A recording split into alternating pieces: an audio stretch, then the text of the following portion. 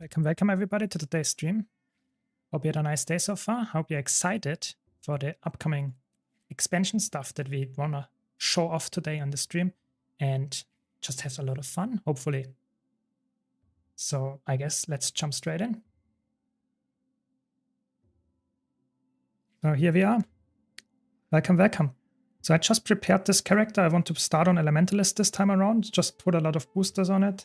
And yeah, I'm like start the story for now, and then we will later go through all the stuff that is like hopefully somewhat easy to get, like getting relic unlocks. That's something on my mind. I want to try out different builds. I want to see how the new map looks. I want to get the masteries done. So there's so much stuff to explore.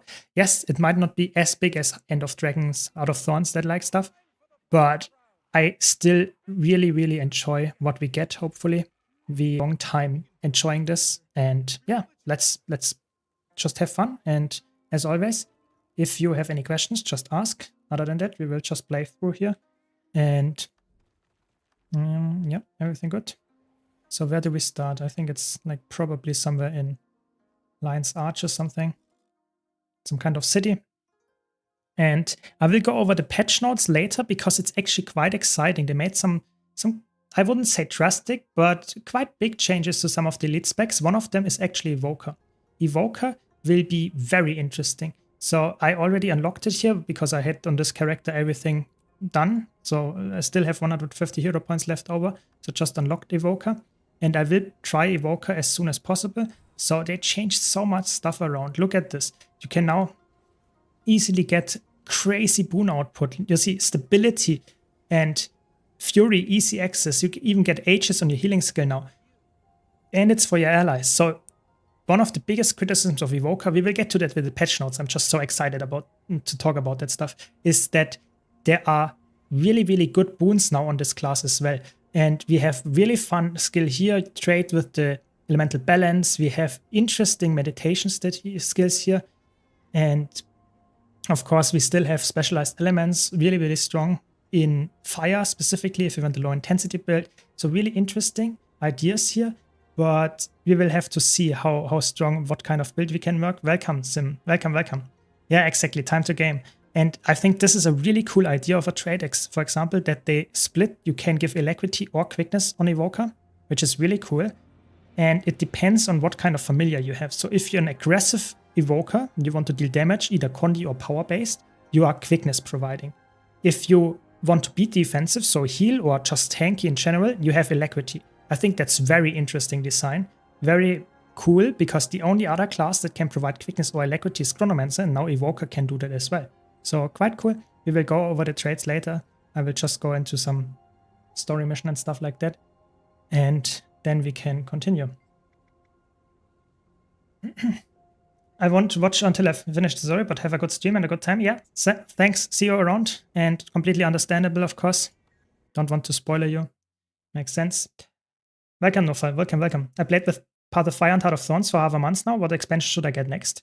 Depends a bit on what you want to do. If you like the elite specs that you get with Path of Fire and Heart of Thorns, and you are happy to play them, then I would say one of the better ones to get is either Soto or Chantevalds, because they actually provide you with stuff that you normally could not use. So for example, better relics with Soto and the ability to swap weapons easily, so that you can, for example, if you are Tempest, you could use the Warhorn now on a Viva from Path of Fire, which you normally couldn't if you don't have Soto. That's quite cool.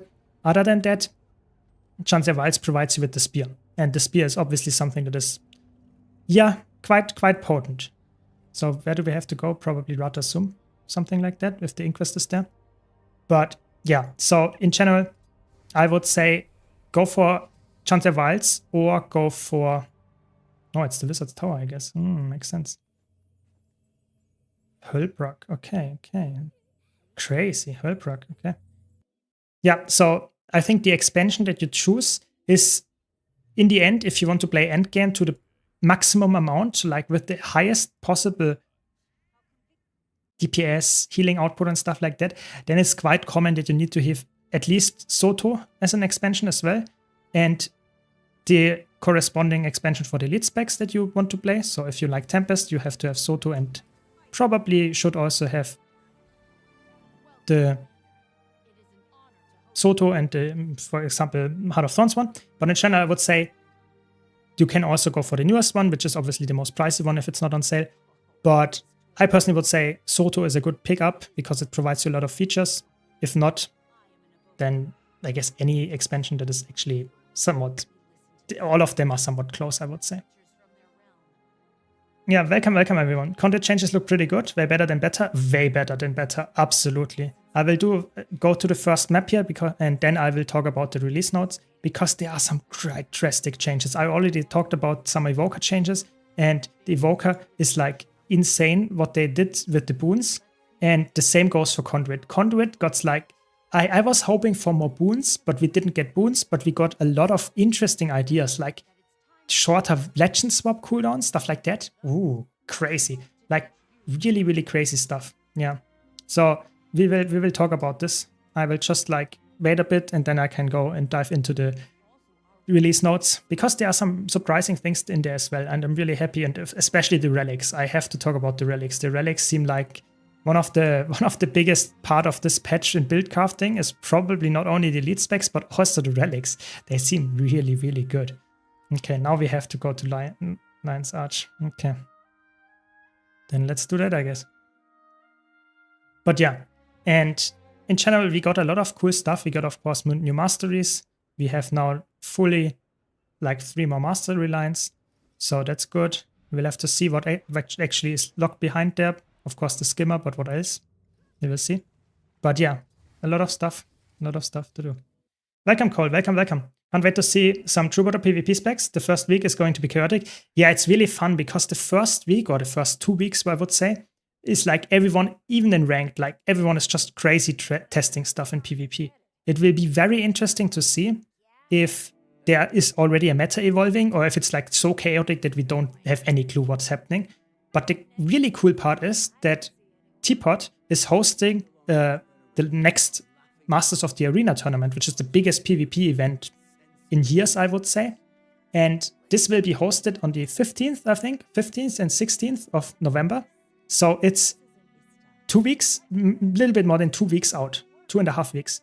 And then the biggest tournament of the year and probably of the last 3 years in PvP is happening. So a lot of tryhard teams have to come up with some crazy cooks, crazy strategies, and probably even like not share them that like publicly because they want to see if they can come up with the best cook in those 2 weeks. So it's a different kind of tournament because normally tournaments in Guild Wars 2 PvP are quite like everyone plays the specs that they think they are the best at. But the specs that are meta are typically played more than the non-meta specs. And the meta is quite clear because most players are actually already figured stuff out because the meta changes every like 6 months, maybe. If you're lucky, if you're unlucky, maybe once a year, something like that drastically. And now we have 2 weeks to figure out the meta for the tryhard teams. That's actually really cool. I really like that. Yeah, I will check the thing after I got to the first map, but yes, it's amazing. I really like the release notes. I will cover everything here as well on stream. So just stay tuned for a couple of minutes and then I will go over the release notes and talk about my opinion on that, especially about the changes that they made from the beta, but also talk about the relics, which are not in the release notes, but we can see them in game.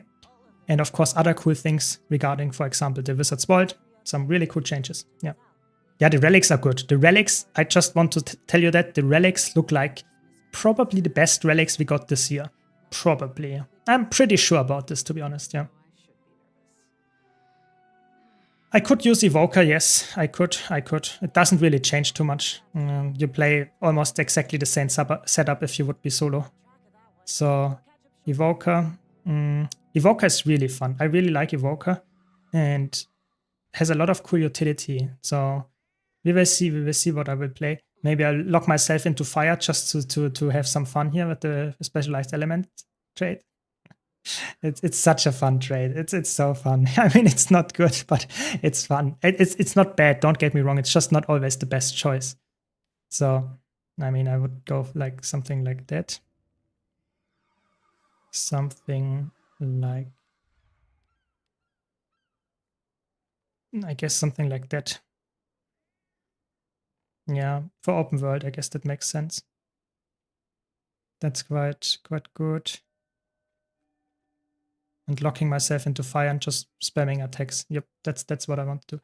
Okay, so I have to catch up with Kanak. Okay. I see him.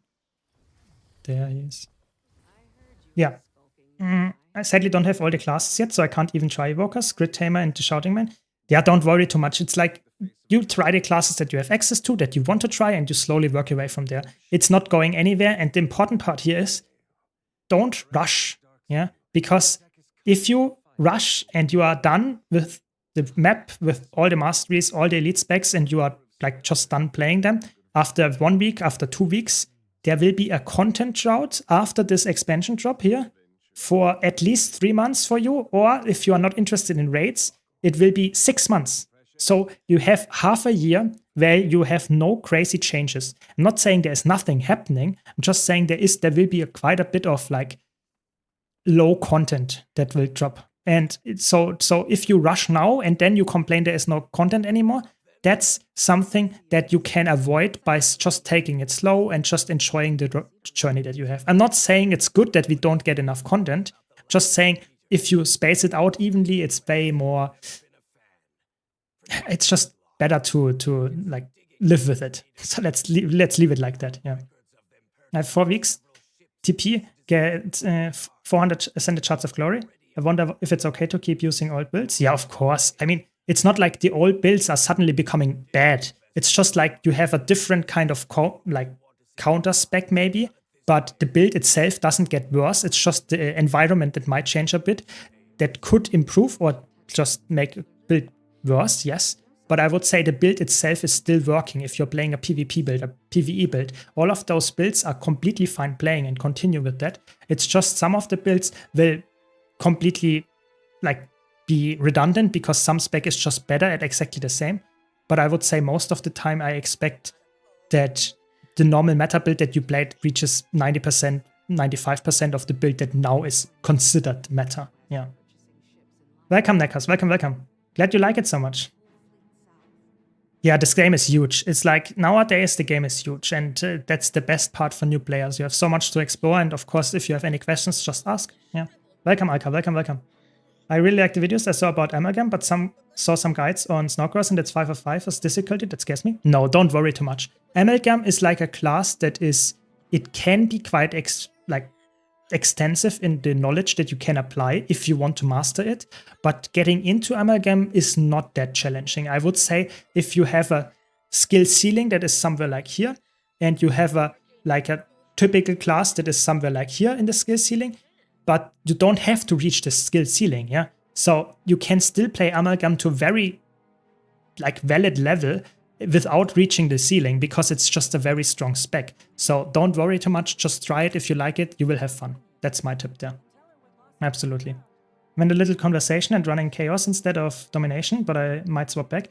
Yeah, I would say you try stuff that you like because in general, the most important part is that you have fun and that you enjoy the playstyle. But I personally would say in competitive modes, it depends heavily. I think chaos is sadly a little bit too nerfed in a lot of times. I don't know. I think the problem is it's too tanky and too little damage that you get from that if you're playing aggressive as a Mesmer, which is a little bit sad. Mesmer and Elementalist are quite similar in terms of traits because they have to choose the offensive trade lines to deal damage or the defensive trade lines to heal or be defensive. But making a mix of those two is very hard with elite specs being in the same vein as well, with 3 different specs that you can get. So it's definitely something that is a little bit hard to come around, yeah, to make something work that is offensive while using a defensive trade line as well. So that's the thing that I would say. Be careful. If you want to deal damage, take domination. If you want to be really tanky, take chaos. Typically, that's the way to go on Mesmer. What new spec would be best in World versus World solo roaming, in your opinion, of you? All of them seem really good. I would say Amalgam seems like one of the best right now in terms of solo roaming because it's just really, really flexible. But I would expect, for example, that Gale Shot can be really strong if you want to just outplay the opponents with a lot of damage from range. Gale Shot is perfect for that. If you want to play anything that is a little bit more tanky, for example, then probably Conduit, Paragon can work very well. I personally would say I have to test more, but for now I would say Amalgam is a very, very solid choice. Other than that, we have to see. Did we unlock the mastery yet? No, not yet. Okay. Can also take a look at the Wizard's Vault. I have some stock piled up. So what do we purchase here? Is there something new? Legendary starter kit, very nice. And other than that, I think not. Nothing crazy new. Just some skins, of course. So we will see what we get. Nothing crazy new. That's okay. Let's get some Mystic coins for now. Can never hurt. And I guess some Mystic Clovers. Just purchase everything that we get and then accept what we already have here. We have some specials, of course. Yep, there we go. Next update is supposed to be in 98 days. So roughly 3 months. Yeah, makes sense. Yeah, makes sense. For story, of course, go like a little bit tankier. Oftentimes you don't need to be as aggressive, just have more boons with chaos. That makes sense, Cole. Yeah. What's your time? Because it's gonna be a while. Yeah, I mean it takes a while. Yeah, I don't worry. It will be like. What do I? Oh, I have to question them. Oh my god. Yeah. It's actually really strong. Holy moly. That you get quickness on casting your attack here. It's actually really good. This is really good. On a solo build. This is really good. I have like, I can't wait, to be honest. I can't wait to be done with the story. Yeah, I don't want to be like mean to any story enjoyer here, but I can't like wait until I'm done with all the story, because then I can finally try out the new relics. I cannot currently try them out because they are currently for me locked. So I cannot try the new relics. You see 6 remain to be collected. So that's something that I definitely need to look at as soon as I get the unlocks. I think they are not that hard to unlock. So that's something, but I need to wait a bit, and that's a little bit. It's like it's tickling in my fingers, you know. I want to try out the new builds and the new stuff and theory craft about it, but I first have to play the story. So that's always a little bit like not my favorite part of an expansion, that I have to go through that, but it's not too bad. I guess it's not too bad. Apparently this time around it's a little bit faster paced. At least that's what they told us, and hopefully we will see that as well. Welcome everyone. Yes, VOE is out like an hour ago when it released. Yes. Coming back to Guild Wars after a few years, can't decide what's better, investment, Necromancer or Revenant. I think go for the one that you enjoy more. If you have no preference of the look of the class fantasy, then I would say try out Necromancer, because in my opinion Necromancer seems a little bit more flexible right now, what it can do, and it's very, very strong in all game modes right now. So if you have no preference, I would recommend Necromancer right now, really just right now. Might change in like a few months, but both of them are really strong and both of them are really fun in my opinion. I would say if I had to choose like 3 classes, I would probably have one of them in there and the other one would be 4th place. Yeah. So really good choice. Yeah. Yeah, Evoker has so many builds. I like Specialized Elements Evoker for World vs. World in water, for fire and water in PvE, or just general Evoker, DPS Evoker or something. There are so many different builds that you can do. It's really, really fun. Head up to the stairs. Okay, let's go up the stairs. There we go.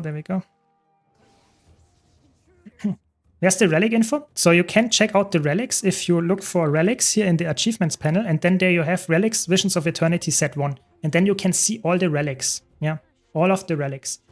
I will talk about them later after I'm done with the story step here, because they are really, really strong.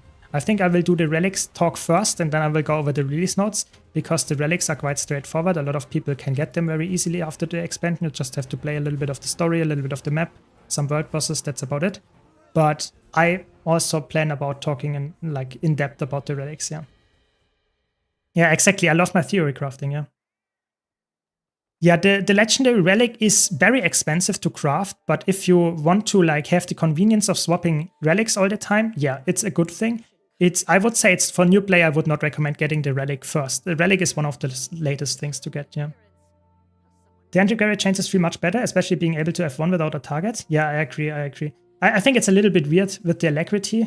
It's quite annoying that you cannot pre-stack, for example, but apparently that's what they really like want to go for. You know, that a lot of classes cannot pre-stack anymore.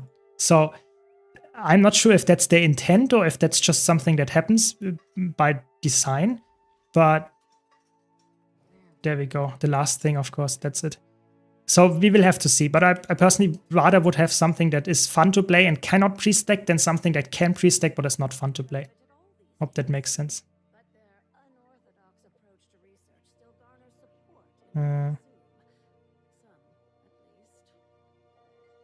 Welcome, Patricia. Welcome.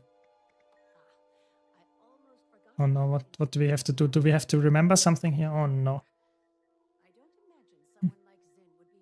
Yeah, in World vs. World as a healer. That's the interesting part, because you can now apply boons while providing like your water heals. And you can always reset with your familiar, your water heals, and then you can provide a lot of healing there. I expect this being viable, but not the best in slot pick. I think Evoker as a water locked Evoker, so to say, specialized in water only, I think that is something that is possible. It's not always the best choice, but I think it could be like, let's say 80 to 90%. Yeah. 80 to 90%. Access denied. Oh no.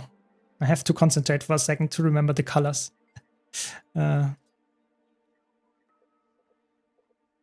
Okay.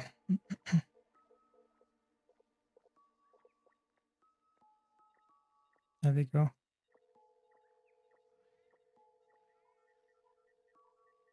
They could do it a bit faster. I'm already forgetting the first one. Nah, I'm joking. It's okay. At least some interaction here. Very good. What? No, we didn't do it again.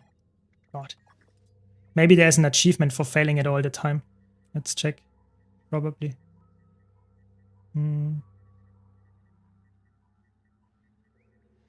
Would be really funny if I like just on accident get the achievement for failing all the time.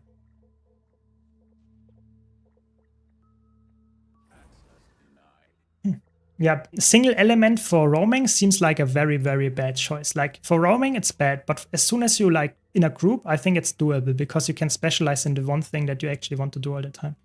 Yeah, apparently I'm too stupid for this. I can't talk while I'm actually doing this. Remembering 4 colors is too much for me, apparently. Okay, 2 more. Halfway through. Let's get this done this time. Come on.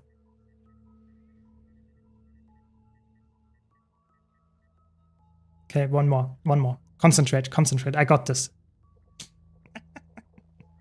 There we go. I chose Elementalist because I like don't care that much which kind of class I play in the story, and I want to play a class that I actually like the theory crafting, so that I can theory craft while like being in the story or being able to solo stuff already. And I think it actually looks quite promising on Evoker. And I don't always want to play Mesmer. I think Mesmer nowadays is like, I played it, Chronomancer, quite a lot. Now I got to a different class, which is Elementalist, one of my like original mains. Yeah. Yeah. Very good, Patricia. Very good. Yeah, I'm excited. I'm very excited. I'm quite new in the Halloween event. I'm just farming the whole time, but I really don't know what to buy from vendors in the event. Any tips on what to good to buy? So just go to the weekly vendor and buy the weekly stuff that you actually need for achievements or want to just get, and either sell it or just leave it. Because I personally think the Halloween event or any event is something, do the dailies, do the weeklies, and that's about it. Everything else is like, if you want to go achievements, do them. If you want to do skins, do them. But you don't have to do anything. Yeah. The important part about Halloween and all the festivals is the dailies and the weeklies, because those are time gated. If you ever want to do them every single day, otherwise you will just miss them. But everything else can be done afterwards as well. So just check out the vendors, see what you can get there. I would not recommend buying anything if you don't know what it means. But in general, it's like, it does not really matter too much. Yeah. Do you think Conduit or Evoker would be higher in tier lists? for now, I would say Evoker seems like the stronger pick, but I have not played enough Conduit, especially in the beta, but even after the release here as well, obviously, how like different it feels, how strong it is, we have to see, yeah. Especially like with benchmarks and also like in solo play and stuff like that. If the boons are enough or it just feels a little bit lackluster still to this point, we will have to see. So for now, I would say Evoker seems like a little bit stronger, but yeah, take that with a grain of salt. That's just my preliminary opinion on that, yeah.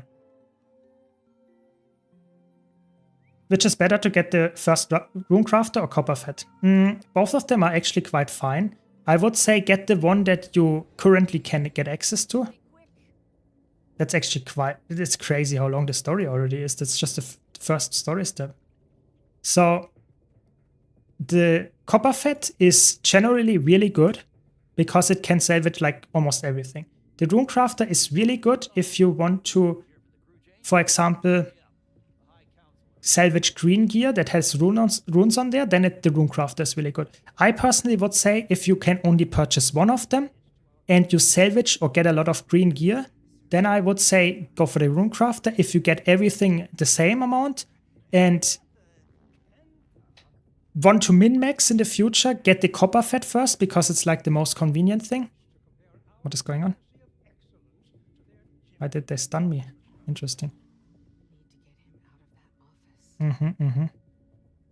But yeah, I personally would say get the Runecrafters first. That's what I did on my Zero to Hero account because it's the cheaper one and currently a really, really good one. But then don't salvage any blues with it. The blues I would sell. That's my tip there. So, let's create a distraction here. Okay. And then we can go in there. Yes, very good.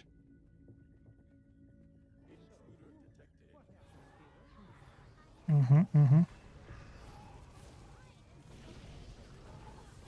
mean, we can stack up some might and some quickness. It's actually quite fun to use this like specialized single element evoker. Seems decent actually. Seems decent. Okay.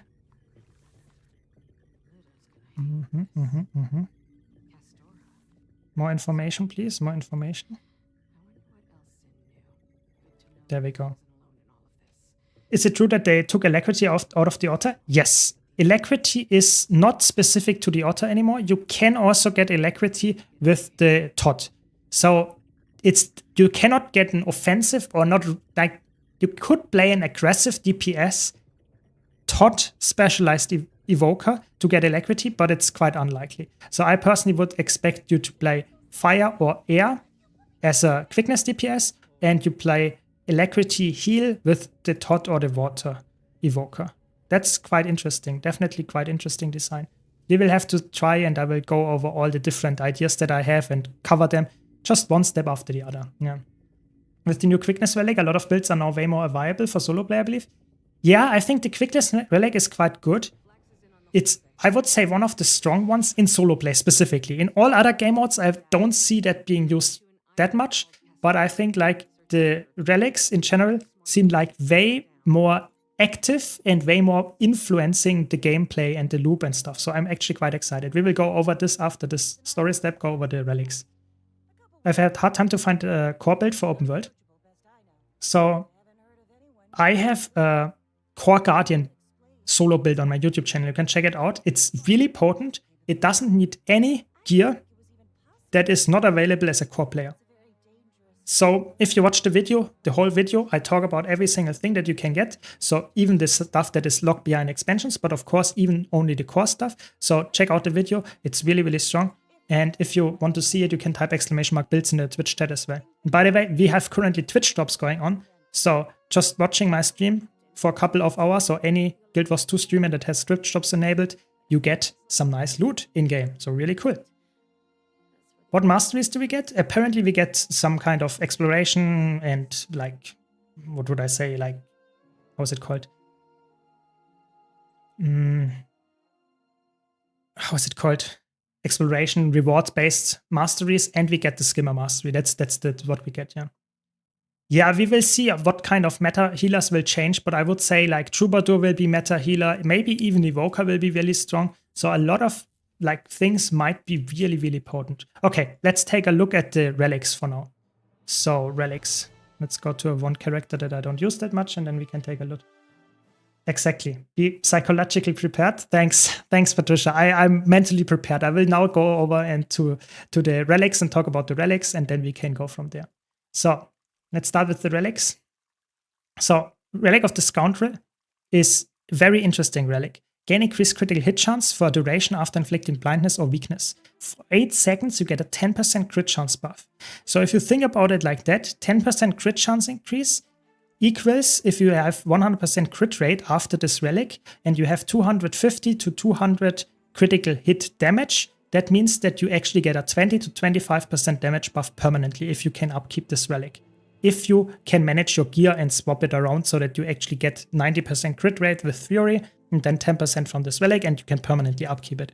That's a very, very specific relic, but for builds that can use it, it's a huge damage increase, like huge.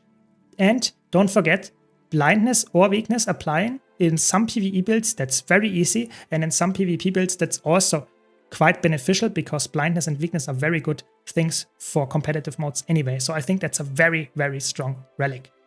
Okay, let's quickly answer some questions here. Yeah, the rotational evoker is very easy. Yeah, that is true.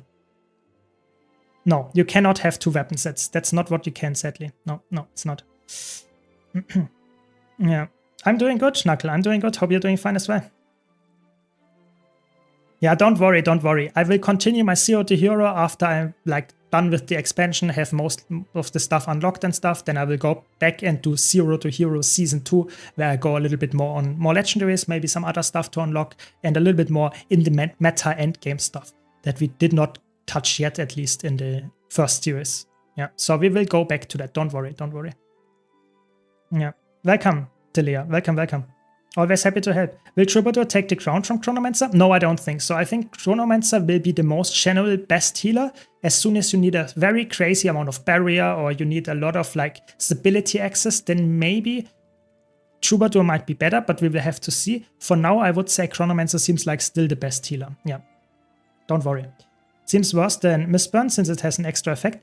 Yeah, I would say this is a relic that, I mean, Mistburn is like, depending on the game mode, it's only 5% crit chance, so it's worse in that regard. But I would agree that Mistburn, because of the extra might generation, this relic seems a little bit worse for most builds than Mistburn. But for builds that inflict a lot of blindness or weakness, especially in PvE, the 10% crit chance is the highest stat damaging relic that you can get, if you see it like that. Next up, we have Relic of the First Revenant, gaining coming condition damage reduction while you have resistance, just making resistance like almost the original resistance. Original resistance made you completely immune against full condis, like every single condi. So immobilize as well as torment. You would not receive any damage from the original resistance. This was removed a while ago. Now resistance does not get you any damage reduction. However, with this relic, you get 33% condition damage reduced with resistance as well as resolution. So that means that you get 66% damage reduction. This seems only in competitive modes and only on some really niche builds. And even then, I think it's not the most crazy thing. So I would say that's a very niche, quite dull relic, but it exists. So that's how it goes. I don't expect this to be that good. Yeah. It's pretty here. Nice, Patricia. Yeah, I will get there. I will get there as well. Yeah. Let's enjoy it. Let's go on with the relics, and then I will hopefully get to the Castora Island at some point as well. Then we have Relic of the Pirate Queen. We teased it here in the stream chat a bit. On a 1-second ICD, you get quickness when you disable a foe. And in PvE, I think it's like 4 seconds or something. I think I have some boon duration here. No, I actually don't. Okay, it's like quite high then. It's 5 seconds of boon duration, of quickness. That's a lot. That's quite a lot. But don't forget that a lot of builds like either get from their party the quickness or have a very strong relic. So you always, if you have a solo build that, for example, a power solo build that doesn't have quickness and needs the Sakuros relic to survive, you would get quickness, but you would lose your survivability. So I think in a solo build, this is a relic that is really good, but you have to take the relic slot to get quickness. So that can be very annoying. Thanks, Oxy. Really appreciate it. Thanks a lot for the prime. Really appreciate the support. Hope you're enjoying the stream. But in general, I think really good relic in solo play specifically. I think in competitive modes, the boon duration is too low. I think it's like 1.5 seconds for quickness. That's too little.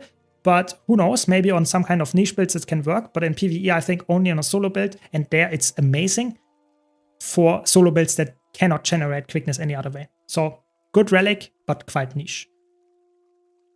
Let's skip the next two because those are like insane. Let's end with the next two. Yeah. Always happy to answer the questions. Yeah.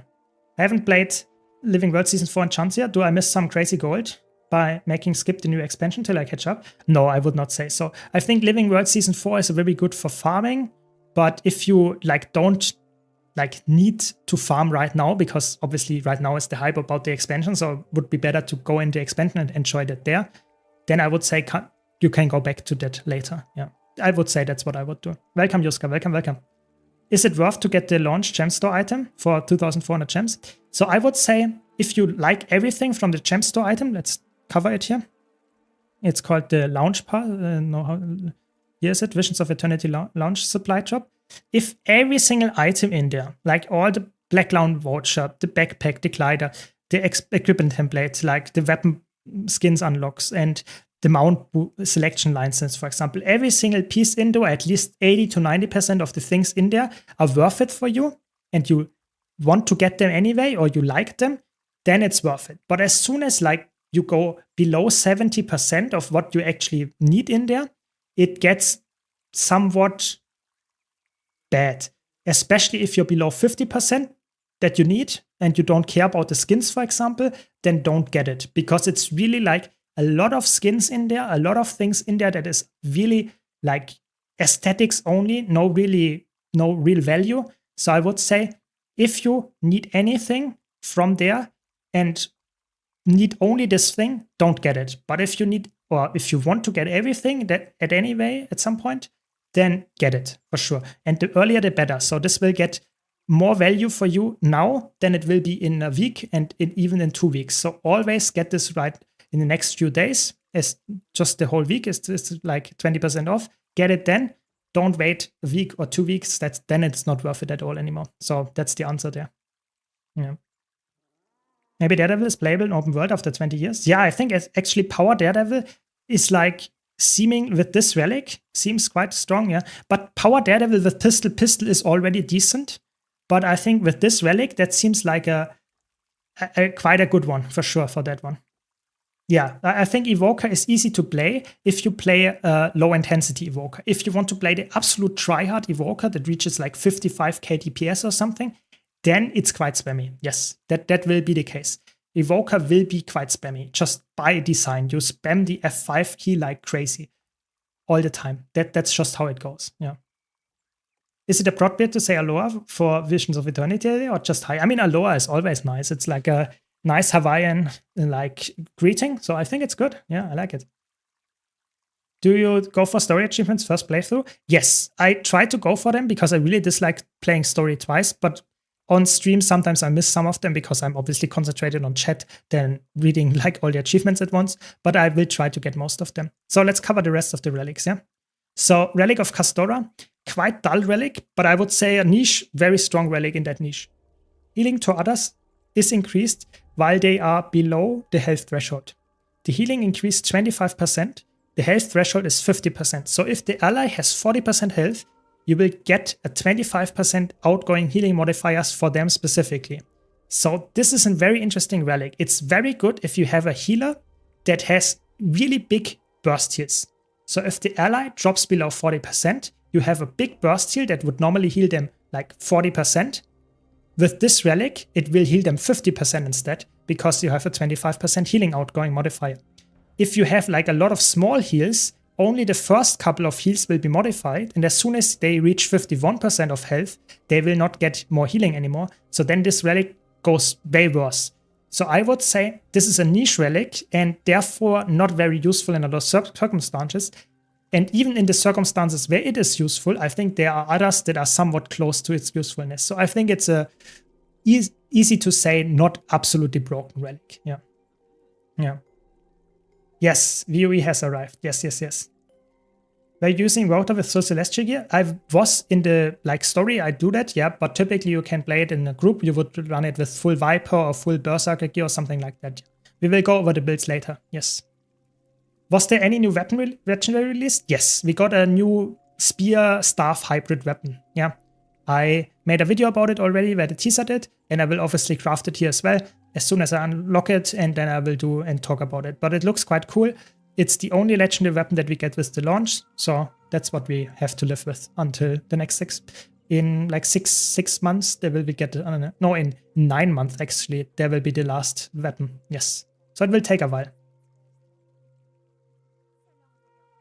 But if I'm not mistaken, you craft both at the same time? Yes, exactly. So it looks like you unlock the weapon and you will unlock the skin for the spear and the staff at the same time. So you don't have to craft both of them at the same time. And the Aqua Breeder is also there. Yes, you can get the Aqua Breeder as well in the first map or in general in the whole 2 maps. And it's just a gold thing in that regard. Nothing crazy, no achievements that you need to have done that is like extremely challenging. It's just some normal stuff that you have to get. Nothing crazy. I will craft it, of course. It's the only legendary thing that I'm missing. So definitely want to get this. But yeah, so let's cover the last 2 because they are good. So let's have the Relic of the Biomancer. Heal yourself when you inflict bleeding or poison on a foe. 133 healing in PvE. In PvP, it's a third of that. It's really good. Thanks a lot, Bonbon. Really appreciate it. Thanks a lot for the Prime. Hope you're enjoying the stream. So this is a relic that in my first testing does not have an internal cooldown. So whenever you inflict bleeding or poison, you get healed. And this does not have an internal cooldown. This does not, don't forget, bleeding and poison, you can apply multiple bleeding stacks. This does not count. But if you apply bleeding with an attack or you apply poison with an attack, this procs. If you apply bleeding and poison with the same attack, it procs twice. This is very, very strong. As a Sakiro's relic for Condi builds that specifically use bleeding and poison as the main damaging condition. Things that come to mind is like Ranger builds with Condi, Thief builds with Condi, and specifically Condi Virtuoso. Those 3 are really, really, really strong with this because they applied it very consistently and have so much passive baseline healing with this. Really, really good. I would say in PvE way better than it is in competitive modes, but even there I think you could make a build around this. It's on Condivirt, it's really, really strong. I think on Condivirt you can play this for, I would say like a 5%, maybe 10% damage loss, but like huge sustain gain. I would expect you can instead of healing yourself for 1k per second with just the traits, you get that you can double this. I would say expect 2k per second or something healing if you play correctly. This is insane.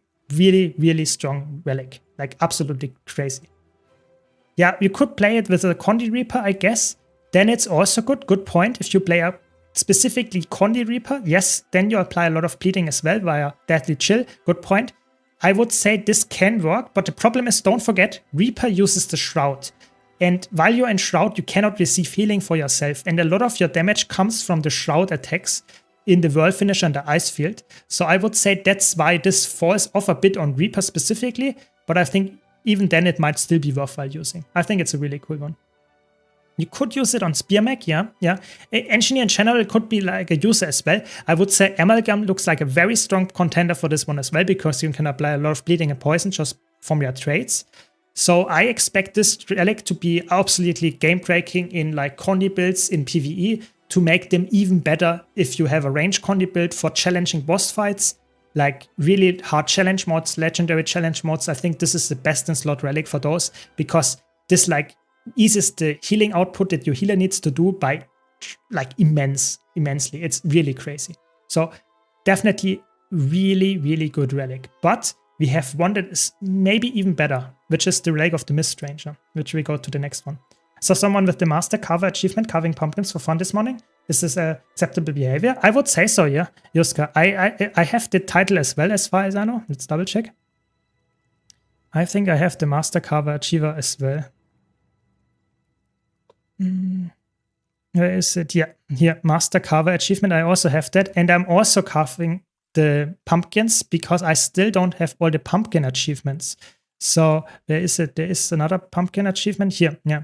This one, where you can get, like, still can get 5 more achievement points from getting the carving across Tyria achievement. So even though I have the master carver achievement, I still missed this one. So I might be one of those guys. Yeah. Hoping Aquabreeder uses swim speed infusions, got 2k, I want to say. I don't know. I actually don't know. I don't know what the ingredients are. Maybe you are lucky. Maybe you're lucky and they use it, yeah. Okay, so last one. Miss Stranger. Siphon health whenever you hit a foe. You heal for 100, you deal damage for 100. Again, this is, I think, halved in PvP. This looks like a very small number. But in my first testing, this doesn't have an ICD again. No internal cooldown. So if you have multi-hit attacks or attacks that hit a lot of times multiple foes, AoE attacks that hit multiple times, just small hits, this amplifies your healing and your damage drastically. I would say this is one of the best relics for multi-hitting power build or multi-hitting Condi build, because it does not matter if you power or Condi, you will get the same damage increase because it really almost does not scale at all. It's a good healing output, good damage output.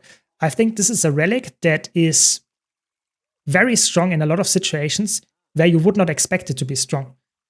I can see that in a PvP build, I can see that in a PvE build, and I would say this might even replace on some builds Sakiro's Relic, because Sakiro's Relic is a nice healing relic for PvE builds that deal power damage. This might be a build or relic for builds that just hit a lot of times, and then you get a damage increase and you get healing. So it's like a middle ground, which is really, really strong on almost all builds. It seems like absolutely insane to me. Really, really good relic. Yeah, absolutely good.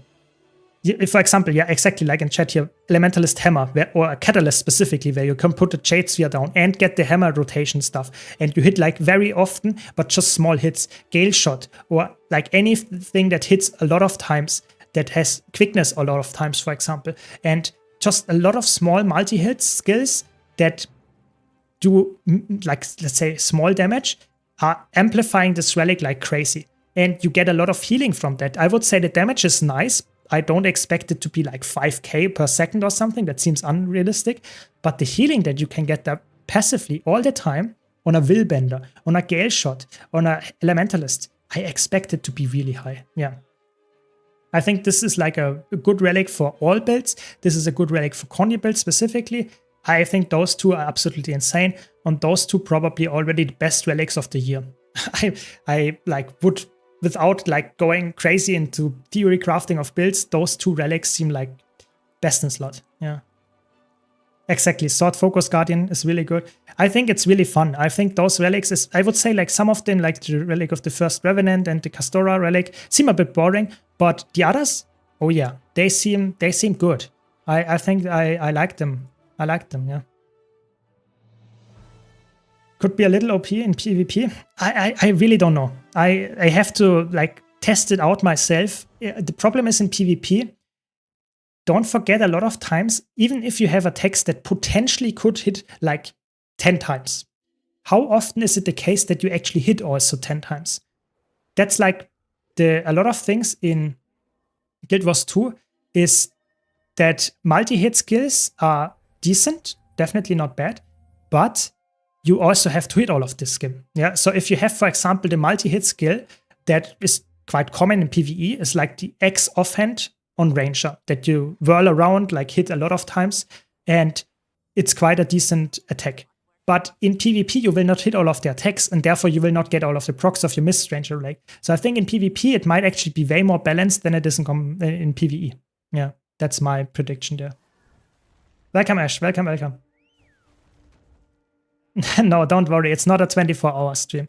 But in the next 24 hours, I will stream again. So I will stream now with the release of the expansion, and then tomorrow, like, let's say in, I don't know, I would say like 16 hours or so, I will stream the next time. So it's not a 24-hour stream, but I will stream twice in 24 hours because I will cover more of the expansion, of course. And I will stream like this week at least 4 times, maybe even more. Yeah. So don't worry. I will cover a lot of ground, hopefully a lot of things on stream, and not 24 hours at once, but 24 hours over the course of the week. That seems doable. Let me hydrate for a second while they are yapping.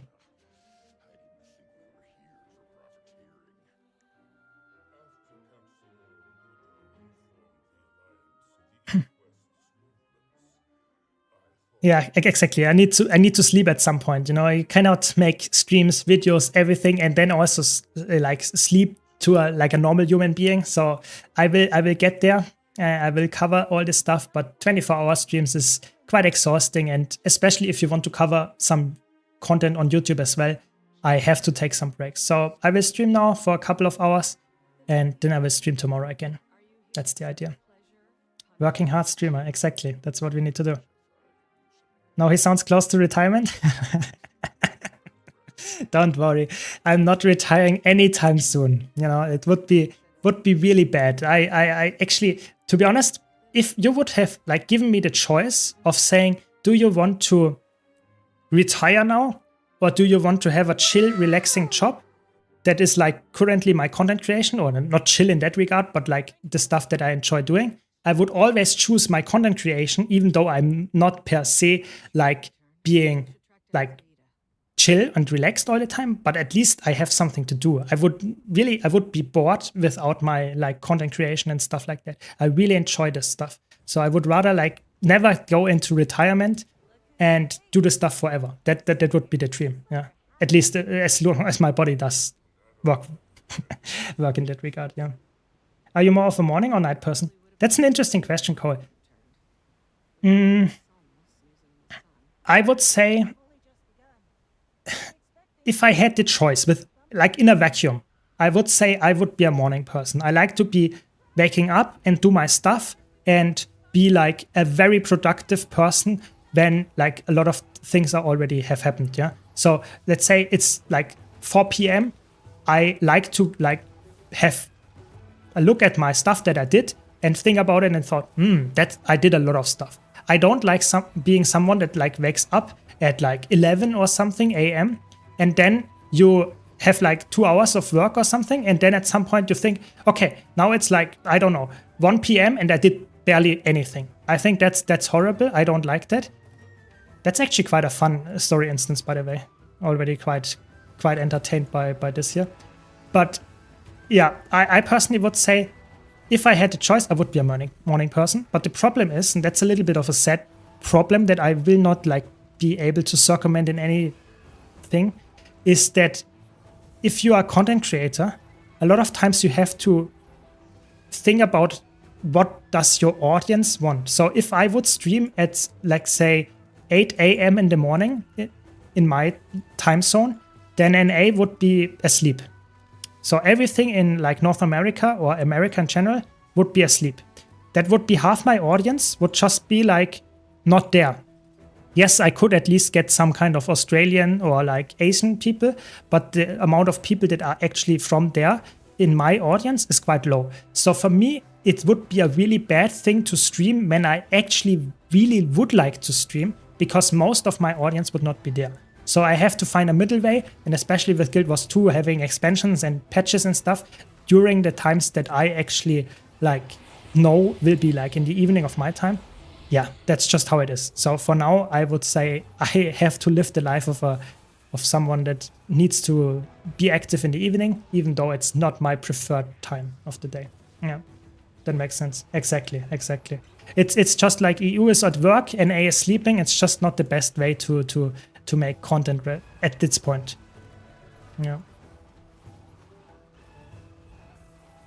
Yeah, glad you think so, Patricia. I'm trying my best to be good at it as well. Yeah.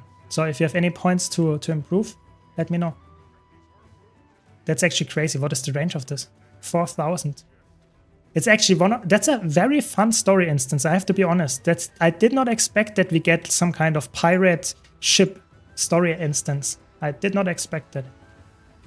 That's quite funny. There we go.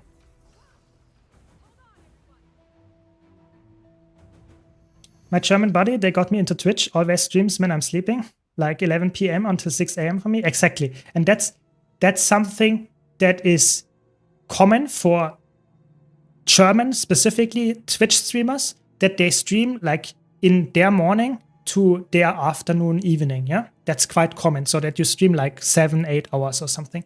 But if you want to cover a time where like at least American people have the chance to also watch you without having horrendous sleeping hours, then you have to do it a little bit different. Yeah. Thanks a lot, personal computer. And thanks a lot, Shikama. Really appreciate it. Thanks a lot for the primes. Really appreciate it. Thanks a lot. And we have a hype train, guys. Let's keep it going. Let's keep it going. While we're also hyped. So keep it going. But yeah, I think it's like you have to find a middle ground. And for me personally, the middle ground is like streaming as often as I can during the evening, while also keeping somewhat of a healthy sleep schedule. And of course, trying to also be like somewhat switching around my schedule. So not always having the same time where I stream. So that some people that might not be able to join at specific times are able to join at least at other times. That's my whole idea. We will see if that plays out well enough in the future, if I have to change some stuff, but for now, I'm quite happy with it. Welcome, Tashi, welcome. Is it possible for you to put the archetype you have and weapon, please? So I'm playing currently Evoker. But it's a little bit, where it's a little bit laggy here. There we go. Yeah, so I play Evoker and I'm currently playing Scepter Warhorn. That's what I'm playing. It might not be the absolute best setup, but that's working very well. I think it might be even the best setup for this weapon combo for Evoker. But yeah, Evoker, which is Elementalist, and I'm also trying out some specialized elements, so I'm sticking to fire only. There we go.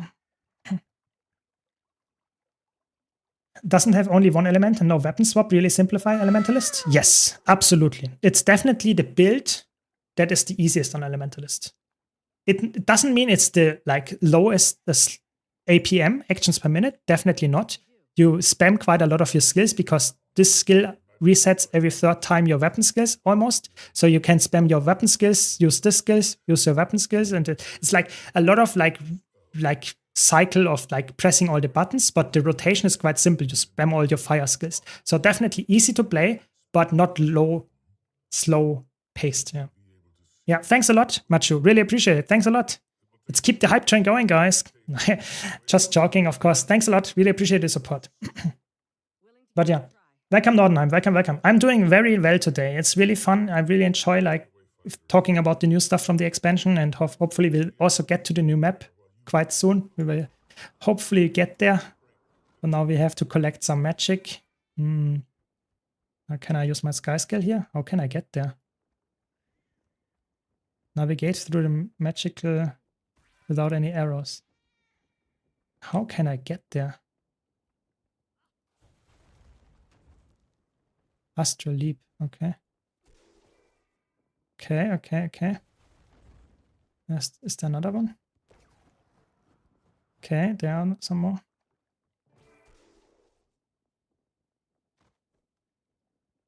Okay. Very interesting. So I have to concentrate here, I guess. Otherwise yeah, that's what I expected. Ascend to the crow's nest and call out where to go. Okay, let's try this.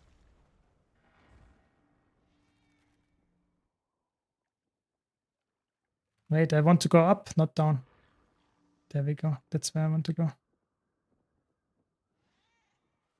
Wait, what is it? What is it doing? Stop falling down. Stop trolling here. Ah, okay.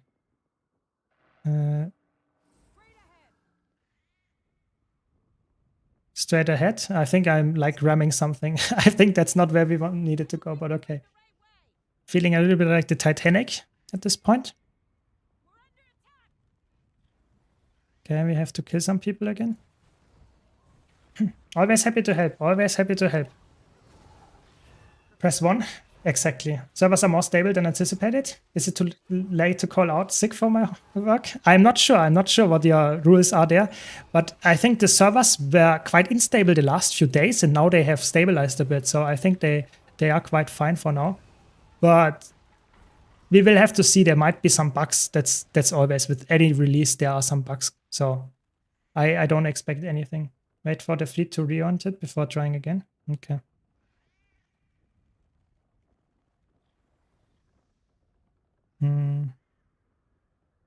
think you see some kind of bluish thing where you want to go.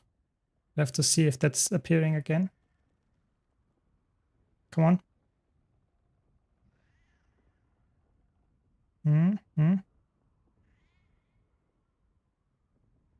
Either way. Is lab good for farming experience? No. The labyrinth only gives core mastery experience, not for Visions of Eternity. So you will not be able to get Visions of Eternity mastery points and mastery experience from lab farming. So you have to farm in the new map for that.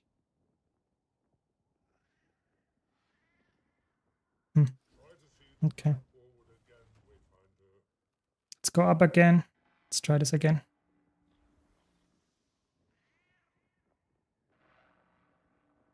Okay, I think we go left. Okay, let's try it like that. Hopefully that works this time. I bet he wouldn't mind. I mean, that's good. That's good. Can you play the story together with friends? Yes, you can. Yes, you can do that. Open the map, you will see. Ah, that makes sense. Makes sense. Yeah, that's why, you know, the story is like, it's nice for people that enjoy story, but for me, it's always like, I'm happy when I'm through with this. And I think I have to replay a lot because I missed a lot of the achievements here. And I think you need some of them, yeah. For the Relic of the Scoundrel, you need one, need this completed completely. And for Relic of the First Revenant, which are not the most exciting relics, but for that, you need to complete the story journal. Okay.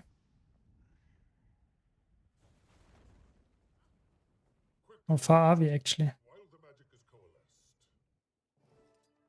Magic collected. Okay, let's collect some magic again.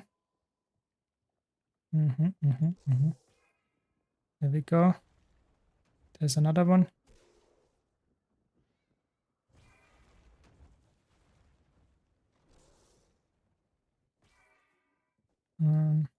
Really here? Okay, guess let's go to the other one.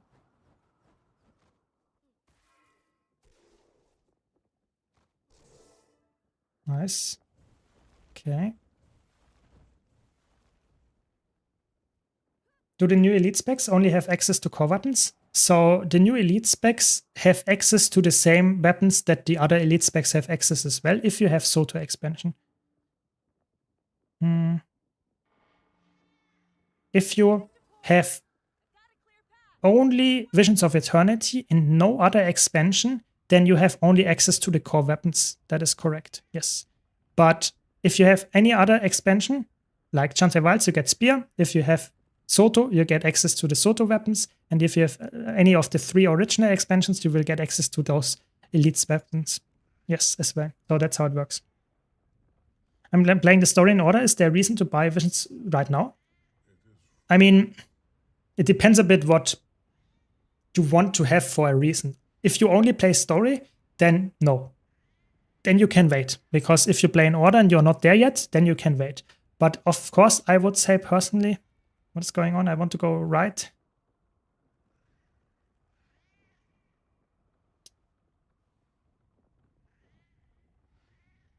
Why are they like, if I say they should go left, they make a like completely 360 turn. They are trolling. What is this? I started here and say they should go left, you know, meaning they should go like this. What are they doing? They make like this. What? Okay, I guess that's okay. I guess that's okay.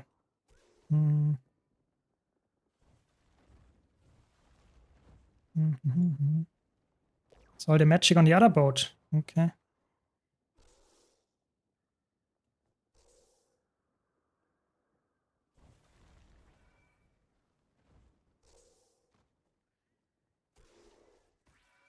I really would like to have a jump like that in PvP, to be honest. That's a good jump.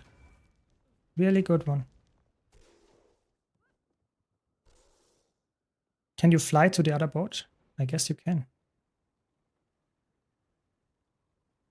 Very good. It's not a boat, it's more like a ship, but okay. Nice, we got them. Just hate having to do the story over and over on character. Don't mind the first time. Yeah, I think the first time is fine because you never saw it before, and the story is not bad in Guild Wars 2, so I definitely agree. But if you have to do it over and over for other characters, or even for achievements, that can be annoying. Okay, so where do we have to go? Right. No, no, no, no. I really hate this story step now. Maybe there is an achievement for getting lost. Welcome, Chatsby. Welcome, welcome. Do you have a good open world troubadour build? Not yet, but I will craft builds like crazy after I'm done with the story and like explore the map for the first time. Yeah, stuff like that. Getting lost here. Because it's like, I want to press right, and then I'm so nervous to press the right button and then press the wrong button. Let's have to wait a bit again. Left, left, right, forward. Yeah, I think that would have been correct. You know, now I made a nice round thing here. It's the name of the unending ocean is really fitting for what I'm doing here. It's unending. I'm traveling in a circle all the time. That's how it goes. It's fine. I don't own Soto, is why I asked. Yeah, I think if you don't have Soto, then it's core weapons, yes. What is the point of doing the story with other chars? Am I missing something? So you can then play stuff that you might have locked. Normally you have to, for example, if you want to get to a map that is locked behind story, you cannot get there if you don't have the character that has the thing unlocked, or if you... I need to go there. So... Oh my god, now let's concentrate again.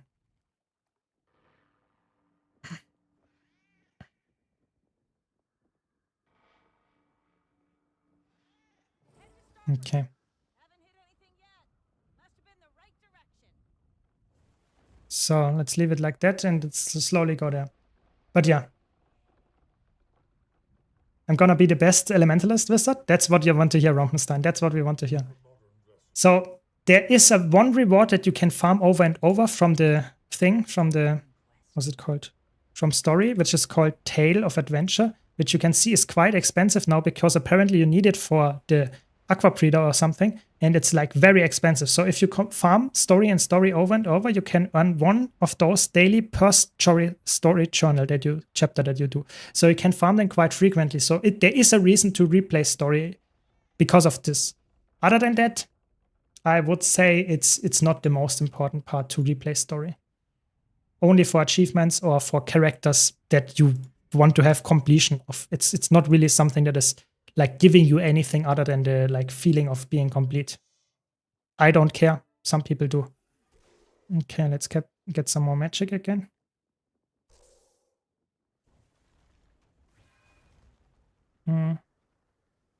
Yeah, there is an achievement for doing it right, which is always like makes sense. I have to redo it anyway.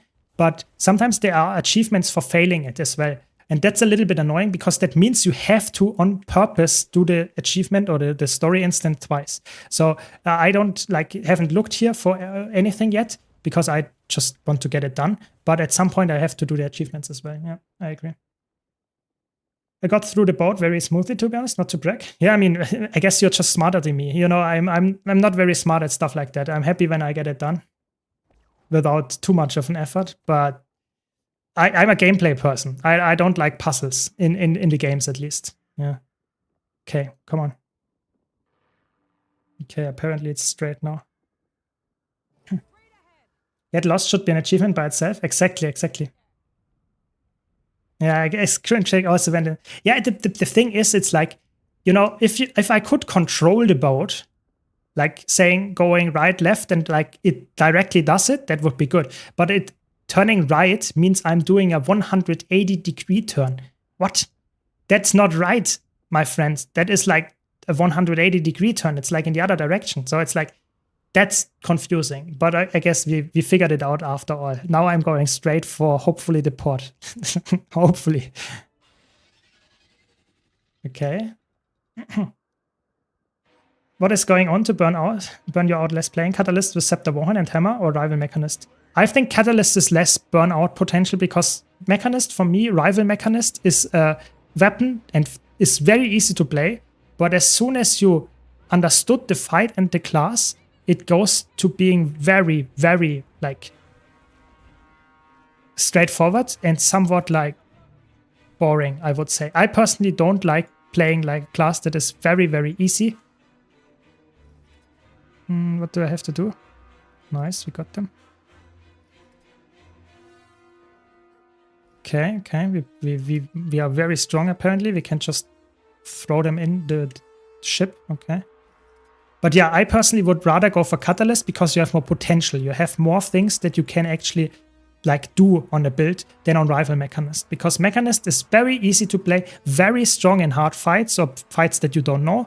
But as soon as you understand the fight, I think Mechanist becomes somewhat plain and boring. That's why I would rather play something that's a little bit more exciting and has more potential to be like long-term fun as well. At least that's my opinion there. So one more. Nice, we got them. Exactly. You have to watch the blue ping and then you can turn. But, you know, the first time I thought, I pressed the button that is like pointing where I want to go because the ship was already in position, but apparently that's not what it needs to be. Either way, I figured it out now. Took a while, but we're there. I kept going down the rope, so I messed up in a way that I didn't do anything. That's okay. Love that Meg is so easy. Used to be in Chrono Chill. Appreciate the easy peasy style. Yeah, I think that's really good. I think that's very good that we have builds that are very easy to play and still performing very strong, and that there are builds that are somewhat harder to play, but not too hard and performing well. And then you have builds that are very hard to play, like for example, Condi Weaver, and that can perform very, very well, but only if you know what you're doing. I think it's really good that you have the split. I think if the split gets too far apart or too close together, that's not good. But if it's somewhat balanced, then it's good. And I think currently, you could argue it's not good, but I think it's quite good. So I think it's good that we have something like Rifle Mech in the game. Absolutely. Welcome, Saphiros. Welcome. Yeah, I think the Aurochs colors, I don't like Aurochs generally on every single character, but on this, like, for me, this look is called burnt paprika look, because it's like, if you know the chefs typically, like in a high cuisine, they burn their paprika with some kind of like flame, open flame, and it looks exactly like this dark red with some black, and this is like a really cool look for my elementalist that is like specialized in fire. That makes sense. That's why I have it like that. Yeah. Always happy to help. Yeah, I think Amalgam with Rifles seems like a very good pick as well. I'm not sure if it will be as easy as Mechanist, because Mechanist can carry your DPS quite a bit just by using the pet, which Amalgam obviously doesn't have access to, but I think it might still be very good. Yeah. Is Guild Wars 2 a rotation simulator? I would say if you play on a very high level, it can be. If you play on a like casual level, somewhat like I don't care if I reach 90% or if I reach 80% of the benchmark, then no, not at all.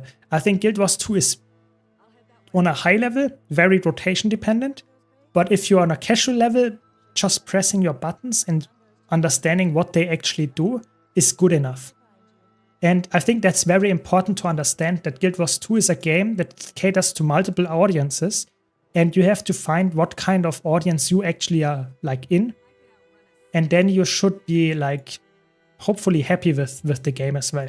You should just not expect to reach perfect benchmarks without having any rotation or like perfect damage numbers, stuff like that. But I would say most casual players like embrace being casual and don't want or don't need to be like top DPS. That's fine. Everyone should play the game as they want to play it. Okay. Wait, I have to do it again? No. Yes, we made it. It's VOE. We made it. Very good. Can we then...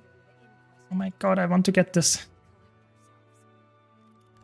Nice, we got the masteries. Very good. So what mastery do we want to go for?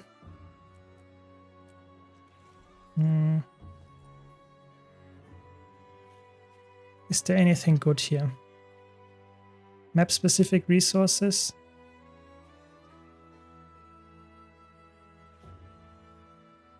That seems like a good one, to be honest.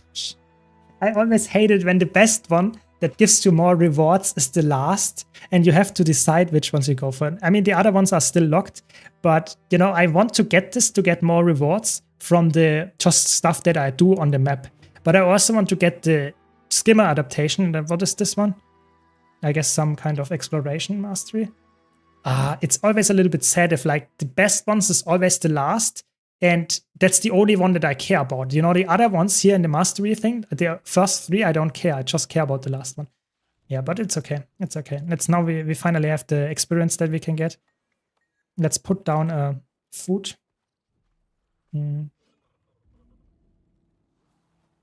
Too many of the type. What? Okay. Apparently there is already someone here. Welcome to the island. Exactly. Welcome to the island. With the open world build for Celestial Catalyst, I only get 50k. I'm not the greatest, but I only do open world and story. I mean, that's completely fine. I think if you play an open world build that is made for open world, you can reach 15k alone, which is not that easy for a lot of builds. So I personally would say 15k alone and being able to survive almost everything, that's good enough, you know. So don't care too much. What do I need to check in with your allies at the beach? Okay. I'm not top TPS, I reroll a new class or delete the game. I mean, that's an opinion, yeah. Obviously, that you can do that. I would not recommend to do that, but I mean, everyone plays the game differently, so go for it, Robinstein, go for it. I follow skill priorities and use the suggested gear, but I'm often only 50 to 60% benchmark. It kind of drives me crazy. Yeah, Cole, that's the problem. In Guild Wars 2, there are like a couple of builds that have a skill priority. Like, for example, Condition, Quickness, Firebrand. Yeah. But most builds in Guild Wars 2 have a rather rigid rotation. And if you follow that rotation perfectly, you reach 90 to 100% of the benchmark with the perfect gear. But if you like just understand that, for example, Phoenix is a really nice skill and you always want to use that, and then you just press other buttons around this, then it becomes very, what would I say? Like more RNG focused if you press the correct buttons that are close to rotation, or if you press buttons that are somewhat okay, but not as good as the others to use. And then you will drop off your damage quite drastically, even without noticing it. And that's a problem. I think Guild Wars 2 is very rotation dependent. Most classes. There are some exceptions, like I mentioned, Condition, Quickness, Firebrand, because there are so many things that you can swap into all the time with no cooldown, the tomes. But in general, I would recommend learning the rotation if you really want to get the highest benchmark numbers. Learn the rotation, do it once, and you will thank me later, because then you will get the high damage numbers without too much of a hassle.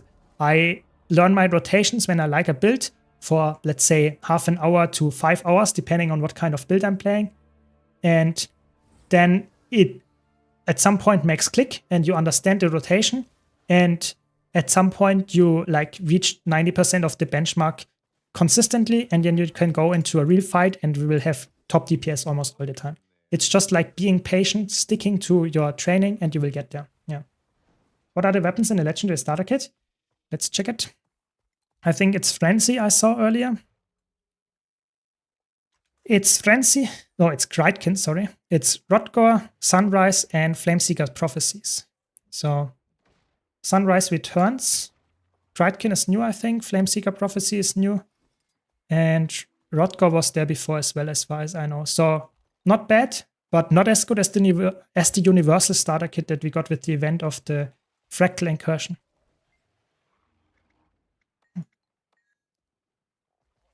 Now you can make a small fortune giving people ports straight to the Isle. Nice. It's Torch, Shield, Greatsword, and some underwater weapon. Exactly. I like I use the Spear rotation and Dagger Sword, and I'm pretty close to rotation. Yeah, I mean, then it's good. I mean, then you should reach like, what is it, like 43k DPS or something? Have you played Paragon at all yet? I played it during the beta event, but not yet since we are here. I will try it later, because Paragon is like very fun to play, in my opinion. Very fun. And also quite strong. I would expect it will be very strong in PvP and as a support in PvE or World vs. World as well. I'm not sure if the DPS build though is very good. We will have to see. Let's put down some food now. Please let me do it. Why doesn't that doesn't make any sense, to be honest. Good tip here, by the way, if you want to get the fireworks boosters to get like a experience buff. You can mount up and then can use it, and you will still get the stacking of that without having to drop the fireworks. Really, really cool. So you can see I will have now 1.5 hours just for double clicking a little bit. It's really nice. Right, I'm done. Okay. I'm building your Condi Core Guardian. It's a big difference between Celestial versus Viper gear. So Celestial is tankier by far. Viper is more aggressive. If you play easy content, Viper is the best option. If you have no access to Viper yet, go with Celestial and you will have a little bit less damage, but you will also be more tanky. So don't worry too much about it. I would say whatever you can get is good enough. It's not something that you will play like for the next 1,000 hours. That's just how it goes. It's not the absolute best.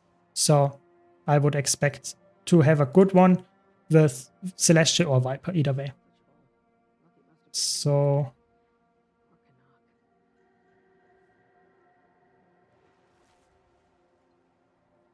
that's the last one. There we go. You remember the great swords give you a thing to easily make Eternity now? That is a good point. Good point. You can easily make it like Eternity now and then even sell it. Good point. Great point. Poor Boon Chrono needs like 75% crit rate. So not really, because you have this new trait that gives you 15% crit rate on while you have Alacrity, which in a group should always have.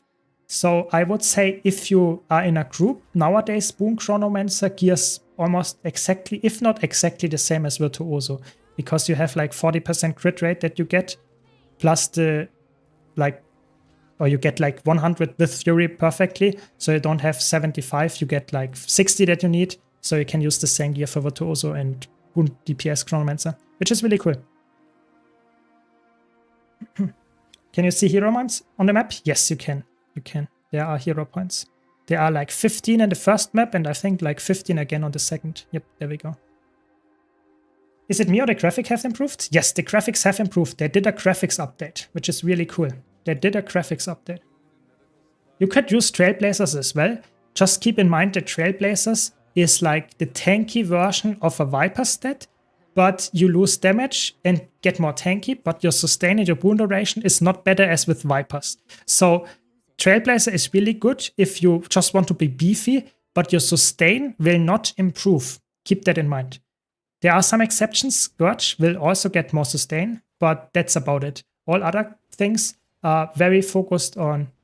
you have to get them some food or something. But yeah, I would highly recommend go for the one that you can get. If you like to be beefy, go for Trailblazer. If you want to have a mix of everything, go for Celestial. And the most offensive version would be definitely Viper. Any opinion on a Ritualist? It was my main guild was one. I think Ritualist is for people that like this kind of playstyle of summoning minions and stuff like that. It's a very good spec. For people that are more active like me, I think it's not the best spec because it's like too focused on summoning minions, and I'm a bit more about an active player. I like to have the agency on me.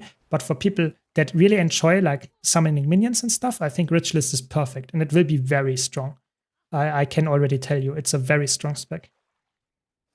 Looking to switch characters away from Mesmer for open world fractals. I was debating Ranger or Necromancer, like on Tamed or Galshung. Seems to be really fun. Yeah, I think personally that probably like Ranger is very strong, especially if you play fractals. It's a very strong spec, for example, for DPS, but also like you can play a quick DPS with Untamed if you really wanted to. So there's some really good things there. Necromancer is not bad, don't get me wrong, but I've specifically for fractals, I think Galeshot and Soul Beast specifically are really, really good.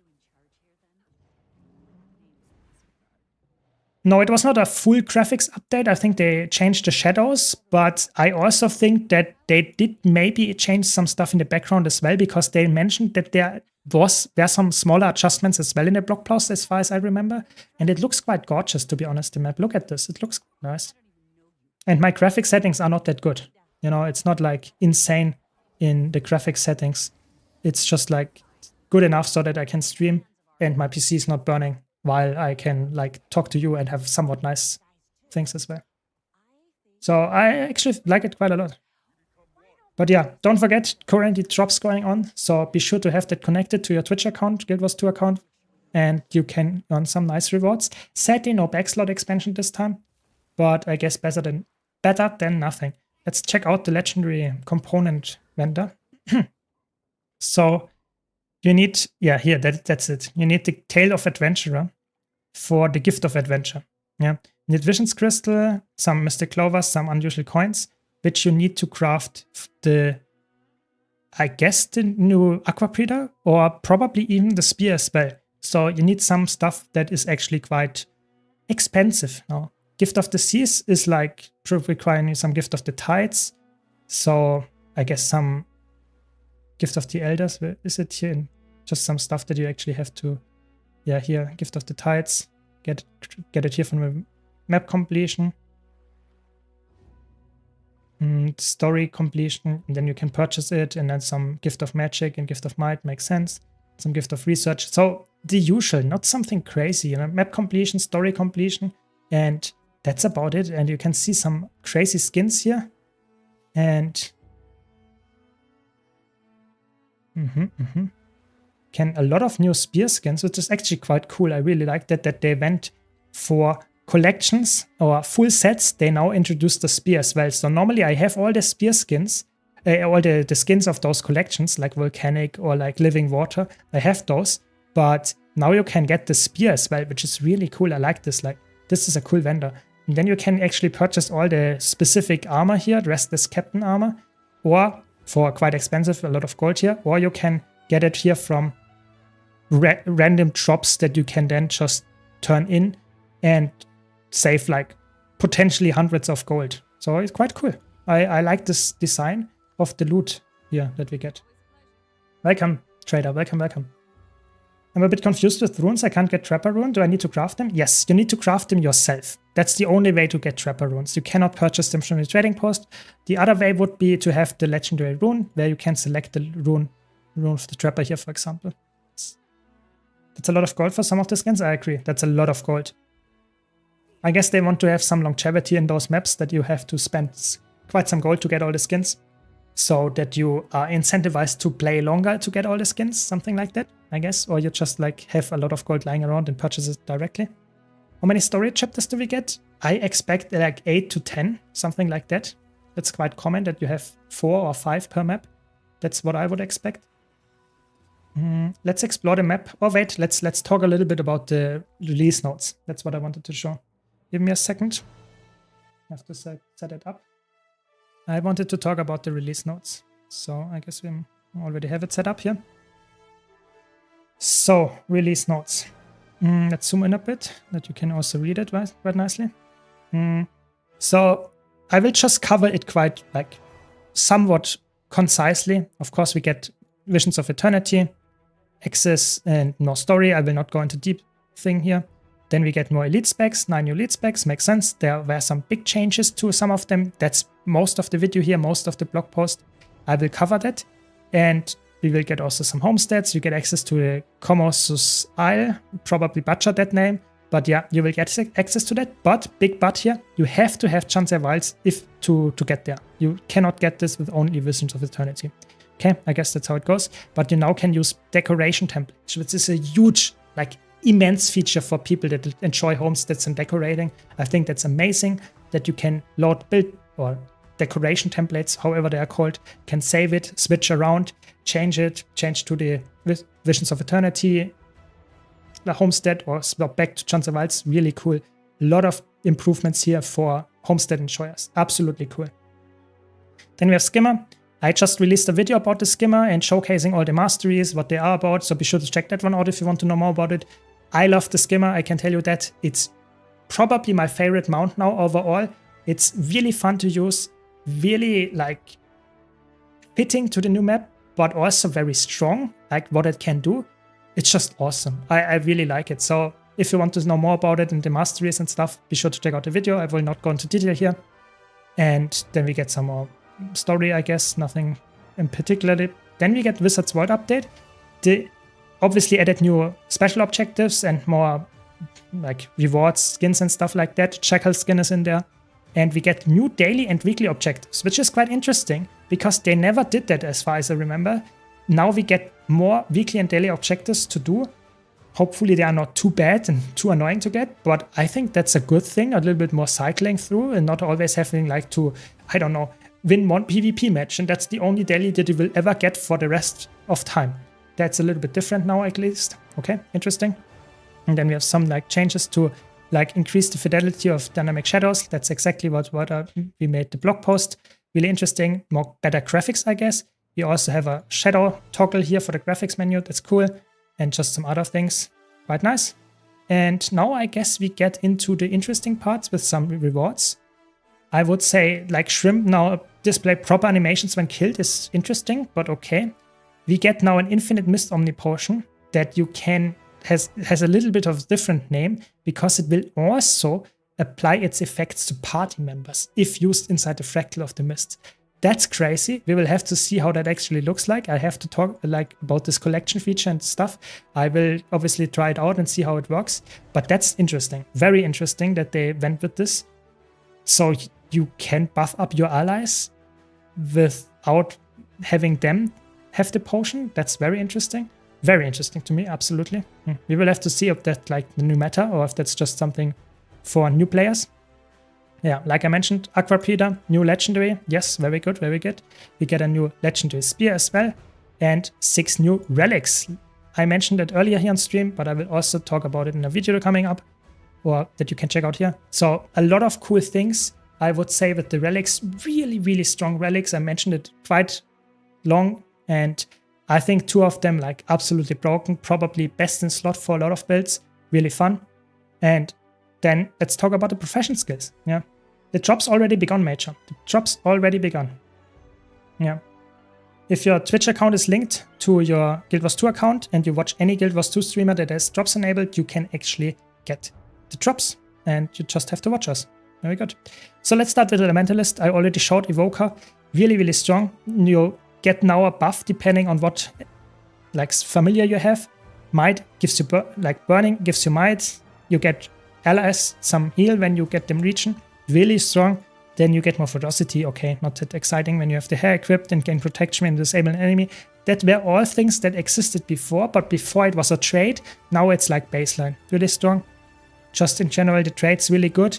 I will cover the traits here in my specific builds because they are really good. I think Evoker gets some really good changes to the traits in general. I will just highlight the best ones here, in my opinion, because I think personally like the Familiar's Blessing is awesome.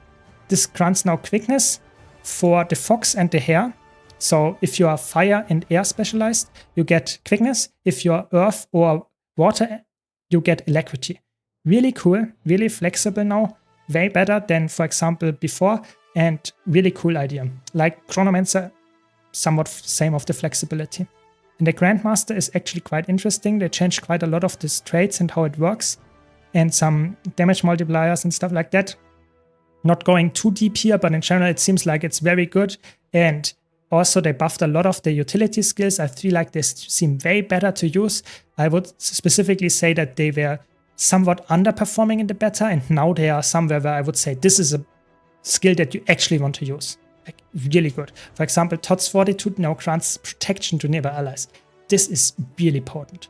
Like you can now provide protection permanently with this skill here. Almost. It's really, really good. Really cool. Makes a lot of sense. And you can also grant resistance to nearby allies when you specialize in Earth. Quite cool. Quite cool. A lot of interesting changes. Then I have Engineer. I mean, they just nerfed a lot of stuff. I would have guessed that Amalgam was really, really overperforming in damage. They just nerfed a lot of damage. Yeah. And they changed Evolve to be a little bit better in PvE. Makes sense. It was a little bit worse there. In general, Amalgam did not receive a lot of changes in terms of like gameplay mechanics changes. But I would say I'm quite happy with what they did because it's now not as broken anymore. Probably still broken, don't get me wrong. But way more balanced. And the important part actually for Amalgam is, I would say, only like the last few here. So you cannot like get a lot of like different boons to your allies anymore without having the new Genes trait, which is really, really strong. because it grants boons to allies when you use a morph skill, and you grant alacrity in PvE when you use a morph skill in general, plus a boon depending on what kind of morph skill you used. Really, really strong. In competitive modes, it's obviously not alacrity, but something else.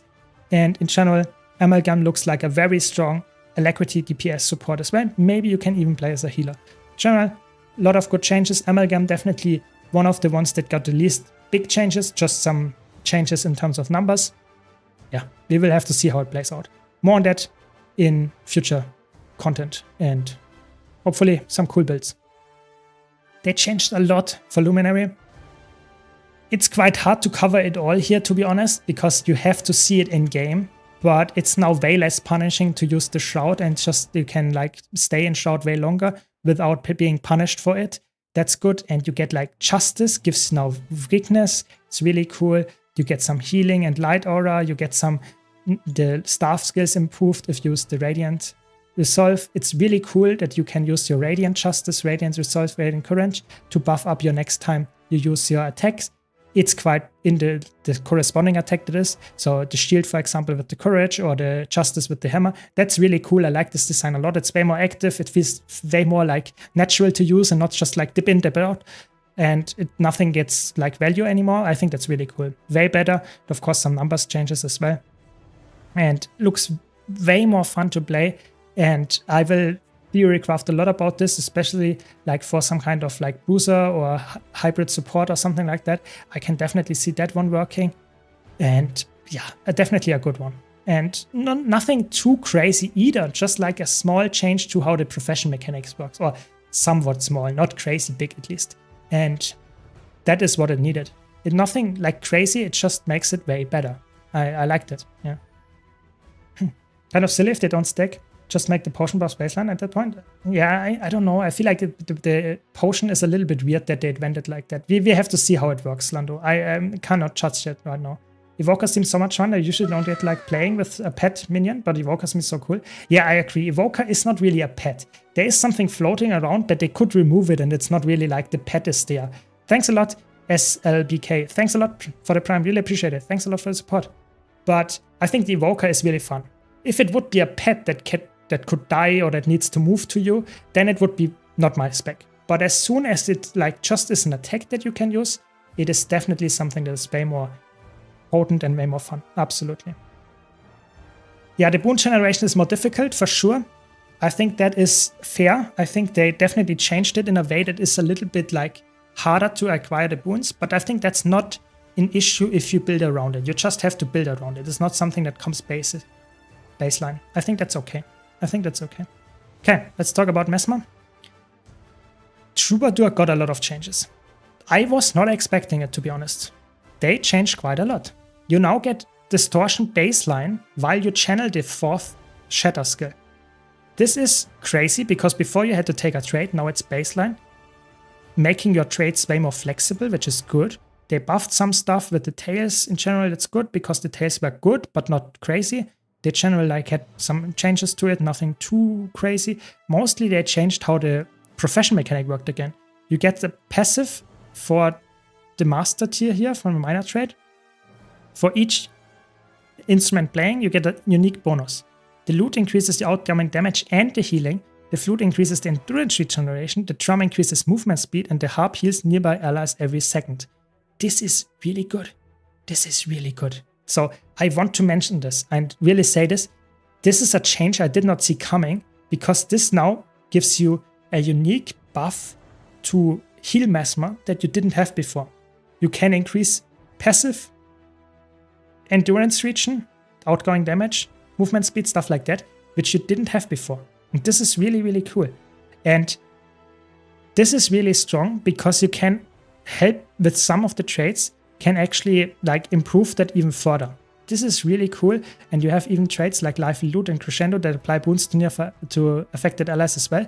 Really, really strong, really fun.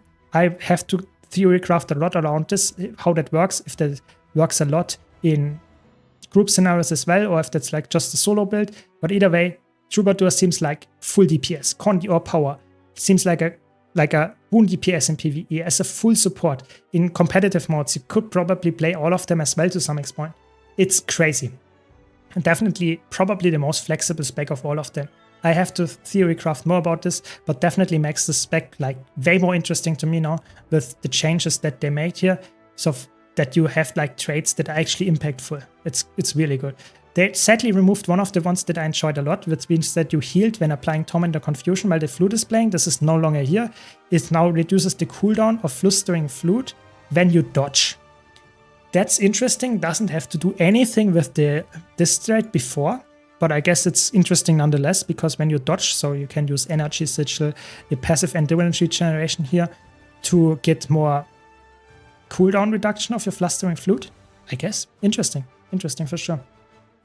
Love Song seems like a good change. It's not a boon that you can remove, it seems. Yeah, exactly. This is crazy. It causes your Harmonious Harp distortion to last long and reduces incoming strike damage from nearby enemies while Harp is playing. It's not a boon, so it cannot be removed. So it's just a damage reduction that you can get. They previously went quite crazy on removing every unique buff on any class. But now with Luminary and now with Troubadour, they have unique buffs again. So very interesting, and I think that's cool because I like unique buffs that makes unique like gameplay mechanics happen. And that's good. I think that's quite fun. Let's see how it works out, if that's annoying to play against in competitive modes, but for now I'm happy with the changes for sure. Welcome, Filthy. Welcome. I don't think so, Filthy. I'm not sure about the recoloring though. Let's talk about Ritualist quickly. Ritualist doesn't get that many changes. They buffed some of the things with like the weapon spells, and most importantly, they changed a little bit about how the spirits work, so they can now use an active attack. Like, this is quite good, because before they were quite passive. They used their one attack and that's it. Now they use an active attack instead, which is very, very potent. Preservation creates a barrier that destroys protectors, really strong. Then Wanderlust gives a big projectile that dazes, and Anguish just more damage. In general, like, didn't change Ritualist in terms of design, but I think the potency of Ritualist is now way better, and it was already really good in competitive mode, so we'll have to see how it works. I think in PvE it was a little bit lacking, and I think that helps it, but we will have to see. We will have to see more on that in the future. In general, I don't have too much to say about Ritualist. I like those changes. We will have to see how it works in the end, how it turns out. So, Ranger. Gale Shot. Again. Thanks, that Pixel. Really appreciate it. Thanks for the Prime. Really appreciate the support. Yeah, Gale Shot is a spec that I would say is the closest to perfect in the beta that from all the specs. And you can see that, because all of the changes here are just like small changes, like making a numbers change. It looks more like a normal balance patch, not a change that you would expect after the beta. But the stuff that they change is really good. So for example, you get more wind force. You get a trait that also gives you an arrow, yeah, or more arrows, yeah. You get more distance on the leap skill, yeah. In general, it is way more like the convenience, the quality of life is higher. Higher range here. Hawkeye is like a little bit higher damage increased, so that it makes it actually sense to build it up and not just waste it. And in general, I think the changes here, not too insane, but really, really fun, really good spec before the changes, and after that probably even better. They reduced some power coefficiency in PvE of this really fun skill Mistral, so it's not as broken as before. You will still use it, don't worry. It's this like dome that you put down that causes all your multi-hit skills, that projectiles that you push through to hit another time. This will be still useful. It's still very good. And in general, they have really like just some number changes. Nothing too crazy, but really good. And here, this is also a very like underestimated trait. You have now piercing, which makes you cleaving way easier. Beforehand, that was actually quite annoying if you wanted to hit a target and there's another target in between that could body block. Now it's not possible anymore if you have lead event. That's good, makes sense.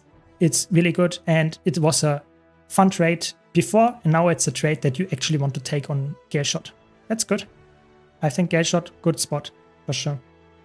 Need to see what they did to improve Revenant. Oh yes, now we talk about Revenant. Look at this. By far the biggest release note is for Conduit. Conduit got like a complete rework. Now, okay, I don't want to like exaggerate too much. It's not a complete rework. You still have the affinity, you still have like the Rasa legend, but it feels now way more like, what can I say, in-depth. It has way more mechanics that feel like an elite spec rather than just like a core Revenant. You have now F2 skill and F3 skill. The F2 skill is release potential. And release potential depends on the legend that you have equipped. And it is a specific attack that depends on the legend and is also somewhat like feeling like the legend. So for example, Legendary Assassin stance removes wounds. Legendary stance applies bleeding and stuff like that. It's really fun and I would say quite potent effects. Not like exciting effects that are like crazy unique, but makes sense. And then you have your F3 skill, which is Cosmic Wisdom. So it was shifted from F2 to F3, while also being somewhat different. So now has a 7-second cooldown by default, or lasts 7 seconds by default, and does not increase the duration further. And you get some more buffs from it. And you automatically switch forms when you invoke a different legends. That's also good. And in general, you have different forms here. So they don't increase your attributes anymore, but they will empower your legendaries and tower skills, demon stance, depending on the stance that you're in. They will empower your attacks. That's really cool. So for example, if your Form of the Mesmer will have reduced energy cost for the legendary stance, but they have the increased cooldown. That's really good because, for example, you have the legendary demon stance elite skill that is not a cooldown based skill. Then you have, for example, impossible odds. You get some really nice daggers that you shoot at the enemy while you channel it or use a legendary assassin stance skill. So it's really potent attacks that you get from the Cosmic Wisdom when you use it. And that is really altering your playstyle. So for example, for the Monk, you get the legendary Centaur stance skill empowered. And they do not consume the Tranquil effect. That means that you can permanently use the empowered Centaur stance skill. So it actually really power creeps how the core legend works. I think this is a really good design, really fun, really interesting. We will have to see if it's making it like an absolutely broken build or if it's like just still somewhat mediocre but more fun to play. I think that's also okay. I think it will not be played as a support, at least in PvE. That seems unlikely, but because you don't get any boons. But definitely way more interesting than before and way more fun to play. I can tell you that much. And in general, just some number adjustments. And they also did some really crazy things, I have to say, because they changed. Where is it? Here, Kinetic Insight. This trait now reduces the cooldown of release potential skills and increases the effectiveness of those skills. So that means that you can actually like increase the effectiveness of your release potential, which is the thing that increases your attack. It's really, really good. It's really, really fun. And it will make them even more potent than before. So the release potential skills, like removing wounds, getting barrier and stuff, they will be even better if you have this trait. Quite fun. And then you have some really, really cool trait. Where is it here? Exactly, Enhanced Embodiment. This trait reduces the recharge of invoking legends in combat and extends the duration of Cosmic Wisdom when you invoke a legend. This is crazy.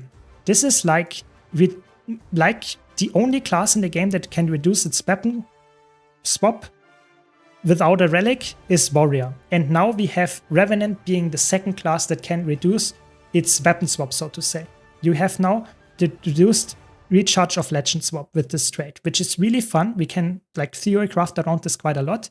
And in general, it also extends the duration of Cosmic Wisdom, which, don't forget, is really potent because it empowers your attacks from any like legend that you have equipped. So really cool traits, really, really fun. And a lot of interesting ideas. Also, Perpetual Wisdom got reworked completely. While this trait is active, Cosmic Wisdom is always activated, but your passive energy in a generation is reduced. So that means that you have always those empowered skills of your core legends or Rasa legend, but you get one less pip generated. That's cool. I think in general, that's like a lot of fun theory crafting around. But the only thing that I still have to criticize here is that we're missing boon that we provide, like quickness or alacrity to our allies. That's still missing. But other than that, I think it's like quite good. One of the best specs actually in the theory crafting department because so much is going on here. You can play with all the core legends and theory craft like crazy. I like it. Yeah. absolutely. So let me know your takes if you agree with the conduit changes or if you think that's not good. Either way, that's what we got for now. Let's quickly give me something to drink.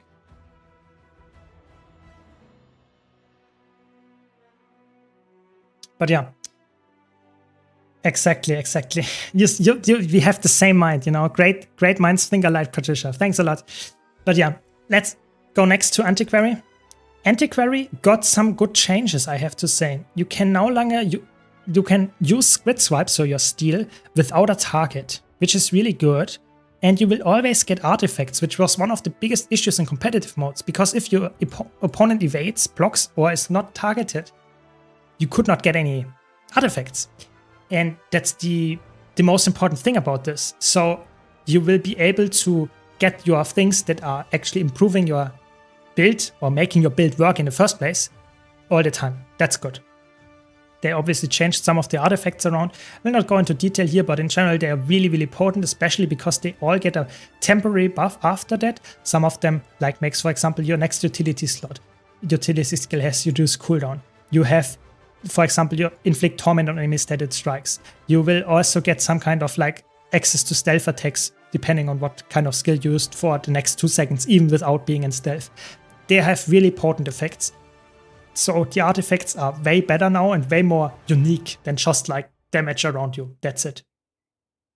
And then they changed some stuff around with the traits. This is really fun. So whenever you use an artifact, you recharge your grid swipe. That's really cool. Obviously depending on the game mode, but it's really, really good. Then they have changes to some damage application and stuff that you get, for example, yeah, just more artifacts, synergies here. And you can also now get boons to your allies, so you can provide alacrity to your allies with offensive artifacts, and you can get some might and fury in PvP and world versus world. I guess that's okay, but not crazy. It's more like a PvE trade, I would say. And defensive artifacts now grant region and protection to allies in all modes. This is really good because now you can actually play this as a boon support. Maybe if you... No, I think it's like a healer, seems unlikely, but I would say as a boon support, alacrity support, DPS, that seems quite potent. We will see if that's a fun spec to play that, or if it's quite annoying to get, but I think personally that seems like what it needed. Something of changes, making it more unique and more usable, while also being more buffed a bit. I think Antiquary is definitely seeming like a very good spec now, at least in PvE. We will see if it's in PvP decent as well. Yes, I covered Engineer already, but don't worry, you can either watch my VOD on YouTube, or you can wait until I release the video about my opinion on the patch notes and everything in tomorrow, probably in 12, let's say, depending how fast I will be. At some point I will release a video tomorrow about this as well. Let's cover Warrior, and then we go back into the game. In general, the resistance and in general the changes to it, nothing too crazy, just buffs mostly, making it a bit more usable, gives some more boons, gives some shorter cooldowns, and some more just usefulness, while also nerfing some stuff that is really, really strong in PvE, in World vs. World specifically, because it was really good there, and even in PvP as well. I think a lot of stuff is now way more active. For example, a lot of the utility skills are more useful because they were a little bit lackluster. It was more about the meditation, the chance and stuff like that. But now it's better, and your traits are better. You can see super speed when activated, you remove conditions when activated. That's just you make your chance more potent with your traits, and that's good because they were very passive and the traits did not change that much of them. Now they are way more potent, I would say. That's good. And you also have now a power damage trait in there. We will have to see how much damage it does, Paragon as a full DPS, but now it gets a huge damage multiplier from using your chance. That's good. We will have to see. And in general, I would say nothing too crazy, where you would say crazy rework like Conduit, but I expect it to be a quite strong spec in all game modes. Mostly for the support role, but maybe even as a full DPS. And they changed some of the duration of quickness and alacrity, which makes it, especially the alacrity in PvE, doesn't seem like much, but that makes it way easier to upkeep, which was not that hard in the first place, but now you're way more like proactive and don't have to like always spam your buttons to a rigid rotation. Now you are a little bit like, I can use this to actually heal my allies, or can use this to provide stability without being forced to always spam your chants, which is good. In general, I like it. Good changes. Nothing too crazy though. In general, I would say, especially Conduit, probably Antiquary, and Troubadour, Luminary, and probably Evoker. Those specs are the biggest changes, but that doesn't mean they are the biggest winners. They changed the most from that tab because probably they needed it the most. But Amalgam, Gale Shot, and what was the last one? Ritualist. And yeah, those are probably the ones that did not change too much, but they were already in a somewhat decent spot. So overall, I'm quite happy with this, I would say. Welcome, Taste. Welcome. No, I would not say that Engineer got deleted. Definitely not. I think Antiquary is not like...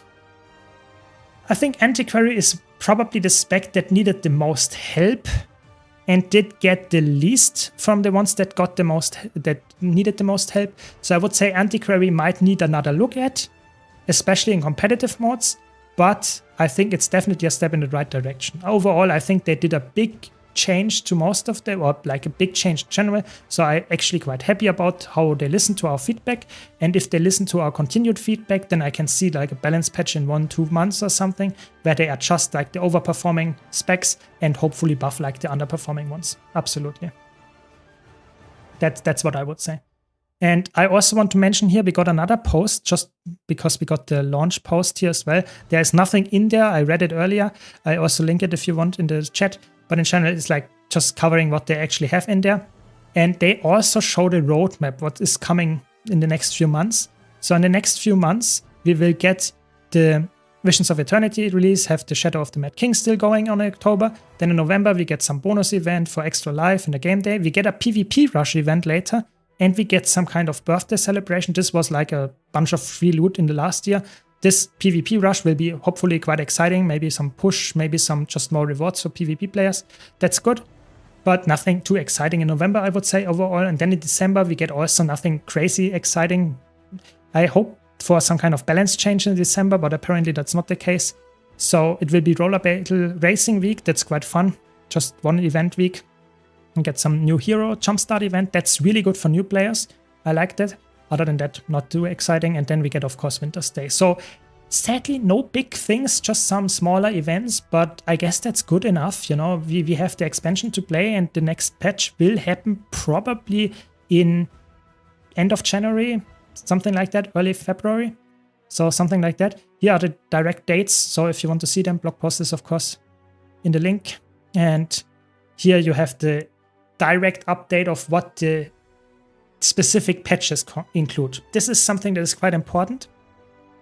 So the launch gives us obviously the story, the 2 first maps. We get no instant encounters. We get some homestead stuff. We get the new traffic updates, let's say it like that. We get some elite specs, new relics, and a new pet. Then we get some mastery lines, 3 of a number. And we get 2 legendary weapons, which is more like 1.5, I would say. The Aqua Breeder and some weapon sets, armor sets, and of course, apparently 2 new infusions, very cool. And the Wizard's Vault seasonal refresh. So overall, the launch is actually having quite a lot of stuff for open world players. If you're an instance content enjoyer, you get nothing. Nothing. No raid, no fractal, no convergence, nothing.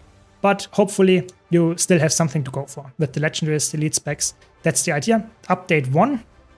On the other hand, is like the complete opposite. It doesn't have any story or maps. It just has instant content, 1 raid with a challenge mode. That's it.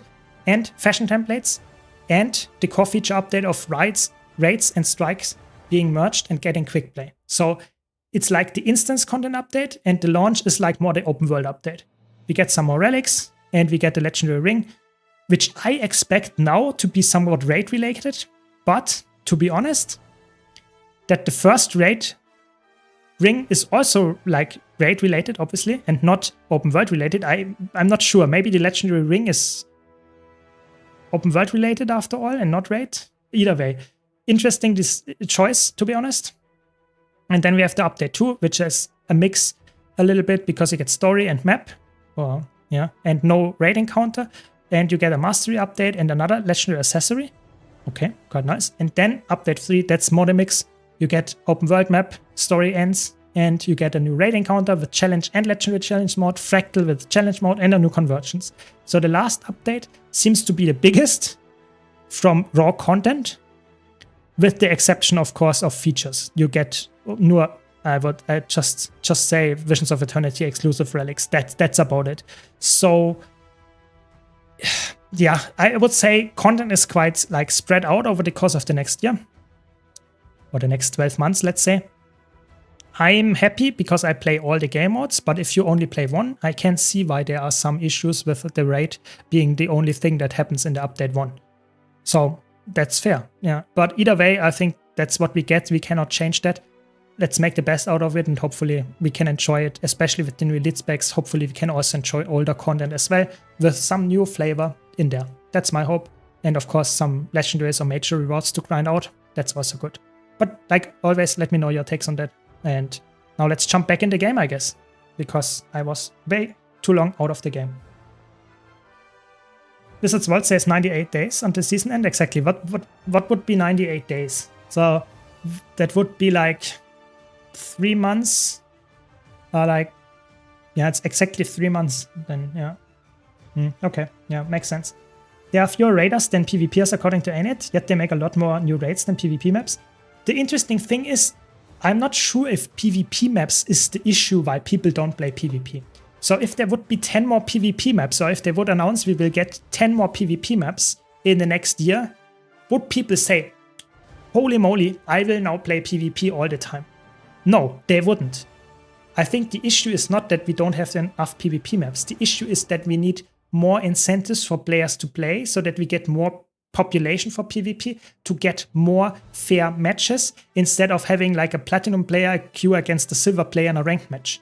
This cannot lead to a fun, entertaining environment. So the problem is like the population, and that's what needs to be fixed. And I'm not sure if like maps would draw enough attention to PvP. That's my take there. But I guess you're completely right. Raids are apparently less populated, and they will change that. They want to change that with the quick play feature, for example, or the raids and the strike mission merge.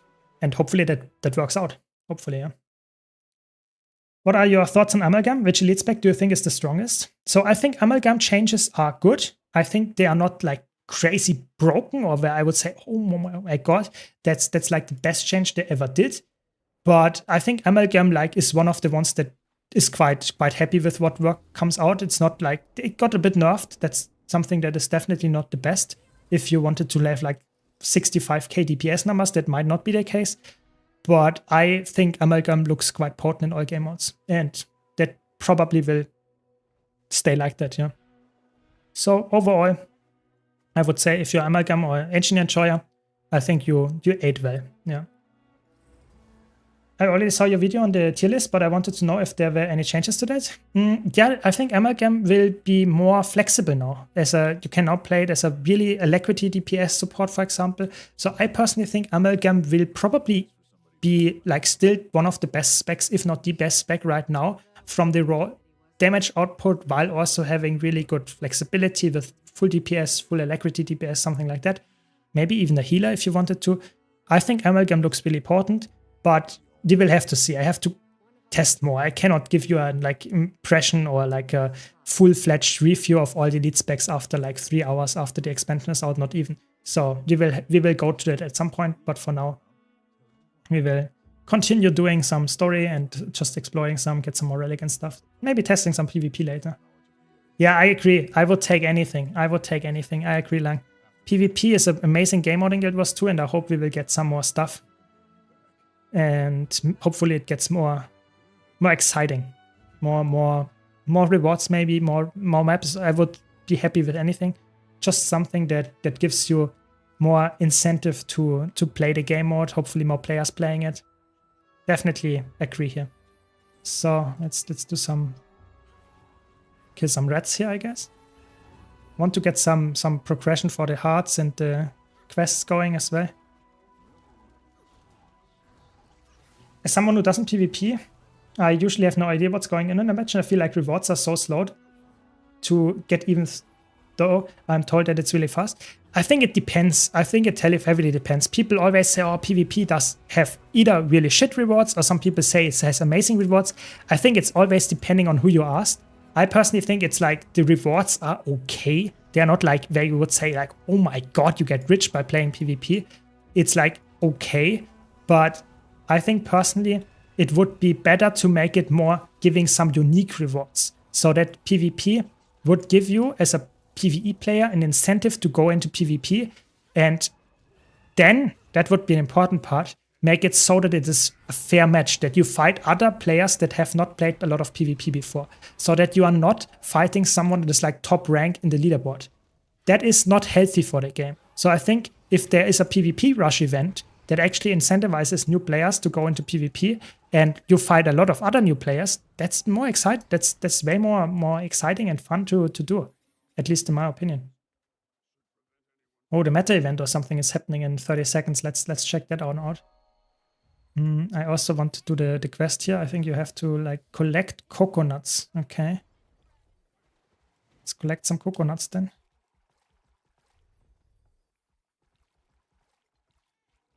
Oh, there it is. Okay, then I have to probably move there first.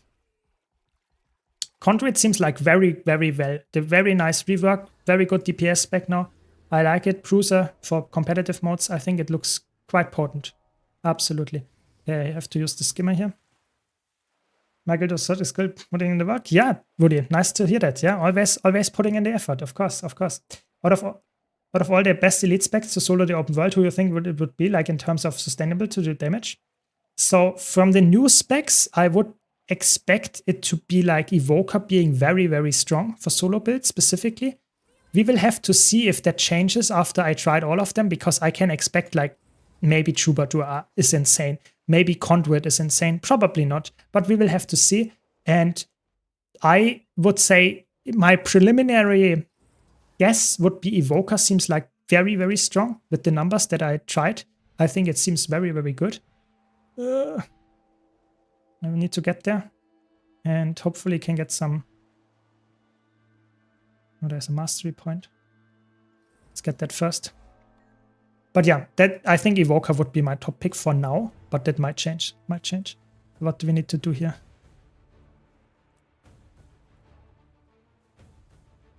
I have no clue what we need to do here. Teleport to the arena, okay.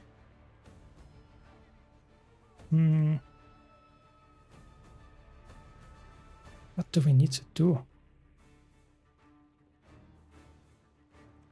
Okay.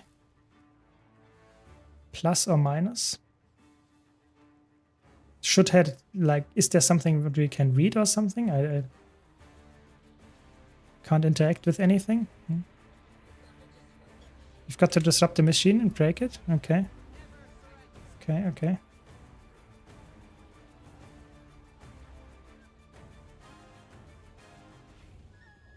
I'm not completely sure what we need to do here. We'll have to see. Yeah, I agree. PvP rush is definitely improving the matchmaking, and that's something good. Maybe we need to see this guy thing. Machine overclock, dome, structural integrity. Maybe we just have to wait. I have no clue.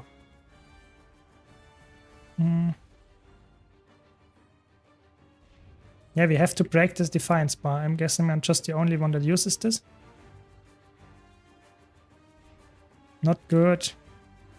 Are you guys ready for the new world refugees? I guess, I hope we are. I hope we are.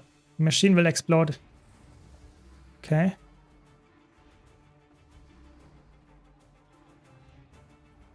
Okay.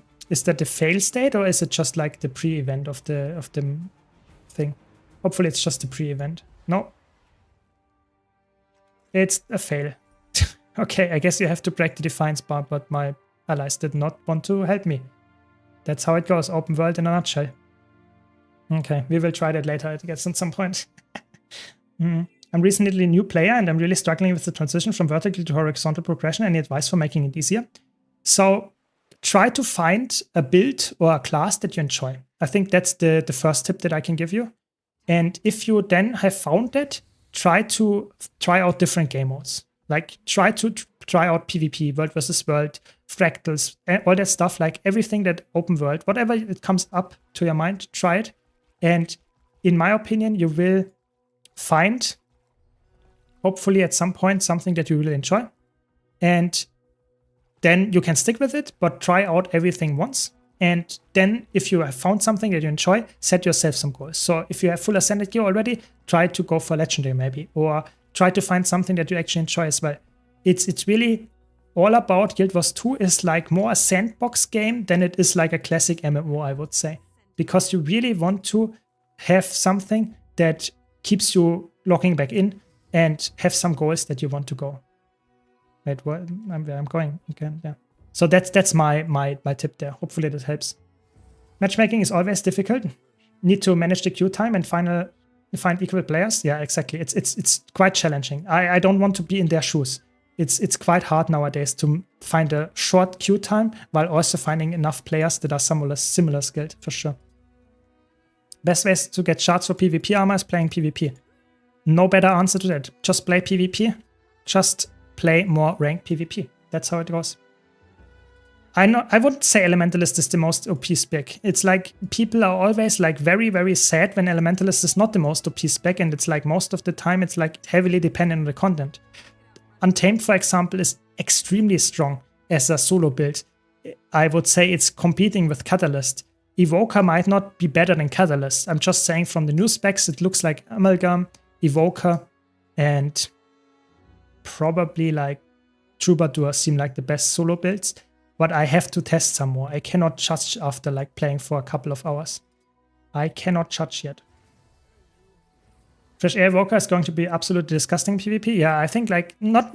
I would say in general Evoker seems like a spec that might be very, very strong with not the specialized element trait, with the other traits, because it actually has really, really good synergies and interesting, like annoying mechanics with a lot of CC going on and daze spam and stuff like that. So we will have to see. We will have to see a lot of damage, a lot of interesting relics as well that can help builds out. So yeah, interesting for sure.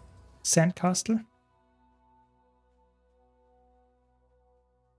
So are there some more coconuts here? Doesn't look like it. Maybe there's one. Does it respawn or do we have to do something else? Guess it doesn't respawn. Okay. Have you done all the meta events yet? I have not done it yet, to be honest. I wanted to do the one from this map here, but I was like hooked up with story for now, and no one else was there, so it failed. That's the sad truth. So I will do it next time again, but we will have to see. We will have to see. For now, I'm just exploring the map, having some fun, trying to get the quest done. No, not yet. I think, I'm not sure if they will be amazing for gold farming. I think there might be something that drops from there that you need for the legendary. If that's the case, they will probably be quite good for gold farming. If you just get raw gold or something, I don't expect them to be absolutely good for gold farming. But we will have to see. I think the biggest gold farm stuff is probably right now the Tale of Adventure, which is very expensive right now. You need some of them for the new legendary. And a lot of people like really want to get this stuff for the legendary, and you can only get it from doing story. So this is story specific thing that you can get there. So we will have to see if the price stays there or goes higher or lower. We will have to see either way. Very interesting. Always happy to help. Always happy to help. But yeah, if you have any questions, just let me know. So I guess I will come back later to that quest and just explore a bit of the map. Found you on YouTube and I'm new here. Thanks for all the content. Just wanted to ask you if you wanted to solo dungeons, which specs are the best for that. So soloing dungeons is like nowadays very easy because you can do it with all the specs. I'm not saying it's specifically like making it very easy to solo a dungeon, but it's easier than ever. And you can play a full solo build, or you can play even a raid quickness DPS build, which will in most cases be even better than a full DPS, like a solo build, because oftentimes dungeons are more about understanding the mechanics of a fight than understanding anything else. Yeah. So keep that in mind, that a solo build is quite tanky often and has very good self-boon output. But if you play a quickness DPS build, for example, from raids, oftentimes that's even like a little bit, I wouldn't say better, but it's might be faster than the full-fledged solo build because you don't necessarily need the full sustain if you avoid the mechanics. So good builds for dungeon solos would be, for example, like a power berserker, would be like a catalyst, would be like a chronomancer, would be like a maybe like even like untamed or soul beast. Or a thief, like a daredevil. There are so many options. Like, tell me one class, I will tell you an elite spec that has a really good build for soloing dungeons. It's really, dungeons are like nowadays, you can solo most of them, and the ones that you cannot solo are not because you don't have access to the specific build. It's more because there are some mechanics in the dungeon that you cannot solo. That's more like it. Happy to tend to the juvenile wave hawks along the coast. Okay.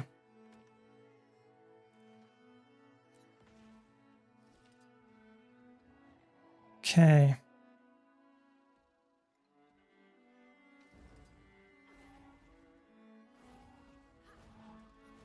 Interesting. I hope that helps. Yeah, people are a little bit disappointed in Amalgam. I don't really know why. I guess they expected to be a better DPS than before. I don't know. It's sometimes a little bit weird if like people expect so much from a new spec that was crazy broke in the beta. I don't know. We will have to see. Maybe they just like a little bit sad now, but after trying out a little bit more, maybe it's better. We will have to see.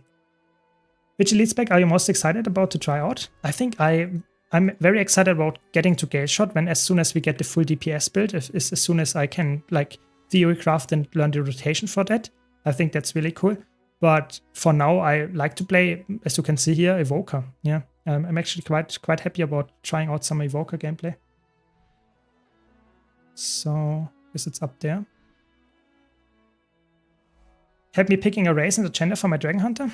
I'm really bad at fashion and stuff. So I would say I personally like to have like someone that has good fashion.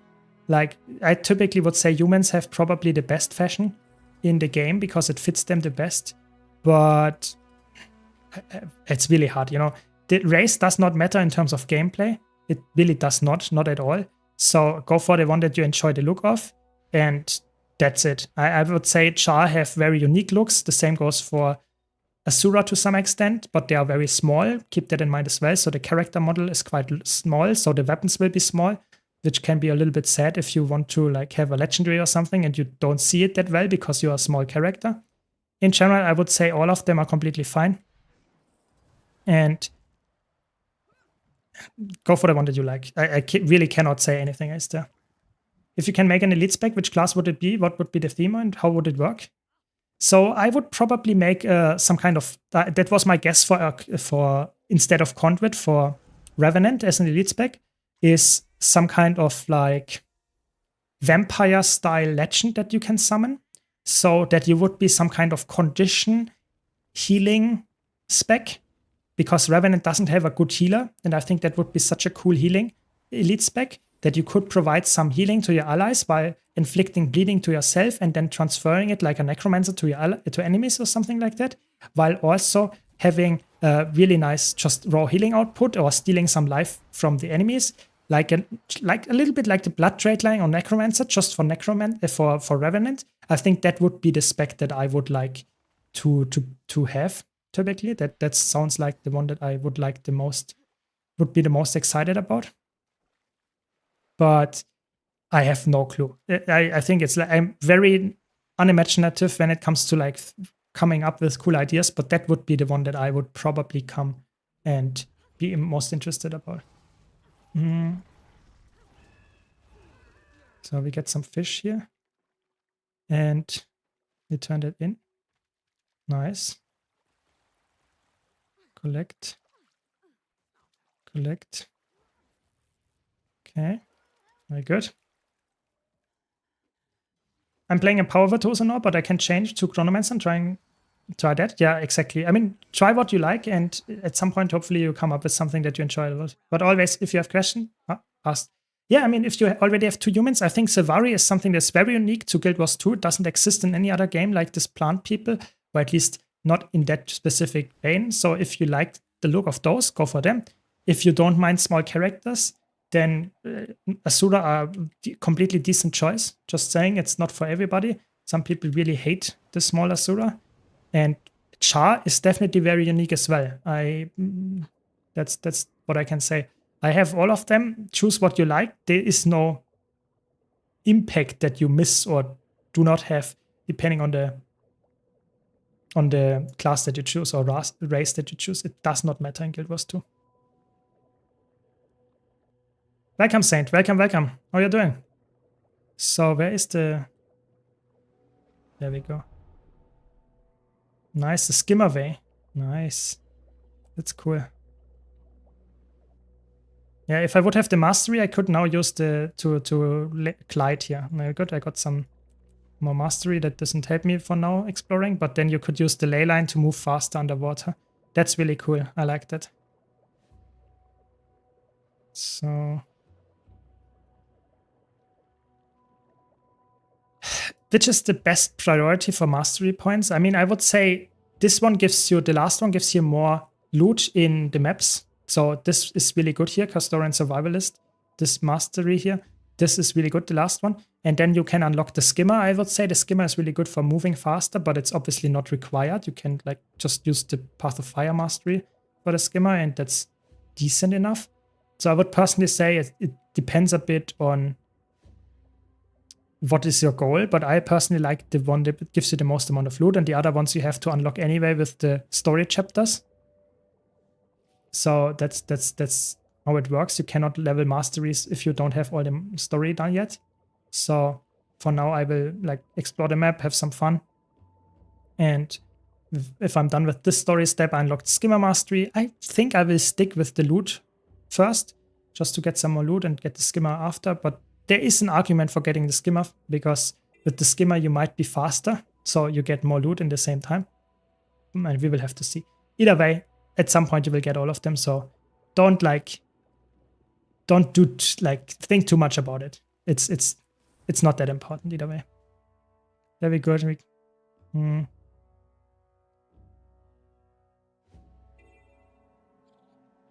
Exactly. It's actually quite vertical, the map. I really like it. It feels like almost like Tangled Depths. Look at this. We have underground, upper level, and surface. It's actually quite fun. I really like this. The exploration of this map is awesome. It's really, really good. Maybe the coconuts respawned. Let's check. And we can finish the quest here. Welcome, Larissa. Welcome, welcome. Do you think it makes sense to do the Visions of Eternity story? The character that says Visions of Eternity leads back. I'm finding out a hard way that doing End of Dragons with my druid versus Heart of Thorns leads back can be quite annoying. Or quite hard. Yeah. I would say, personally, I would like play the class that you enjoy the class to play. So I would not play a class where you would say just because it has a spec that you want to play in the future, but you currently don't enjoy it because it might be like too hard for you or somewhat annoying to deal, or you don't know what the build is. I would play the spec that you actually enjoy playing, and you can get the lead spec after that anyway. So the story is not something that is like absolutely like it takes years to do in Guild Wars 2. So typically I would say just get this done with the stuff that is the most comfortable for you, and then you can still learn the new class with after that. That's my thing, what I would say. You have to gamble in the Fortune Mystic Clovers. I mean, you expect 3 Mystic Clovers, or every third try in the Mystic Forge for the Mystic Clovers is a Mystic Clover. So I would say if you really direly need them, sure, go for them. But I personally would say it's always better to get them slower in the patient way, for example, with, weekly vendors or reward tracks, stuff like that. It's way, way better than anything else. Where's the Visions of Eternity reward track, for example? Yeah, this one. At the end, it gives like some kind of more clovers, and that's good. So if you can guarantee them and you can get, for example, the Gift of Battle reward back also gives you Mystic Clovers and you need a Gift of Battle anyway. So stuff like that is, you just have to at some point like accept it that Mystic Clovers is either Patience or it's Gold Sync. That's it. Yeah. Nice. Congrats, Saint. Congrats. And now you can craft Twilight. Very good. That's what we like. Rather concrete, out of the blue question. Should I be able to sustain the extreme damaging field with the low intensity Willbender healer? I would say no. I think the build is not able to do that without having like drastic adjustments to it. I think like you can count on like 1, maybe 2 hands the amount of healers that can also outlast the extreme damaging field. And a low intensity healer is happy if it can out-sustain the Bone Skinner damage. And the low intensity Willbender can do that. The extreme damaging field is higher than the Bone Skinner damage. So don't worry if you cannot do that. Really, it's not a problem. There are almost no fights in the game that require that much healing. So low intensity Willbender is for a healer very, very strong. And that it cannot outlast the extreme damaging field is like no one typically cares. It's really like that easy. Yeah. Okay. What is in there? Okay, some skins. I mean, I guess we want to get all the skins. That's good.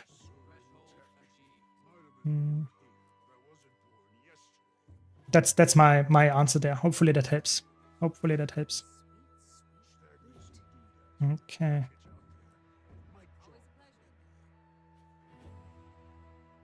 Okay. I really want to get the meta event. That would be something that I would really enjoy. Sadly, or at least the world boss or something. Okay. What do we need to do? Salvage collected.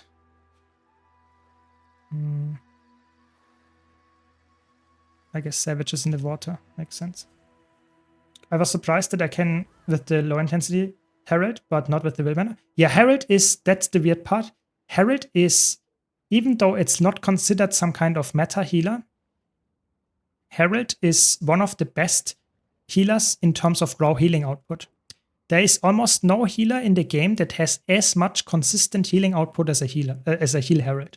So it's a little bit unfair to compare healer to heal Herald, because heal Herald is just like insane amount of like healing output. So you compare yourself to the best healer in just raw healing output almost, because it's so good with the region and the passive heals and stuff like that. So I would say don't worry if heal Herald is better than heal Willbender in raw healing output. In the utility that it provides, it might be worse. Keep that in mind. It's always like about thinking about what you need for a specific encounter and not always saying this is the healer that I will play in every single content. You can do that, but it's not the best healer necessarily. Some healers are better at this content, some healers are better at this content. And that goes for almost every build, not only healers, but for every build. For DPS builds, for almost everything. So keep that in mind. So far, you're enjoying the new expansion more than the others when they first come out? It's hard to say, to be honest, because it's like always a little bit about the current feeling, you know. So what's the atmosphere? Do you vibe with it, or is like for example, the elite specs are for me something that is very, very nice. That's why I'm quite hyped about it. But I would say for me it's better than Soto and Chanter Wilds, I would say, because it's somewhat more. It feels a little bit more, I can try out some new stuff while exploring the maps. Yeah. But I would personally say if I would have one expansion that is like the most exciting for me to play, or when it came out, then it was probably Heart of Thorns, because back then I got a full new class to play, while also having like the first time this big expansion with new maps and really amazing maps. So I think it's not beaten, but I think this exploration here and like how it feels, I actually think it's quite good. I will give you my final judgment when I'm done with the story and like saw all of the maps and stuff. Where is the last piece? But for now, I would say it seems like a quite fun exploration and probably a little bit better than Chansey Waltz and at least Soto for sure. Yeah. I'm not missing the talking bears. Yeah, that's a good point. I'm not missing them. That's probably also like, for now, there was not too much of like sitting around for 10 minutes and listening to some NPCs. But that's also what they promised us. Yeah, they promised us that there will be a more fast-paced like gameplay or at least story, and not as how did they call it? Not as like sad or like it wasn't the word, but it's something like not as a little bit more funny, a little bit less dark, something like that. So I guess that's good. There we know. Almost done with the second thing here. Very good. Yeah, the utility part is the hard thing currently. I need to get out of the fixed rotation mindset. Exactly. I'm going to be so distracted looking for those books. Yeah, I think it's for me, it's also, I really like those collections. I'm not a big achievement hunter generally. I don't care that much about achievements, but collections, oh yes, I'm in. Yeah, collections, that's cool. You know, I always like to collect stuff. Yeah, and we have so many new collections. Look, there are so many already in the game, and there will be even more here that you can get. Especially, of course, the relic one, but all the others. That's good. I like. Yeah. What is that mount add-on called? It's called Blish Hut. So this is the Blish Hut, and in there the mounts and more add-on. This is the module here, and in the Blish Hut. It's completely legal. It's just an overlay. That's it. I have to get some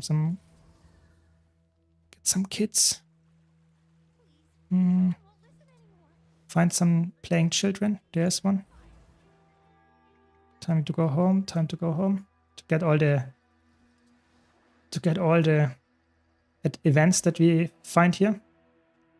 But yeah, I really like this, like collecting some books, some achievements to do. I think the exploration part of the first time in a map is always nice. It's always, I enjoy this, just having some fun and just doing something without always being too focused on like, I have to get this to get the loot of that. I think it's always better to have like, to see there are so many achievements that you get just all the time something. I think that's fun. I really like that about like expansions when they come out.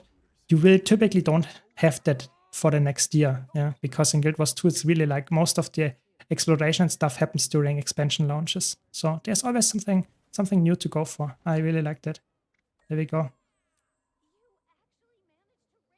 Did you give out new specialization collections like exotic gear? I don't think so. I think there are some skins, but no full collection as far as I know. Because we don't get any new weapon, yeah. We don't get any weapon, yeah. Welcome, Mr. Broken One. Welcome. I'm glad that I was able to catch you while you are streaming because I'm taking a break from the game because I have burnout thanks to Legendary Grind. That's fair. But don't forget, the new expansion is currently out. Just dropped today. So maybe at some point you can take a look at it, but it's completely fair. Of course, Guild Wars 2 is always about coming back whenever you enjoy it. And if not, then you can just do something else. Guild Wars 2 is really nice. Hope you, however, don't stop playing altogether because Guild Wars 2 is an amazing game. We need more players, not less. So that's my hope. Always helping new players and hopefully getting more new players to join. How do you get Loris? Loris you only get from logging in and doing the Wizard's Vault. And in there are the Loris. That's where you get them here. From the Wizard's Vault, you can select them, or from getting achievements. So if you get a lot of achievement points, you get some Loris as well, but it's quite rare. It's not something that you get consistently. So Loris is more like about consistently playing the game, logging in, doing the dailies. That's roughly about it. Everything else is more like,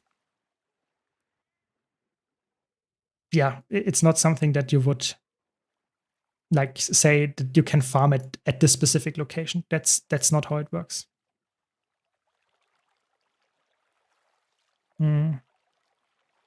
Collection.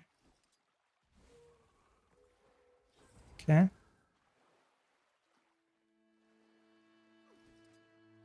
Breakable rock. Gulperfish, okay.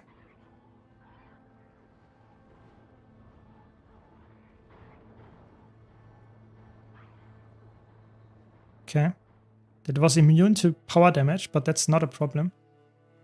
Very nice. Got another one. Did you check out the new mount skins? No, I did not yet, actually. I think I saw the trailer yesterday. I think it was yesterday, yeah. That looked quite good. I liked the trailer when they announced it and stuff like that. I'm quite happy with that. But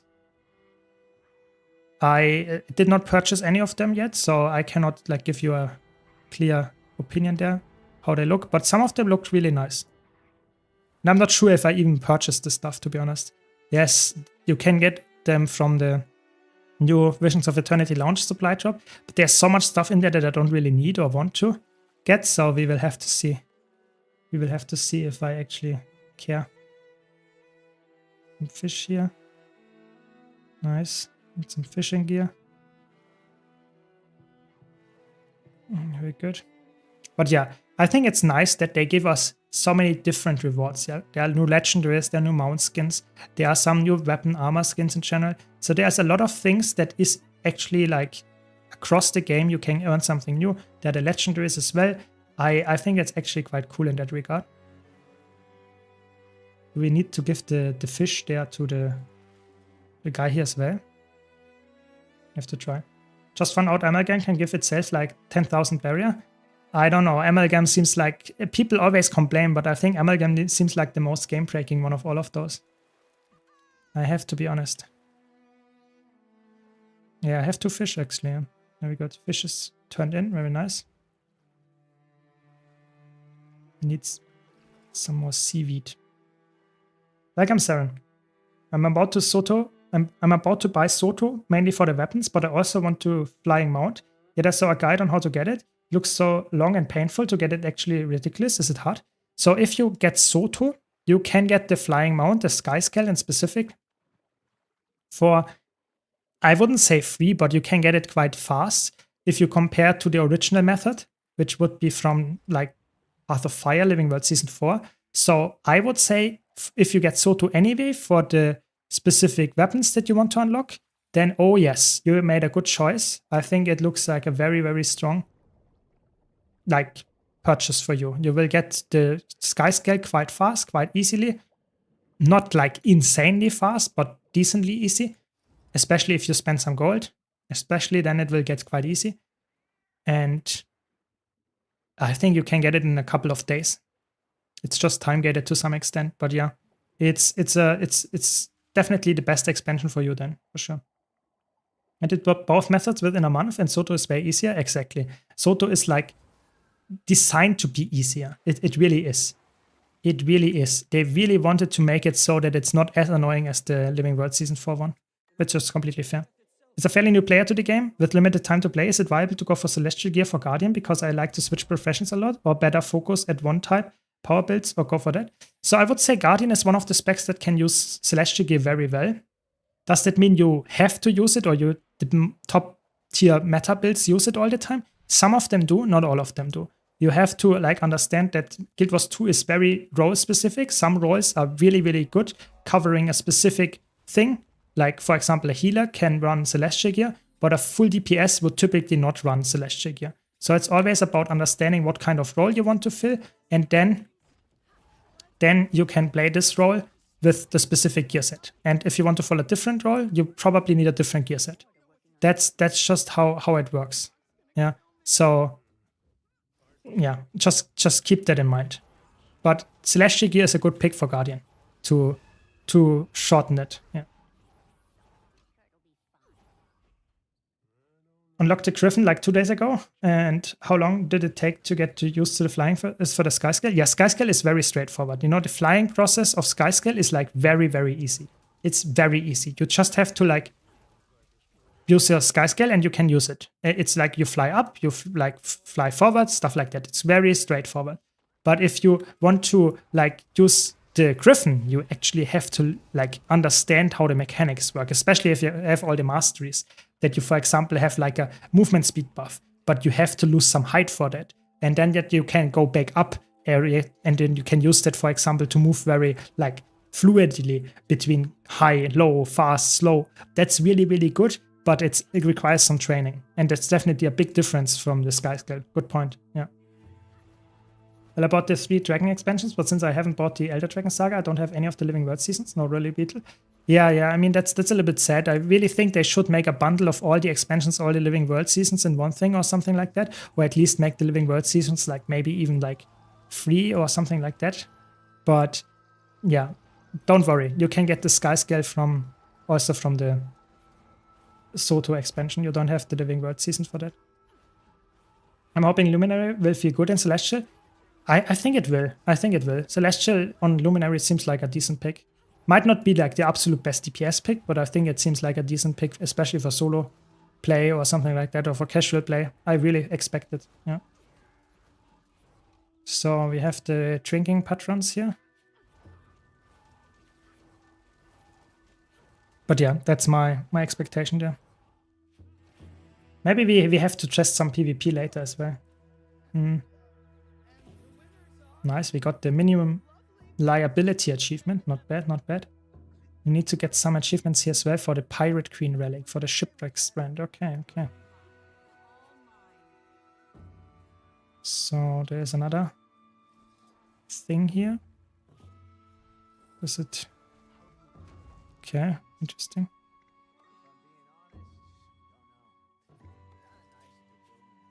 Ah, okay. I can cheese this. That's really fun. I can cheese this hero point mostly because I'm an elementalist. That's good. That's cool. I really like that, you know, the roleplay aspect. Because I'm elementalist, I can give myself some ice and I don't have to like, I don't care. It's really good. That's really fun. I like that. I was thinking of gearing up my Luminary in power gear for the story. Yeah, I think Luminary favors power. I think it's like a little bit like a Dragon Hunter from the playstyle. It favors like power. Doesn't mean you cannot play it Condi or Celestial or something. I'm just saying it's like a little bit like more favored as a power build. So good pick there for you if you have like, if you want to play a power Luminary. Seems like this. Ooh, that's the precursor for the. That's the precursor.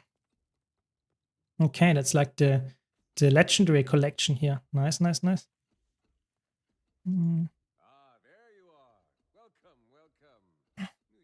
The main issue is that you said that Living World seasons are good for Ascended Gear. I'm so sad. I spent like 40 euro for the 3 Dragon expansions, but for 50 I could have had everything. I just bought Path of Fire and Heart of Thorns a week before the sale. Yeah, that's a little bit sad, that's true. But don't worry. You know, I'm not saying that you need to have this for getting Ascended Gear. So if you have, for example, if you want to play a power-based build, you don't need any expansions. You can get it from the core game, the Ascended Gear. Like for Lowells, for example, from Fractals, you can get full Berserker gear. It's only if you want to get specific like condition damage gear or healer gear, then like the Living World seasons pull ahead because you get stat selectable pieces there. But you can even circumvent that if you want to. It's just like it's just for some people, yeah, that it can be. What should I do? For all the builds, it is always like a little bit better to have the Living World seasons, but you can also get it, the stuff like I said, from for example, Wizard's World, you can get some nice gear, or from, why does it not work? Because they are talking still. Yeah, so don't worry too much. But yeah, you're right. Of course, Living World Season 4 can be slightly better. Yeah. Full Dragon stats with some Berserker pieces? Yeah, exactly. Typically, I would say that's nowadays the go-to option for a power build. You want to get full 100% crit rate, and if you have that, go for maximum amount of Dragon pieces. And that's the way to go, probably for Luminary, the same as for most other Guardian specs nowadays that play power. Agreed. Yeah, if you like Condi Harbinger, then you would probably take Viper gear, which is, you can get some Viper pieces from the trading post. So exotic. If you want to get extended pieces, obviously you cannot get from the trading post. Then I would say either like play Fractals, Raids, and Strike missions, where you can get stat selectable pieces, even with Viper gear. Or you say, or World vs. World for that matter, or you say, I just like take it and purchase the Living World Season 4, for example, or 3 as well. That's the options that you have, I would say, sadly. Only those 2 options. Here's the last one. There's the last one. There, around the corner. Just a tip before buying, change VPN to American, you will have another 10% discount. Dollar works cheaper, works perfectly. Really? That's crazy. I did not know that. I have no clue. I wouldn't know, but I guess. And of course, if you buy the expansion, you know, you can use my referral link. You know, just in the description of the YouTube stream or the Twitch stream, there is a link to using my referral link. If you're on Twitch, you can also type !buy. Then you get the link to that. And without any additional cost for you, you can support me. That's really nice if you want to do that. But of course, not necessary. With Dragon, you cannot get to 60% crit chance. It depends on the build. If you run Radiance, for example, on Luminary, you get a big crit damage multiplier or crit chance multiplier if you have Resolution. So that means that you will get more value from your pieces of armor. If you cannot get to 100% crit rate with Fury and all the buffs, then of course you cannot go for Dragon. But for most people, that's actually doable. That's why I say it's the typical way to do it. I'm just running like the classic solo evoker, like Fire, Earth evoker. Really tanky evoker with some quickness application, some nice just general like traits. That's what I like. You can easily change the last trait here for whatever you want. I just think it's funny to lock myself into Fire attunement, but it's not like the only thing that is necessary. You can play everything here. That's just my traits here. Glad to hear that, Yashua. If you have any questions, just let me know. Just let me know. Oh, it's up there? No. Yes? No? Maybe? There it is. Go. Next story instance. Very good, very good. I wanted to play some PvP with the new relics or something later as well, or the new elite specs for the most part as well. So we will try that later as well. So much stuff to do, you know, it's like I don't even know where to go first. There's so much stuff to do.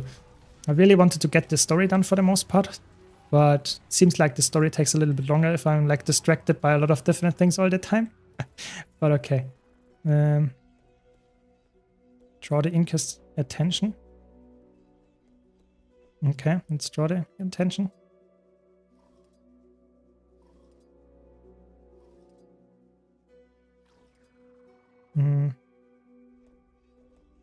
Okay, okay. I guess we release the pets or something. Okay. This time I'm concentrating. This is an easier challenge for me than the last one. The last one I failed miserably, or like the last 2. First, the one with the console. The second one was on the boat. But yeah, I think this time I'm a little bit more accustomed to pressing buttons. That's more like it. Very good. And this time I want to get the achievement as well, you know. I have to replay the first episode anyway, the first mission anyway, because I don't have all the achievements there. That's a little bit annoying, but this one I hopefully don't have to replay everything. Okay. That should be the last console, I guess. There we go. Flawless hacker. That's what I am apparently. Very good. Yeah, it's a little bit annoying. A few achievements I missed, so 22 achievements. That's okay. That's okay. You know, the funny thing is, I always say that when I do story, but you know, if you look at my story completion, like I have almost all the achievements in Enchanted Wilds, not because I'm an achievement hunter. I just really hate it, like this, I hate it, that there is one thing, one achievement that is missing. And they added that later. That's the annoying part. Now I have to just play through all of them to get the one achievement point. I think I really just want to have it like filled out, like everything done at once. That is like, for me, the most like, the completionist feeling, yeah. It's not about the achievement points. I don't care about that. But just completing everything, having everything like just filled out, that's what I like. And that's why I think I only miss like one Heart of Thorns achievement, like this one. This is so annoying. All the others I have. Just this one. This is the only thing that I'm missing, and that's so annoying. It's so annoying. At some point I have to go back. Look at this, how many I got. Like, Yeah, they look really cool, the Raptors. I agree, Filthy. I agree. Oh, now we release Creation 5 and 7. Here they come. What's going on? Oh, they eat them. Nice.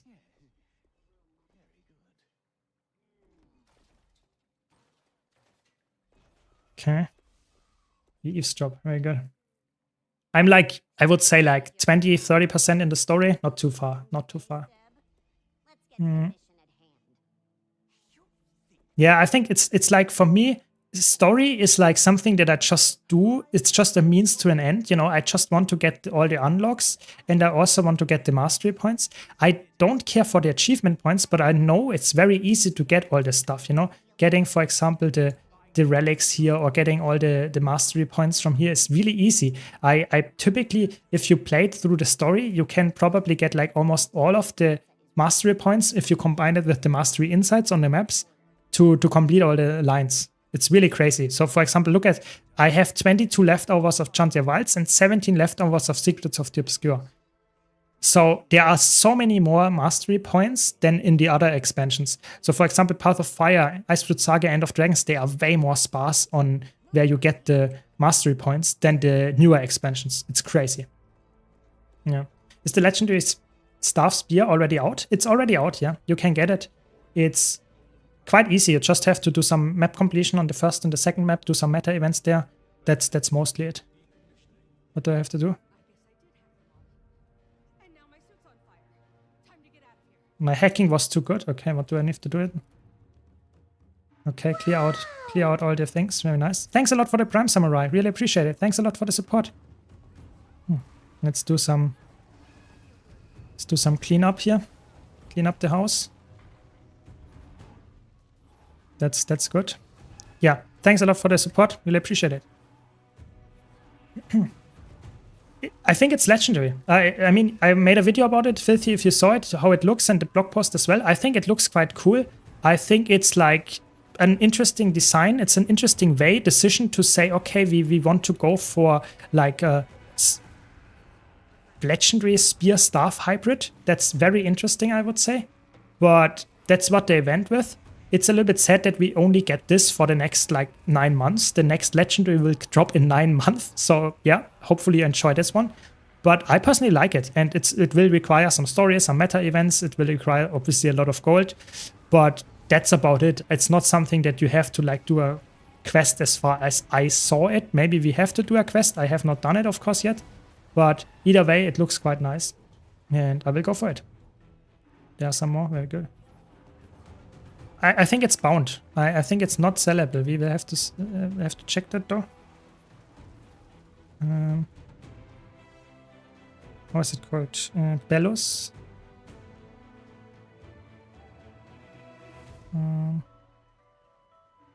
I think it's not sellable yet. I'm not sure. Bellum. That's how it's called. Yeah, I think it's not sellable. I'm pretty sure it's not sellable, yeah. But I obviously could be wrong. Okay, now we have to exit the Inquest facility as well. You know, just killing everything and then we don't leave. Thanks, appreciate it. Appreciate it. Is Evoker as strong as the beta? They nerfed it a bit, but it's one of the specs that seems like very, very strong as well. But yeah, I think Evoker is still one of the best specs right now to play. Wait, I did not get achievement? What? Or did I get achievement? I did not get the achievement. What? That's so annoying. Now I have to do it again. I killed everything, you know, there was the green thing there, and then I did not get the achievement. Okay. I mean, that's annoying, but okay, what can you do? That's how it goes. Classic story experience. You know, there was no like enemy alive anymore, but apparently there was something hidden or something. I don't know. If it's 2 legendaries in one, then it shouldn't be sellable. Yeah, I guess that's why they didn't sell it. But I have to be honest, I think it's really interesting that they sometimes go for sellable weapons and sometimes don't. Yeah, for example, generation 1 and 3 are not sellable. Yeah, and generation 2 and, for example, this one is not sellable. So it's really interesting to me that they say this one is like something that they don't want to have sold, and other ones they want to have sold. It's really interesting that who comes up with those decisions, or why they say, okay, this one now is different than the others, because they have to think about this also in some kind of economic standpoint.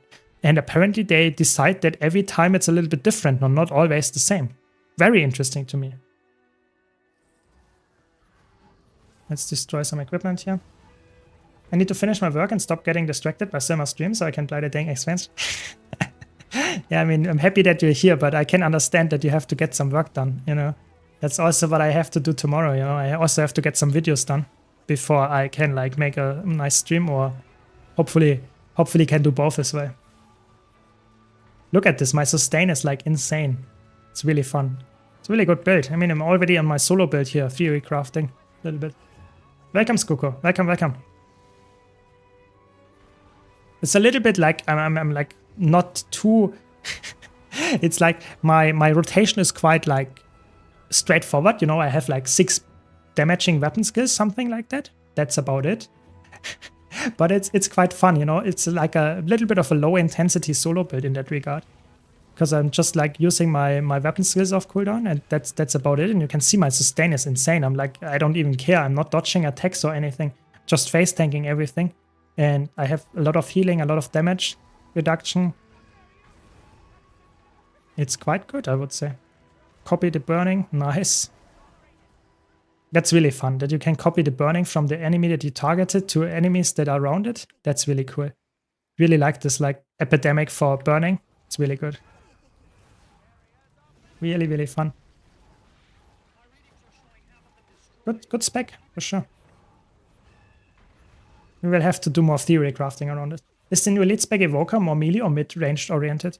I think Evoker is like, in comparison to like Tempest, to Catalyst, to Weaver, which are more focused towards melee because they have some mechanic in one shape or form being melee focused. Evoker is like not melee focused necessarily. You can play it melee depending on the weapon that you choose, but the familiar's attacks are all, except the Todd, being somewhat ranged. So I would say it's the first Elementalist spec that is like being able to be played as a full range spec. So I would say, yeah, it's a good choice for you if you like to be a ranged Elementalist. Yeah. Is Kitless Condy Amalgam good? I would say it depends a bit on what your definition of good is. I think it's definitely playable and it's definitely a decent spec. Is it like top tier meta build? Probably not, but it will be a good enough spec to play. A lot of stuff is underground here, so you have to explore it with the caverns, I guess.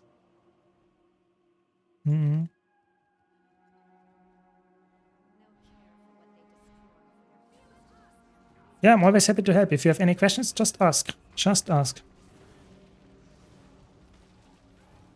So what kind of PvP build would we like theory craft? What should we try out?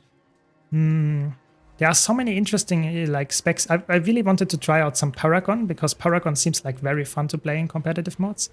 So maybe we will try out that at some point. But like I said, I will try out all elite specs. It's just at some point I have to start with some of them and go slowly from one to the next. But why do I actually get... I get electricity from dodging. Nice. It's actually really fun. Look at... I have a lot of boons. I have quite a lot of damage. My might ramping is like insane. It's really fun. I pray for some PvP Luminary content this week. Yeah, I mean, maybe we will try Luminaries today, even later. You know, Luminary seems like a really cool spec to theory craft around. I'm not sure how strong it will be as a PvP spec, because it's like probably quite strong. It is quite flexible with the forge. So we will have to see what we can cook up there. There we go. A little bit more. Where is it? Oh, they are under us. Yeah. Yeah, Paragon is like... Paragon seems like very strong in competitive mode. They nerfed it down a bit, but I think it's still very, very strong. Very, very strong. So we will have to see. I will try everything in PvE, everything in PvP. Like, I will get there slowly. It takes a while, but at some point we will get everywhere. There we have to get all of the achievements, all of the events at least once. That's okay. It will take a while as well. Hopefully there is some kind of teleport tome. I have not found that yet, but I don't want to have to do the story with every character to get to those maps, so I use a teleport to friend. Hopefully there is some kind of teleport tome that you can unlock. That would be nice.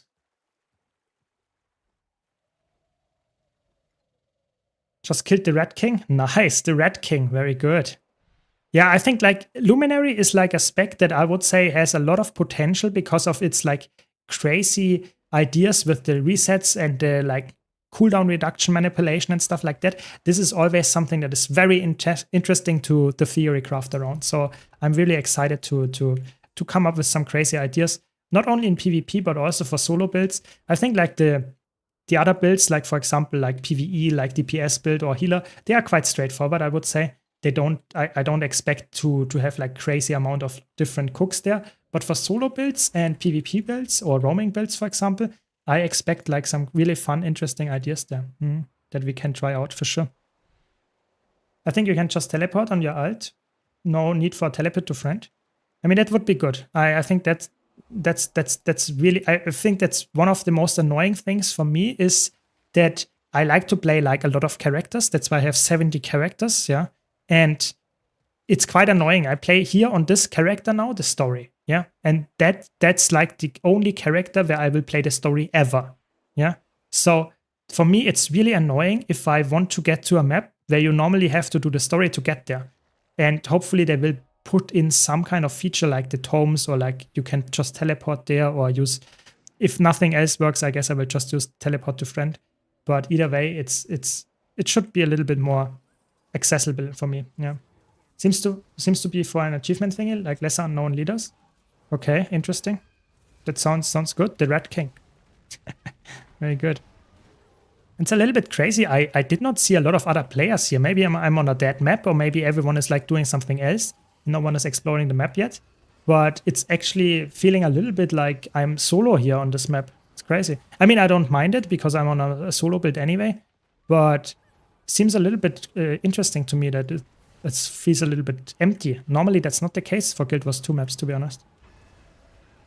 Found him by accident. Okay, I mean that's I guess that's exploration. Yeah, that's exploration.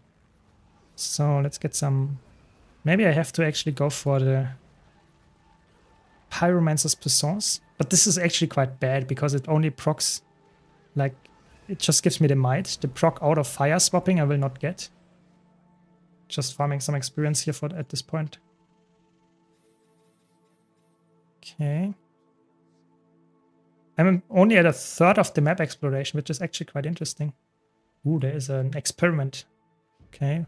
Rampaging experiment. Where are you? There we go. It's an elite monster. That should be an easy kill. So let's get some damage up. Ooh. Okay.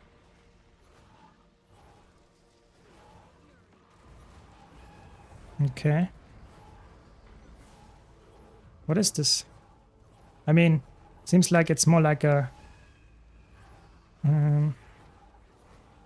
seems like a little bit more like a group event, but you can do it. It's like... For an elite mob, that seems a little bit strong, I have to be honest. It's not the classic elite mob, I would guess. I mean, it still dies. It still dies. Would really like to see my arc DPS numbers, but sadly I couldn't use arc DPS without crashing. So that's it for now. Very good. Any suggestion? Condi Core Guardian, rune instead of Trapper. So if you don't have Trapper yet and you need to cap out your wound duration, your burning duration, then I would go with like Balthasar rune. Balthasar rune is by far the most straightforward rune. It's perfect for Burn Guardian. Use that one. Yeah. Nice, a mastery point as well. Very good. I will have to get all the mastery points as well. No, there are actually, I was surprised, there are no changes, no balance changes to all the lead specs. I guess that there will be no big ones, but apparently there is not a single one. So not a single change to all the lead specs. So if you like expected or were in fear, there is nothing. Not a single one. So that's like apparently most of their focus was on the new specs, or all of it. Yeah. It's stronger elite because it's on volatile magic servers. Ah, that makes sense. Yeah. I mean, I guess you are the lore enthusiast. I have no clue about the lore, so thanks for explaining that. But either way, I think it's quite fun if there are some interesting new mobs and mechanics on the new map. That's good, especially if there are some reason why you would actually have that here, because there's some magic around. Makes sense. So explore some more stuff. I guess there's another one here. I really should get the story instead of the map completion, but the story is so boring. I would rather go for the map completion, you know. Map completion is way more exciting to me. Some exploration, you see some nice hidden caverns here. That's nice. It's good. Oh, we also got the other map. Very good. The entrance to the second map. Very good. Okay. Maybe there's a waypoint here. Oh, there is actually. I mean, you always unlock a waypoint when you enter a map. Oh, apparently not this one. Okay, then we have to get there first. CO2 really has broken you, making you like map completion? No, it's more about the first time map exploration. It's not about like doing it like for the 10th time. Don't worry. It's not, I'm not changed in that regard. But when it comes to how I like the first exploration, like never saw the map before, and just slowly going, like seeing some new stuff and experiencing it, like the atmosphere and stuff like that. That's what I like. And what I don't really like is like most of the things that is a little bit. Oh no, what are we doing here? The things that I don't really like is like the quests that you have to like interact and press F all the time. That's a little bit boring. But the other parts of the map exploration is actually quite fun. What are we doing here?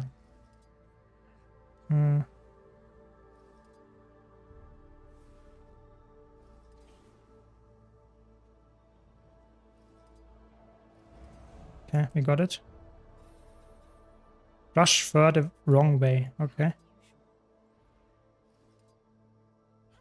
Nice colors in the part of the sun. Yeah, I think they actually hit the mark for the interesting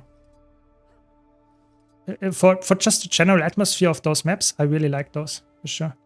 10 in a row. Are there some more here? Interesting creature. Maybe I can get the achievement here, maybe not. Interesting plant. It's so good, so specific, you know. I guess we can interact with this.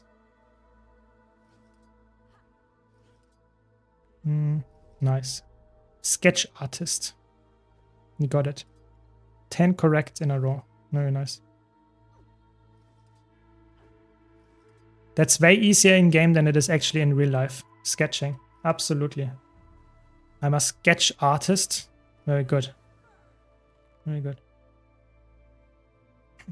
I wonder if we fight against Cyborg Asura bosses. Yeah, I think that could be true. At least there could be something in like later in the story that fits the general theme of the expansion for sure.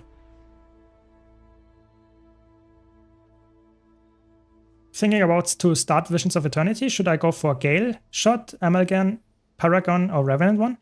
I mean, that's obviously something that you should decide what you actually like the look of. I think you cannot go wrong with any of them. However, I would expect that Paragon seems like more of a support spec. So it has some DPS potential, but if you are like expecting to run around a lot solo, then I would say it's probably safer to start with one of the other three because they have a little bit more of like self-damage potential. But I mean, who am I to say which one you should pick, because all of them would have the ability to clear the story. Just saying. Welcome, Macaroni. By the way, what's the easier one? They all have some kind of intriguing mechanics, but I would say, I guess you can make a easy Gale shot, you can make an easy Amalgam. I think an easy Conduit is also doable, but Conduit is a little bit more mechanics heavy in terms of like understanding. I don't know. I think all of them are quite easy. They're not too hard, not too easy. I think they're somewhere in the middle all the time. Welcome, final one. Welcome, welcome. Did they improve the game performance, or am I just too tired from moving to the new flat? I don't know.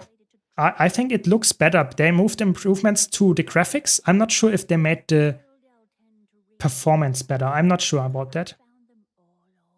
But for me, I think it looks quite smooth. But I have no clue if the performance is better. Yeah.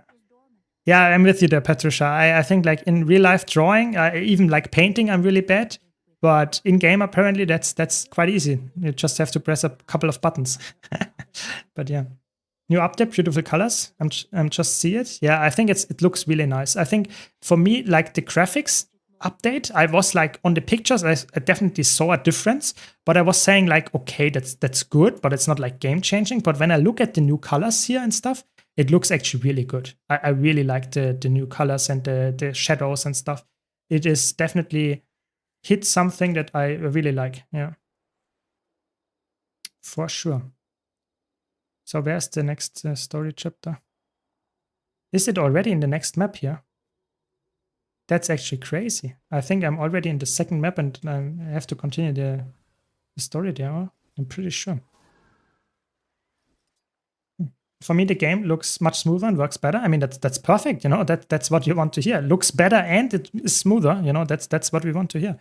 I'm not sure. I think they made some changes. They made a blog post about this. Yeah, but they did not specifically. Wait, is it on top or is it really here? Like, check. Oh, yeah, it's still there. Okay. Yeah, but it's definitely like they made some graphic updates. That's guaranteed because they made a whole blog post about it. If they improve the performance, I have no clue. I don't know. Either way, I'm happy with how it looks. And we actually, at least I did not have any crashes or something like that, or any major bugs that I encountered. So far, so good.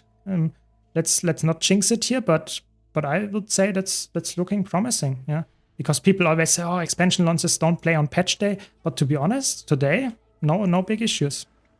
No big issues yet.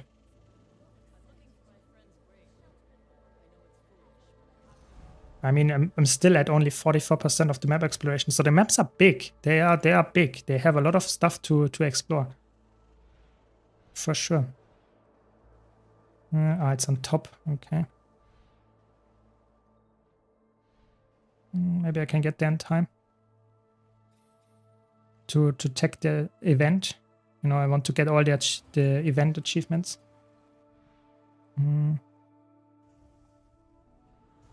Okay, there we go. Everything has smooth so far too here on the map. No lag, nothing really. Yeah, I mean, it's a very smooth launch. Very, like, I wouldn't say unexpected because Guild Wars 2 is, like, in my opinion, one of the games that is actually quite stable. However, in the last, let's say, year or so, most of the patches have been a little bit like, I would say, like, surprisingly laggy, but there were some issues, yeah? And we didn't normally have that in a lot of, like, in, let's say, the last few big expansions, to a big extent at least. But the last few patches, like for example, like resolution patch or the push patch, they were a little bit like lacking in terms of like how quality or the bugs and the lag features were. But this one seems like a very good one and no issues so far. We will have to see if there's some changes. Probably there will be some changes, some unexpected bugs to elite specs or something like that for sure. But nothing game breaking so far, which is good. Very good, actually. Guess I'm gonna have to play Visions of Eternity on my Aura Necro since it's Azura. I mean, for the roleplay, of course, yeah. I mean, I'm not a big role player, so I can play on every kind of character. But if you're like big into roleplay, yeah, I guess Azura is like probably a very like fitting character for sure. Yeah, I really like it. Feels really good, and you know, the biggest part is like I always have to mention that when I talk about Guild Wars 2 is the server performance. Tell me any other game in the gaming industry that has reasonable player rates that actually has no queue at launch. You can just log in whenever you want, and you will have no queue. You can just play.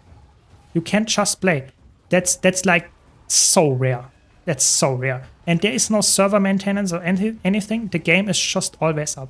I think that's Guild Wars 2 doesn't get enough praise for that. You know, there are a lot of issues with the game. I don't want to white knight the game, but in terms of like raw server stability and how crazy the maintenance, or there is no maintenance of the server because they just have it always up. There is no queue.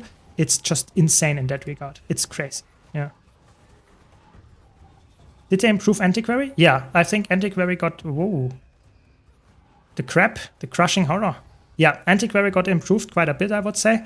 It's still not perfect. It seems still like the spec that needs the most help, but it's definitely way better, and we will have to see how it performs in PvE, if it made the jump to being like a real spec, or if it's more like a niche spec. But I think it definitely got improved. It now gets alacrity and stuff like that. So definitely a good spec now. Not the best, but a good one. What's the lowest class race combo? Surely non-male thief? I have no clue. I really don't know. You could go efficiency, but I'm not sure. Probably with the API down, you can probably not see it either. But I guess it's like one of the classes, like probably Norn is one of the least played races. That's pretty much sure. And then probably male, yeah, because like a lot of, yeah, I don't know, male or female, one of them. And then it's probably one of the classes that is rather rare, like probably a Norn male revenant I could expect, maybe because of the roleplay, maybe it's a thief, but maybe you're right, but you could check efficiency for that, yeah. Last time was female Char Mesmer. Ah, that's true. I heard that before as well. Yeah, maybe that changed over the course of time, but yeah, that's also like quite rare. I actually have a Char female Mesmer. I never play it though, but I have it as a storage character, so it exists. Yeah, but yeah, if you have any questions, just ask, or any feedback. Always happy to hear that as well. The RP in me has a hard time accepting Char Mesmers. Yeah, I think it's if you really like into RP, like Char Mesmers, or like some kind of like it is really not fitting, you know. It's like it doesn't really fit. But maybe someone here has some kind of crazy lore cooked up why it's like actually makes sense. But who knows? It's funny to see like a character that is like really big and like massive being like also like illusionist and summoning 3 clones of them, and this is like causing confusion to the enemy. I think that's a funny concept, but I think it makes more sense on something that is a little bit more sneaky, I guess. But I guess everyone has different opinions. Some people really like the furry playstyle, I guess. There we go. Got a lot of those renowned tokens already. Quite good, because we need them for getting the quests completed way faster. It's good, it's good, it's good. There's another mastery point here. Let's get this. Best RP for Mesmer is Sylvari because of Morde. Yeah, I think I personally, my first Mesmer was an Asura, but I quickly swapped to a Sylvari as well, because Sylvari is, I think, quite fitting for Mesmer, at least in my opinion. And of course, now I play a lot of humans, but I also play Sylvari Mesmer in PvP, for example. I don't know. I think Sylvari is in general a class or a race that fits to a lot of classes. I personally would not say that Sylvari is like fitting bad to any spec. Even like a warrior or something can be like okay for Sylvari. Maybe engineer is the weirdest one for Sylvari, I guess, probably. Because you are the guy that is like a plant and then you use a flamethrower. That seems a little bit not perfectly fit, but I mean, I guess that can still work if you know how to wield it. Yeah, I think Sylvari is very unique to Guild Wars 2, that is true. It feels a little bit like an elf, but it's a plant elf, so I think that's also something that is like, it makes sense. I don't know. I think Sylvari is very unique. If I would have to choose a race without like swapping anymore, I would probably like either Sylvari or human, because they are the most unique to me. Not the human, but the Sylvari. Human is just because it's looking quite good. Scarlet was Sylvari Engido. Yeah, that's true. I mean, it's like just saying from a raw like roleplay perspective. I would say if I would have a plant person, I would not expect them to be an engineer that wields a flamethrower. But you're right, Scarlet was an engineer Sylvari race, so I guess that worked, at least to some extent, until we killed her. But yeah, either way, that's I guess completely fine. I mean, you can make anything work in the lore if you just come up with some crazy story behind it. Why your Char is now a Mesmer, or why your crazy big Norn, like beefy Norn, is now a stealthy assassin. Yeah, you know, who knows? It's just like you have to come up with some kind of crazy story behind it, and then it could make sense. Mastery point inside, nice. If you play Norn male thief, people can still see you while you're in stealth because you're just chunky. It would be fun, but not very good, to be honest. Not very good, if that would be the case. When you change builds, the gear you have on one tab gets back into your inventory, or it stays in the tab? It stays in the tab. It's like equipped to this template. So if you have like ascended gear equipped in this one, and you have exotic gear in that one, they will stay equipped even if you stop that. So it will not use your inventory slots for that. It will specifically use the equipment template slots. Yes, so that's a quite nice quality of life feature, but of course you have only baseline 2 equipment templates, and you can expand them, of course, as you can see here, to up to 9 if you invest some gems. Yeah, Sylvari Elementalist is also like, it's okay. I think it's also, if you're like fire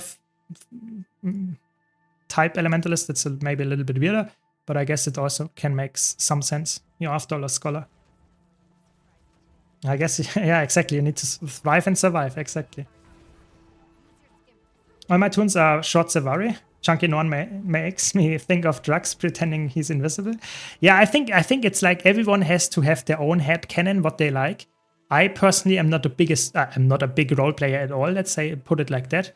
Does that mean I cannot understand why people do that? No, not at all. I'm just saying I don't care. For me, it's like if my character looks like somewhat decent, then that's good enough. But I know a lot of people really like role-playing stuff and like stuff like that. Oh my god, is this bugged event? I think that might be the first bugged event here. That's sad. What happens? I guess that happens. Yeah, let's continue exploring a bit. Could I just buy the new expansion as a new player and still have a good experience? I would say so, yeah. I mean, it's obviously this in the story is like completely new. There is nothing like that connects to the other story other than the characters. The characters are returning to some extent, yeah. But if you like just want to have an experience of the game and want to get the new elite specs and just see the new maps, yeah, there is no issue at all with going directly for this. Not at all. The stealth animation for Tauren is hilarious. Loud as who's stamping around. That's true, that's true, that's interesting. Yeah. Competitive modes and smaller toons are often harder to see quickly. Yes, that is true, but, big but here, in Guild Wars 2 there is a feature, I can show you. It is down here in competitive, and if you have that enabled here, standard enemy models, the enemies will always appear as humans, always equipped with the same armor and the same weapon skins, so you can easily see the same attacks. In the early days of Guild Wars 2, you were right. Asura were, every pro player played Asura because they had smaller attacks and had easier to see harder to see attacks. Therefore, they introduced this standard enemy models, and now if I play in smallest Asura possible and the enemy has this enabled, I will still be a human. Yeah. Other than that, you are of course correct. Yes. Turtles guided to water. Interesting. There are so many events that we need to do to get all the achievements and all this stuff done. But if you play Sylvari Mesmer, can wheat be on wheat? Good question, good question. I wouldn't know. I wouldn't know. What is this? What did I collect here?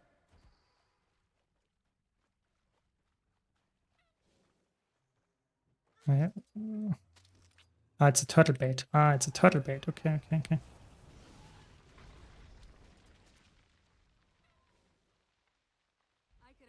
Nice turtle. Mini sea turtle. Very good.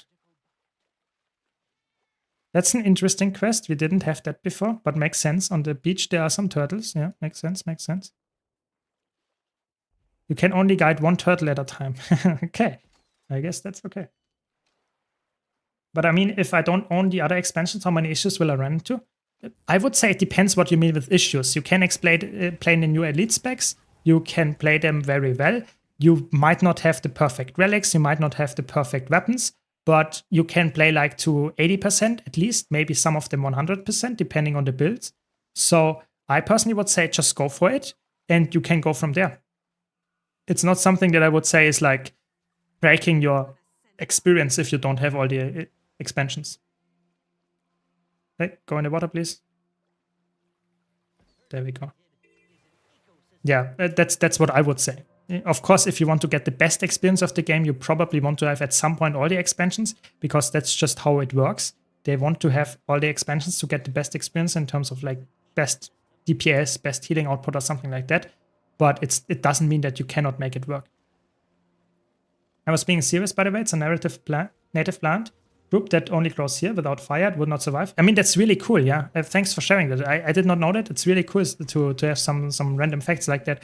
That's really cool. Really cool. But yeah, I mean, I'm not sure if they thought about this when they came up with Savaria, to be honest. But it's interesting for sure. How long is the water breeder collection?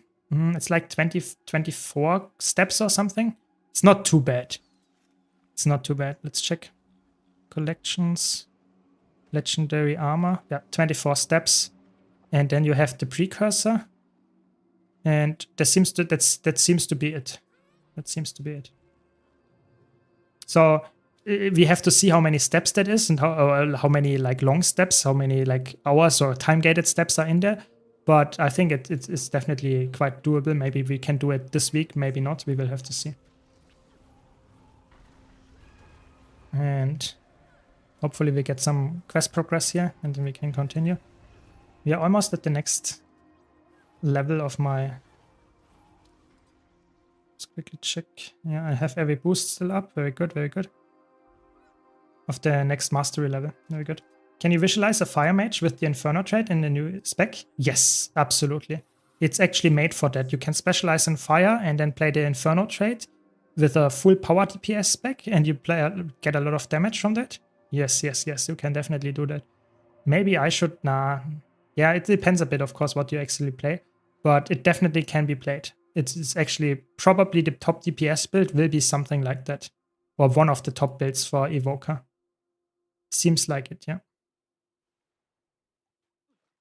They didn't, but it's at least a tiny justification for Viceroy. That's true, that's true. It's justification. And you can make probably some kind of argument for most of the specs that seem a little bit off.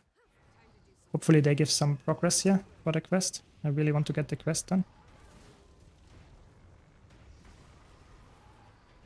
Yes, they do. Very good. Yeah, I think in general, like you can play Inferno Tempest, Inferno Catalyst, you can play Inferno Evoker, you can play Inferno Weaver. Like it's really, really strong how many different like builds or elite specs you can play with this really interesting trait, because it's such a like game-changing trait. It's used on all elite specs, yeah. And Evoker is probably, if not the best, it's definitely a really, really good contender for that. Because you can see I'm locking myself into fire, and because I spam my fire skills so easily with the reset of the conflagration here, it's actually really, really strong how often you use your fire skills that can then apply all burning because you're on fire locked, and the burning scales with your power, so you can easily play a power build for that. Yeah, it works really well. So a few more, and then we can hopefully finish the quest here. I don't even know what we need to do for this quest. Had the Tyrian Alliance keep the tabs on the Inquest. Okay. I mean, there is no Inquest around here.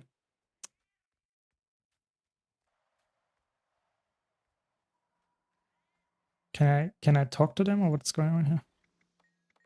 Nice.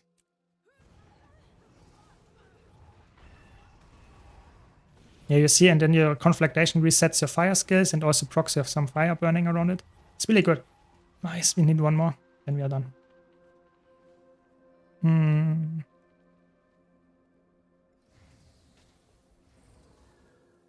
Okay.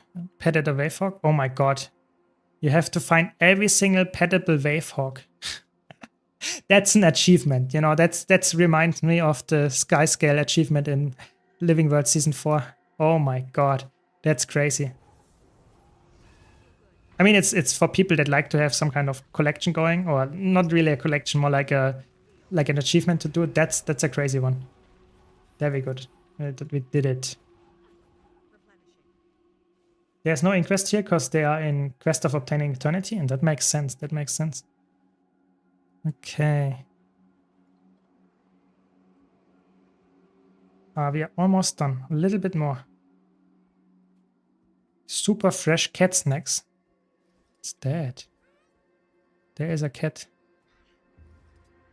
Let's feed it.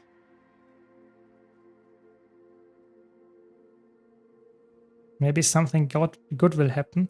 Fed the cat. Okay, we got a buff. Interesting.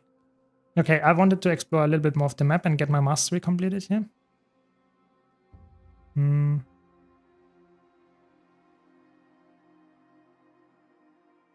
I got all the hearts and masteries. Time to do POIs and hero points. Yes, that's exactly what. That's already very good. I did not do all the hearts yet. I'm with like, I need this one here. And then I can continue with some of the other stuff.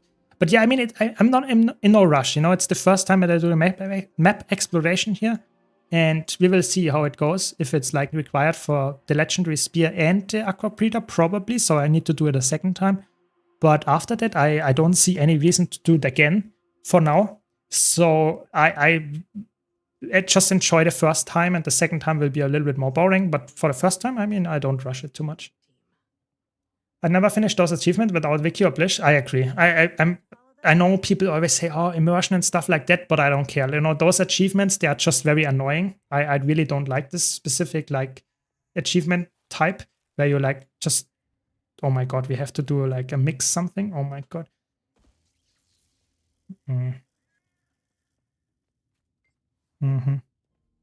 Something light. Honey ale. Okay. Honey ale. Light ale, honey, cinnamon. Okay. Light ale. Honey. Where's the honey?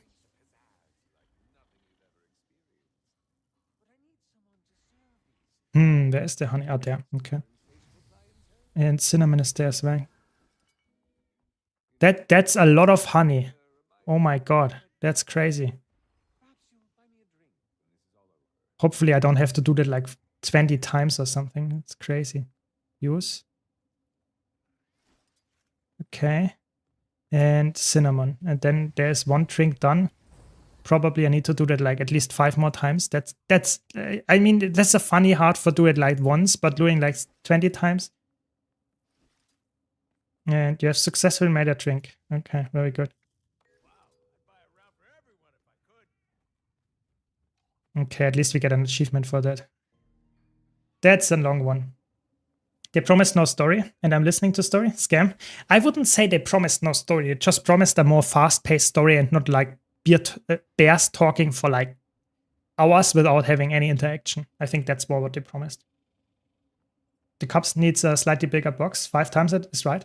Yeah, exactly. I mean, to be honest, I think they should make it like a little bit here and the big box like here to the right, so something that you can like easily press it without having always to look at. So there's another one. Wavehawk. Very good. Let's do that then. I mean, it's a funny heart for the first time. Whiskey, bitter, citrus, bourbon, whiskey. Whiskey.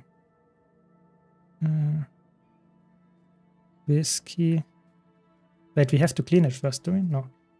Whiskey, bitters, bourbon. Wait, there was something else we have to double check. There was a...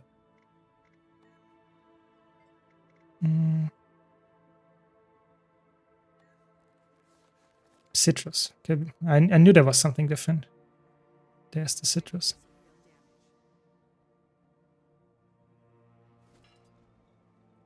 Okay. I have to concentrate here. I don't want to like have the same problem that I had earlier, that I read chat while doing some kind of achievement. Okay, we did it. Nice. Very good. 2 more to go. How do you unlock the new Skimmer mastery line? You just have to do the second part of the story, so the second story journal quest, and then you can unlock the Skimmer master trick. So solid ground, then you can unlock this apparently. So where is it? Solid ground here. Then you have to talk to, I guess, some of the NPC. I have to double check. I'm not sure yet how you can unlock that. Probably with the skimmer here.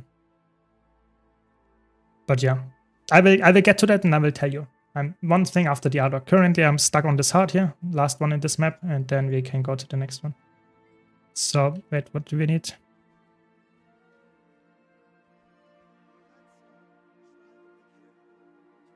Having only the first 2 expansions, do you think it's better to go End of Dragons and afterward decide about Visions or something older and jump straight into Vision?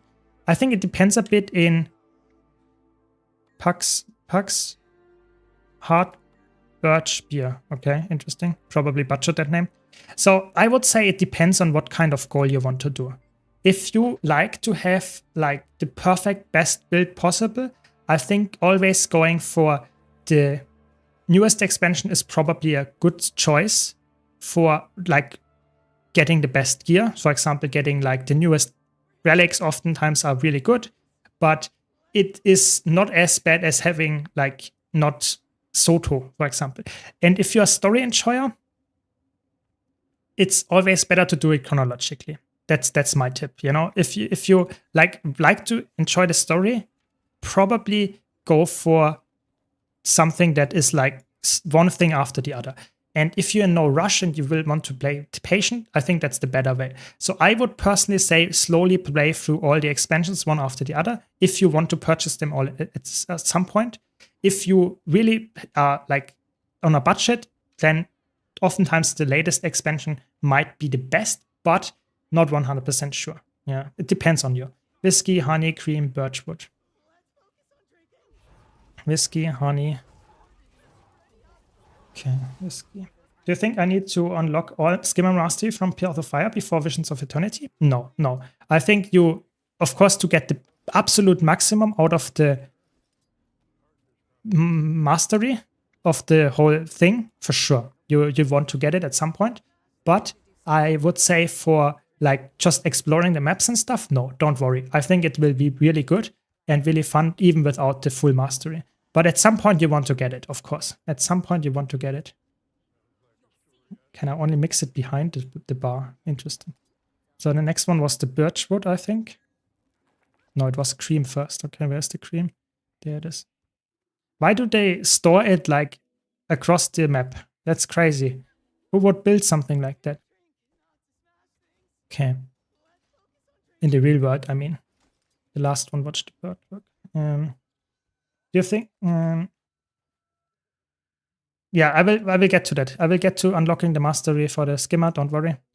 One thing after the other. With this quest, I should also be done with the next mastery line here. Part. Very good. And wait, the drink has been ruined. What? No. Okay, once again. Whiskey, honey, cream, birchwood. What? I did that. I do that. Okay. Then once again, whiskey, honey.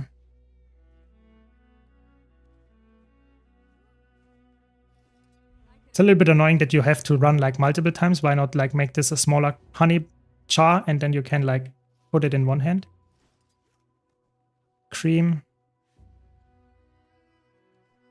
Do you think ANET did a better job marketing Visions of Eternity compared to Santa Wilds? I would say so, because they did a really nice hype up, which is obviously easier if you have the elite specs. I would still say that they market it better even without like only the elite spec thing. So I personally would say, do I have birchwood? Can I tell it? Yeah, it's in my hand. That makes sense.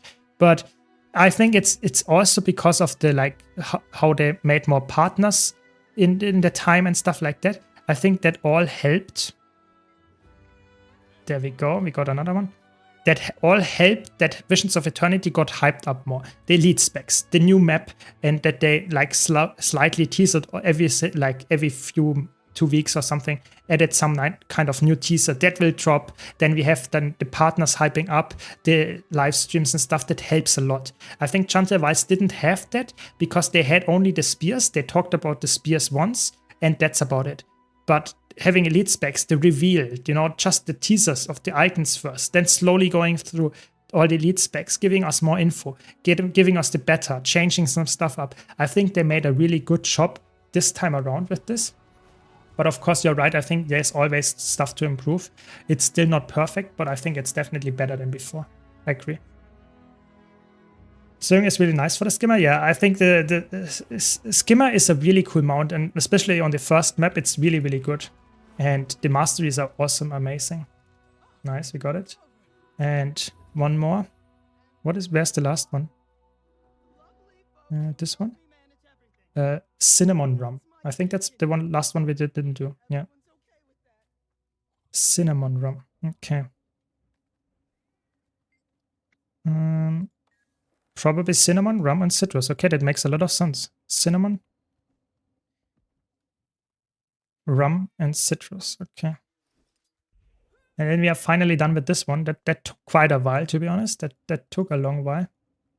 But okay. And that's what we have to do for the next couple of days. That's a big rum cake for sure. Rum and citrus. Because you have this heart you have to complete for a lot of times. Give it to me. No, it's gone. No, there's it. Is it this guy? Yes, there we go. Nice, we did it. Okay, very good. Get some of the achievements already. Not a lot of them. There are still a lot to complete. So achievement hunters, there is a lot of stuff to complete. Okay. We got the hearts, we got the day points, and just a little bit more, I guess. And then we have the map completed. When are you going to do the meta class builds this patch? I will try to get it done at least 2-3 builds this week. But we will see what the meta evolves. I will try some PvP later as well. But it's not like you cannot come up with the meta on the first day. You have to test some stuff. So I expect to get my first meta event builds and stuff like that out at the end of the week. But before then, I will probably get maybe some solo builds out, stuff like that. But I cannot promise you a perfect date yet when I will get it out. I will stream a lot. So if you just stick around for the drops or just my content in general, I will try to stream all of it and will make the build crafting, theory crafting on top of that as well, of course, in the stream. Just takes a while. Yeah, we will get there. I think buying a new character for storage is quite smart instead of buying bank storage. Yes, I mean, that's the whole reason why I have 70 characters. I just use them for bank storage. That's the full thing here, yeah, absolutely. I mean, I did this already. Oh, I wanted to level my mastery. Almost forgot. Yeah, we will have to see how to get the mastery. I will show it later. Give me a second. Let me unlock this here first.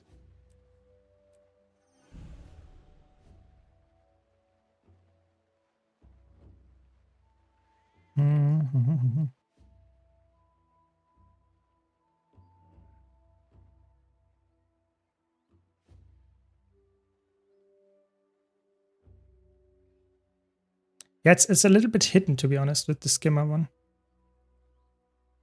And I also I want to get there. How do I get there? Is it underwater or something? Ah, yeah, it's hidden behind the waterfall here. Okay. There we go. I don't have any flying mounts or leyline stuff. Am I skill good for the Visions of Eternity expansion? I would say so. I would say so. I think the flying mounts for this expansion are not a big problem at all. And you will unlock the skimmer. The skimmer is a boss in Iceblood Saga, rather. But you will unlock the skimmer, which can fly with the mastery. So you will unlock your flying mount when you actually get to the expansion masteries and stuff. So it's not a big deal at all. not a big deal at all if you don't have the flying modes. Just if you liked what you see right now and you want to get the Visions of Eternity expansion, it's definitely something that is worth doing and worth buying, yeah. Of course, if you want to like help me out without any additional cost for you, you can also use my referral link. !buy in the Twitch chat or scroll down in the description of the YouTube or the Twitch stream. There is the link to it. But yeah, that's just what I want to mention. Welcome, Sean. Welcome, welcome. Okay, there is a hero point here. Very good. Attempt to open it. Very good. Oh, that's annoying. Why does it take so long?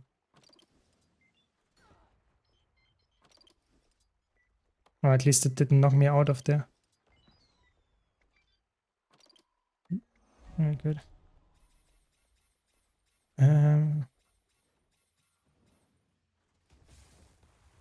Have you played Spider-Man? Spider-Man Miles? No, I have not. I have not. How is it? How is it?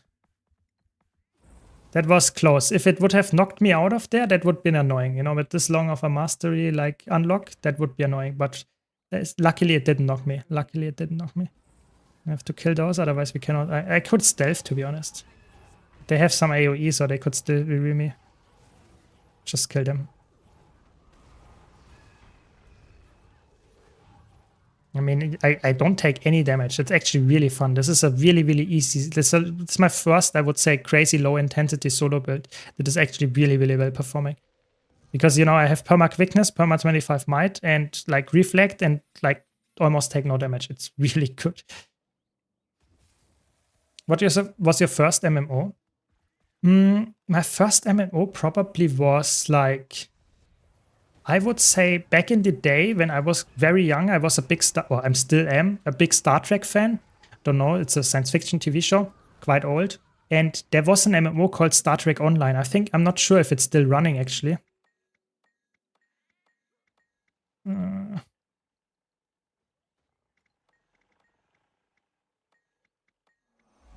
Easy, just randomly clicking some buttons and we got the mastery point, very good. But I played Star Trek Online, that was my first MMO, so to say. And that was, so to say, introducing me to an MMO mindset with obviously the science fiction based like topic. And then after that, I started playing Guild Wars 2. You know, I'm not the oldest person yet, so I started playing Guild Wars 2 quite young. So that was my first MMO, so to say, to play, that I really committed a lot of time to. Yeah, that was my journey. Yeah, I mean, there are a lot of cool MMOs, yeah, RuneScape. I mean, it always depends what you are looking for in an MMO, you know. Some people like to play raids and stuff like that, or like dungeons. Then you want to probably go to World of Warcraft or Final Fantasy XIV. Those would be the probable guesses there. If you like more open world stuff, I think Guild Wars 2 is amazing for that, you know. And like if you like to have unlimited, like endless mastery of like crafting professions and that kind of stuff, I think RuneScape is probably a really good pick. There are so many, like old school RuneScape, that is at least. So many things that you like could consider. I think it always depends on the person that is actually playing, and everyone is different, you know. Some people really enjoy like open world in Guild Wars 2. Some people say they don't know what to do because there are no raids to do. I mean, that's the fair criticism, you know. Some people just want to have some raids to do. That's how it goes. I need one more of the footprints. Where's the last one? They should tell me a bit on the map, to be honest. It's quite Tangled Depths feeling here, to be honest. Very, very close to Tangled Depths in like how it feels. The 3 different layers.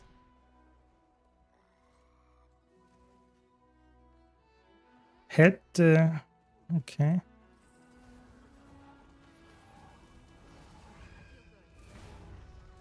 There's a data pad, very good. But yeah, if you have any questions, just ask. Maybe I can help. Of course, when it's about the new expansion, I might not know everything yet, but I will try anyway. I will try. Maybe it's just because the enemies don't really any damage anyway, you know. I have like... Or maybe I'm just healing so much all the time. Would be really crazy if the new relic would not only be for bleeding and poison, but also for burning. That would be so strong. Elementalist, Guardian, that heal on applying burning. Oh yeah, that would be really good. It's not, so don't worry. But even the bleeding one is probably already really good. I will probably try that one out on some kind of solo Condi Virtuoso or something like that. Condi Virtuoso seems like a very, very good pick as well. With this specific like healing on bleeding apply, that seems very good. Okay, let's do some data pads here.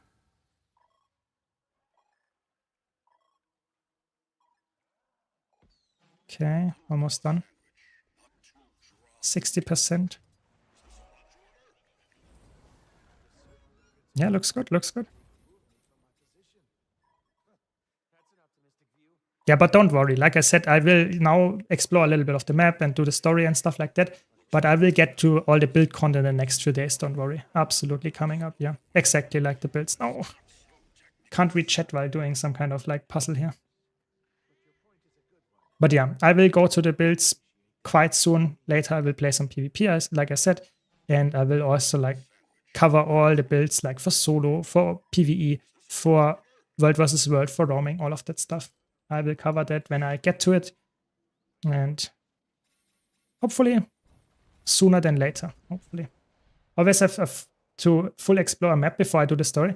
Yeah, I think like for me, it's always like I know that I should probably like continue the story at some point because the story, I know that the story sometimes is locked behind doing some events. And then you like bite yourself a bit because you already did the event for completing some heart or something. But I don't know. I really like to have like the map done so I can completely understand it. I can completely understand it. Where's the last one? Come on. Just let me finish that part of the story here. There it is. Okay. Finally. Took like ages, but we made it. Directly in front of the door. Very good. Very good. Nice. We got some of those that like actually that's a really good find. I'm not sure how rare it is, but this lets me now buy the very expensive armor for multiple 100 gold for like just 30,000 karma. That's really cool. That's nice. I'm not sure how rare that is. Maybe that's very lucky. Maybe that's very unlucky, or like everyone gets that. Either way, I'm happy that I have it now. That's good. Hopefully we get some more because I need in the end all of them. I need in the end all of them. Let's do the mount trick here. If you mount and use the fireworks, you can just get the buff without having to always unequip the fireworks. Yeah, good. Did you start the precursor for Aqua? Yes, I started it. I have not done any like... Oh, we have to kill this guy. I have not done anything other than starting it. So I will have to see what the whole collection like requires from me. Yeah, I mean, maybe it would be smart to get everything done here so that we can get the Aqua Breeder very fast. But yeah, at some point, defeat. Okay, we have to get the... It reminds me a little bit of the starting area of like humans, where you have to like get for the key farming in the first story instance in like Divinity's Reach. You also have to kill some bandits or something to get the password. Very interesting. But yeah, we will get to the Aqua Breeder because obviously you can see my full character is fully legendary, everything legendary. And the only thing that's missing is the Aqua Breeder underwater. You know, I even have like all the sigils and runes. I have the underwater weapons all unlocked. The only thing that I don't have is the Aqua Breeder. So definitely something that I need to do. What is this now? Drink too much liquid while on eavesdropping in the room. Okay.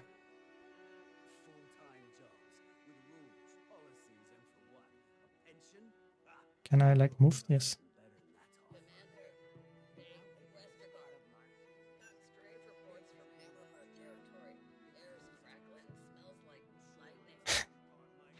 Drink too much liquid. Does that mean I can also drink like the lemonade? We are already in with the ale. No, good, we did it. That was not that hard, to be honest. Okay, where do we need to go? Just listen, I guess. Act casual and listen in. You know, no, they didn't let me do it. Yeah, very casual barbecuing here. I don't know, they don't let me do it. It's so mean. I have to listen to them. Is it me or drops on Twitch don't show properly? They normally show up. It's just that they take some time sometimes, and you have, of course, to have connected your Twitch account with your Guild Wars 2 account. But if you need more info, type ! drops in the Twitch chat and you actually see how to do that. And it should work. Normally that works quite well. Yeah. Exactly with the itch. Exactly. It's really annoying. You know, you have to do it. You just have to. Ooh, no, the meta event is starting. The meta event is starting and I'm not there. I want to get the meta, or not the meta event, but the... Yes, very good. Hopefully more people are there this time. And we can hopefully this time clear it. I really want to get the world boss or whatever it is done. Visions of Eternity, Shipwrecks, then meta.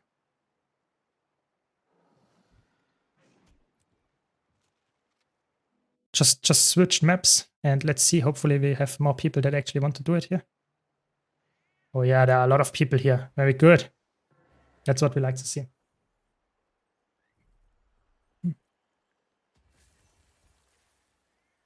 Yeah, I mean, typically it takes like, I don't know, half an hour, then 1 hour, then 2 hours, then 4 hours or 8 hours. I think the last drop gets at 8 hours, something like that. Yeah, but I mean, just watching for 8 hours any Guild Wars 2 streamer that has drops enabled, hopefully me, that's not a big deal. You know, you have until Sunday, so you have like 5 days. That's not a big problem. And I think, I mean, the rewards are not bad, but they are not like insane. There was like one time where the Twitch drops actually had, how is it called, backslot expansions in there, which is really good. You know, backslots are like really good. Like, very, very nice. Everyone likes that. There's almost no player that doesn't like them. You know, I gather them and you need them. You know, it's really, really good. But yeah, it's not that good, sadly. But not bad. Yeah. I hope the meta event on this expansion is better than Immersats. I think so. The first one is a little bit boring. We saw that a little bit in the teaser, in the blog post from some press releases and stuff like that. So we will have to see how it actually is, but I think it's not as exciting. But the second one seems like very fun. It's like a real meta event with some lanes and stuff like that. I think it looks quite cool. Yeah, that's how you do it. You have to like destroy the break bar, hopefully. And then I got a plus. There's the plus, there's the plus. There we go. Nice, you got the meta the first time, very good. I mean, it should not be hard. It's just like people are like, if there was no one there and doing the things with me, that's a little bit the annoying part, yeah. That no one was there to CC them up. That was more the problem. But yeah, very good. I mean, it does not. I do some nice damage. It's actually not a. Look at this. Looks quite good. The toy vouchers, man. If it was a weapon launcher, it would be great. Yeah, I agree. I think it's a little bit sad that they went with a toy voucher because it's not the like absolute best thing. Not a lot of people are really interested in toys. But I mean, you know, better getting drops like that than getting no drops. So I hope that like my feedback here and hopefully your feedback as well is appreciated and people will listen to it. But it's definitely something that they could improve a bit. Are any class getting nerf hammered? No, not a lot. Not any class. So first of all, no spec that was before the expansion already in the game was nerfed. Not a single one. So they did not touch anything. It's just the elite specs from the beta event did get some changes. And for example, Amalgam and Paragon and Gale Shot, they got a little bit of a nerf to some aspects that they were overperforming in specific game modes. That doesn't mean they are worse now. They are just like a little bit more balanced. So if you're Amalgam enjoyer and really wanted to have 65k DPS or something, might not be the case anymore. But that's like a big HP sponge, this boss, to be honest. But okay, yeah, so it's still very good, don't worry. So the short answer is nothing got nerfed to the ground, not at all. Nice, everyone is doing the meta, I hope. Hopefully we get it done, very good. Yeah, instrument voucher, some people would really like that. I think they could have done just that would be probably too good, but some kind of item where you can choose what kind of voucher you would like to have. Like a voucher, so to say. You can select one voucher, a toy voucher, a weapon voucher, an instrument voucher. That would be really cool. They didn't do that, but I mean, who knows, maybe in the future. Get some CC down here. And then we continue. Okay, I mean, that's a little bit of a boring boss, to be honest. Ah, we have to switch now. I'm minus. Okay, interesting. Okay, now we have to switch and continue with the next the next boss. Okay, I mean it's a boss. What can I say? It could be probably a little bit. It could be probably like half the health bar. Probably. It seems a little bit like a little bit too much. Maybe our DPS is just shit, but this looks like a little bit too much. I don't know. Welcome, Camille. Welcome, welcome. How are you doing today? Have you tried Numinary? Feels good to play. There is that spark, and don't know about DPS guarding. It's not my main. I mean, it sounds good. I mean, I will try it. I have not tried it yet. I am currently playing Evoker and exploring the new map. I will try out all the new builds and stuff in the next streams, maybe today, starting today at least. But for now, one thing after the other. Now, first time doing the boss here. Seems like a little bit of a HP sponge, not too exciting, but you know, you have to do it at least once. I will get my first relic unlocked. That's already something. You know, 6 relics to unlock. That will be my first one. Then I can finally use it in my legendary trinket, because obviously for build crafting, especially if you want to build craft like crazy cooks, then you need the new relics. And I really want to unlock them in the legendary relics so I can use them on all my characters and not always have like to switch around and purchase some new relics. That's like crazy. It's really annoying. Don't want to do that. How you press 6, 7, 8, 9 so easily? I break my fingers with this setting. Yeah, don't worry. So I have my setting or my specs in the description of the stream, or in the YouTube description as well in this chat. And I have my settings there, and I can link them to you. Give me a second as well. I'm not sure if it's on YouTube, but let me check.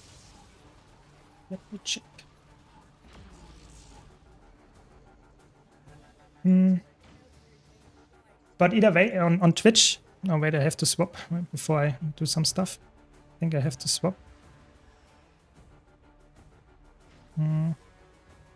Plus, minus, yes, I have to swap, very good. But yeah, I'm using an MMO mouse. I'm using the Logitech G600 for doing like my mouse buttons, or using my mouse buttons. So from 6 to 0, I'm having on my mouse.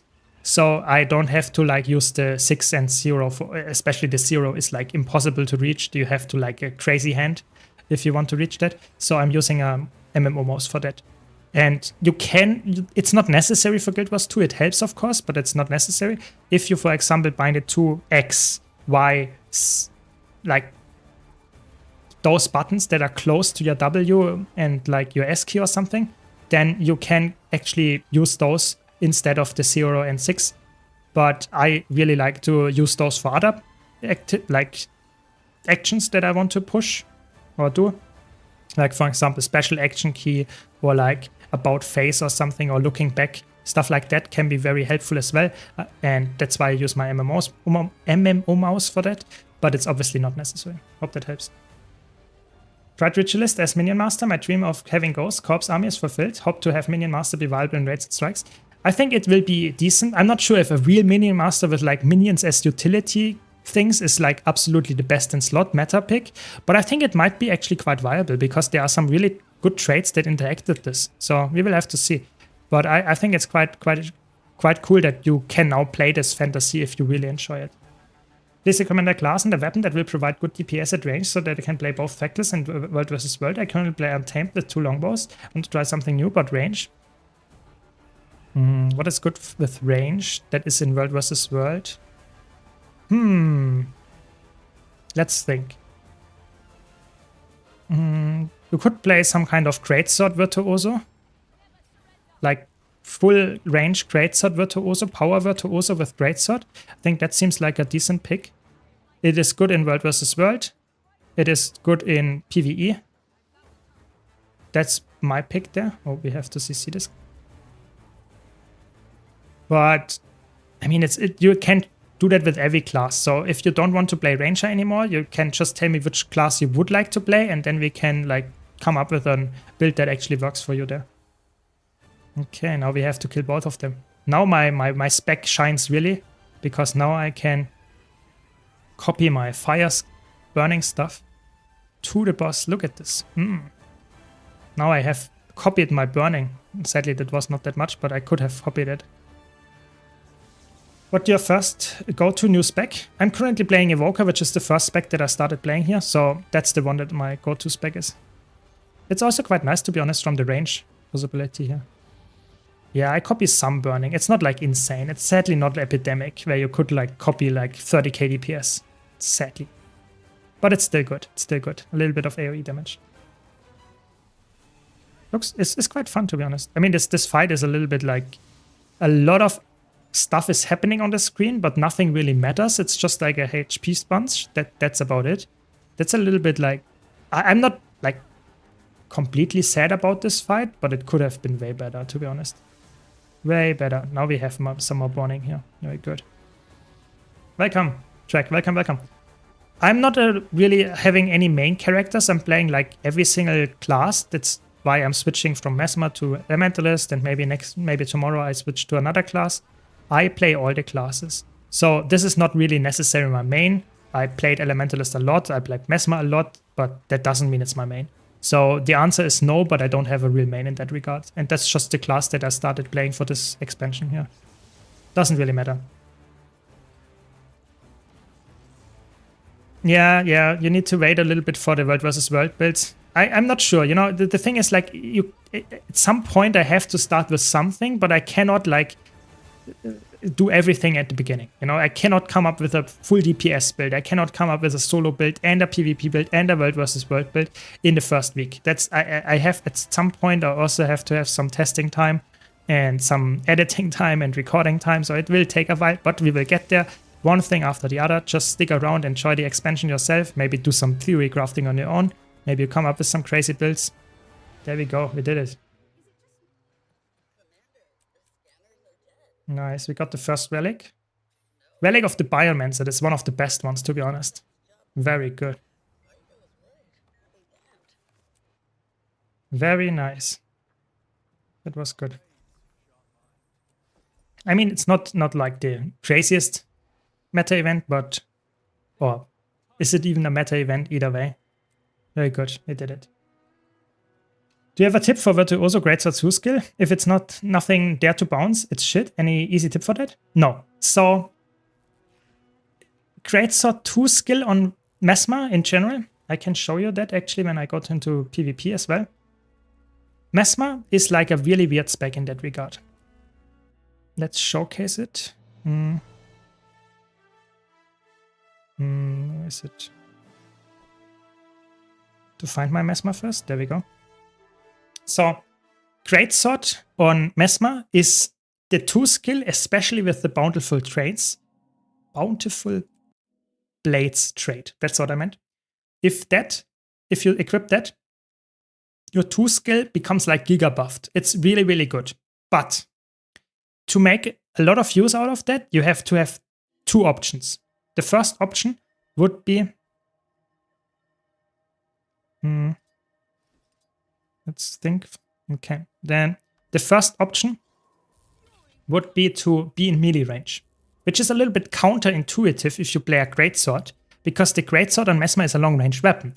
However, the Bountiful Blades trait makes a lot of sense here if you use your like 2 skill in melee range, because then, of course, if you stand there, and you cast this skill, this bounces boom, boom, boom, boom, boom, and does a lot of damage. You know, as you see, this does a lot of damage, gives me some nice might, and it's the biggest damage that you can get from the skill.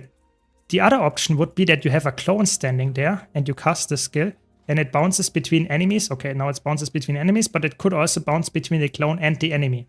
That goes either for allies, or obviously clones are also allies. Yeah, that could be the second option. And the last option would be like just casting it from range and having no bounce. But that's obviously the worst option because you will just lose from the bounces. There is no way to circumvent it. It's impossible. Either you use an ally or you use yourself, but nothing else works. You cannot cast this skill without having anyone around. It will, or you can cast it, but it will not bounce. That's the sad truth here. Sorry, yeah, no easy tip for that.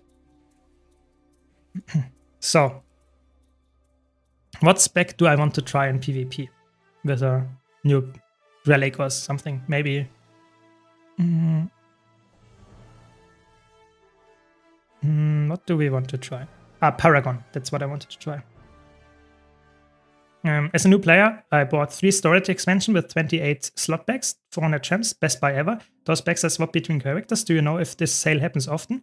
Yes, that happens like 3 times a year typically, I would say, something like that. So if you like getting more bag slots, it's always good to wait for the sale, because then the sale happens and you can purchase as many as you want, typically.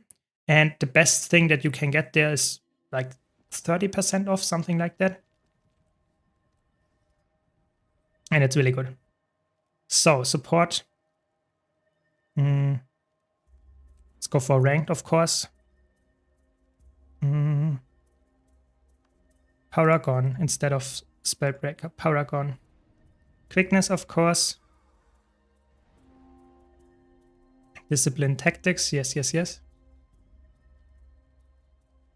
Soldier's focus. Yes.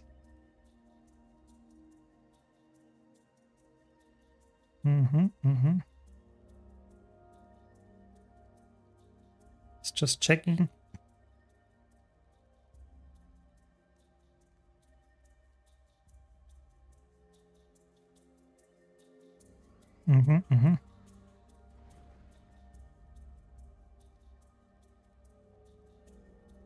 Oh, there are so many good ones here, to be honest. That's a good one.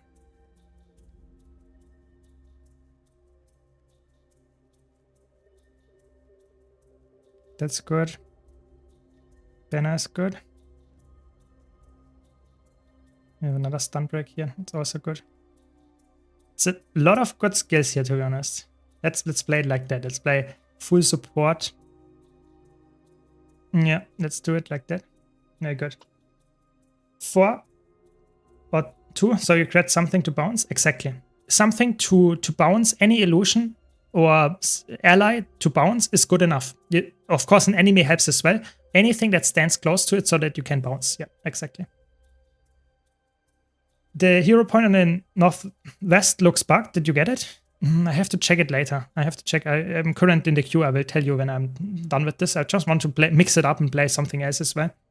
But yeah, I mean, there could be some bugs. Typically, if there are some minor bugs like a hero point or event is bugged, you can expect a fix in the first 24 hours. So that's a little bit sad, of course, for someone like us that actually enjoys to complete the map and be done. But sometimes you have to wait a bit. Yeah. Meta was quite hectic. I spent more time dodging and doing dressing than DPS. Yeah, I think the meta event for me was like, it was very visual clutter heavy. There were so many attacks and so many like things happening on the ground. For me, as someone that played a Celestial build, it was not really dangerous, but it was like quite a lot of stuff happening on the screen. And the bosses like took forever. It felt a little bit like too HP spongy, but I mean, it was okay. It was not like insane. It was quite fun with the plus and minus mechanic. That's a new thing, but it was not like too impactful. Yeah, I guess it's okay. I really like the first new map as well, Moti. I really do. It's really nice from the like look of it. The feeling is really nice. Tropical, we don't have that. It's a little bit like South Some Cove, but a little bit better for sure. I like it. Yeah, I agree. At metas, I see more core classes than the new elite specs. What the hell is happening? I really don't know. I mean, I instantly played it because obviously I unlocked it without having gone to the new map already, because you can just go through your like training here, and then you can unlock all of them. And if you have like some leftover hero points, you can spend them here, and that's why I unlocked it instantly. But I don't know. Yeah, exactly. I think that they don't hit that hard. It's just like a lot of visual clutter, and sometimes you just say, I don't care if I get hit. But it feels a little bit, I don't know, a little bit weird. The Lady Pirate was more hectic. Yeah, exactly. Yeah. The underwater caves go forever. This map is huge. Yeah, it's definitely like Tangled Depths. I just explored all of the like surface area, but it has like high up islands as well. And then it has like the crazy underwater caves and stuff where you can explore with the skimmer and the ley lines there. It's really cool. It's really like Tangled Depths, but just like a little bit watery and island feeling and tropical. I think it's really cool. Really fun. Yeah. It's a lot. I did not explore the second map at all, I would say. But the first map is already quite nice. I mean, that same was actually true for Chantier Wilds. I think Lowland Shore was already a really good map as well.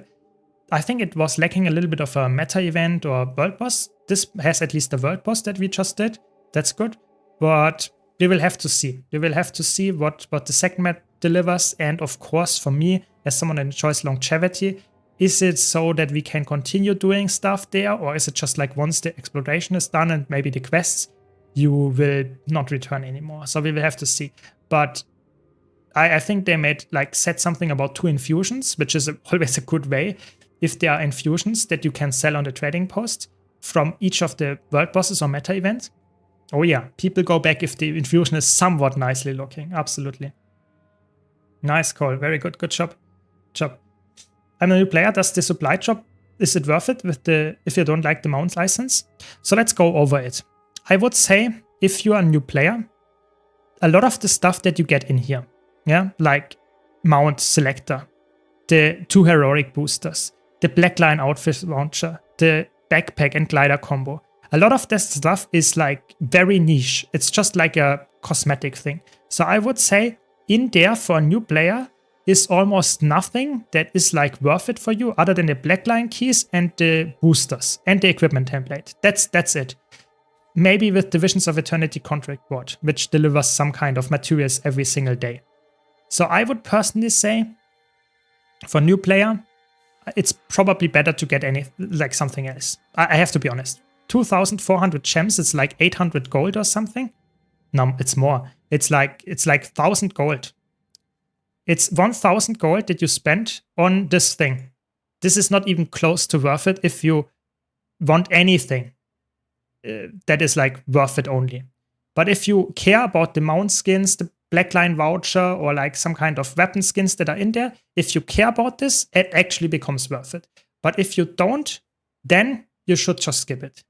And the important part is if you think about buying it, buy it in the first week. As soon as it goes to the second week, it gets way worse because it gets more expensive. And that's not good. So if you ever want to buy it directly. If not, just don't purchase it at all. It's really expensive. Yeah. Yes, I will review the new relics. Already have a video prepared about this. Yes. Coming out tomorrow, Filthy. Coming out tomorrow. Yeah, the Soto contract is good. That's true. But this one is like, I don't know. It's like very expensive. 1,000 gold for almost nothing.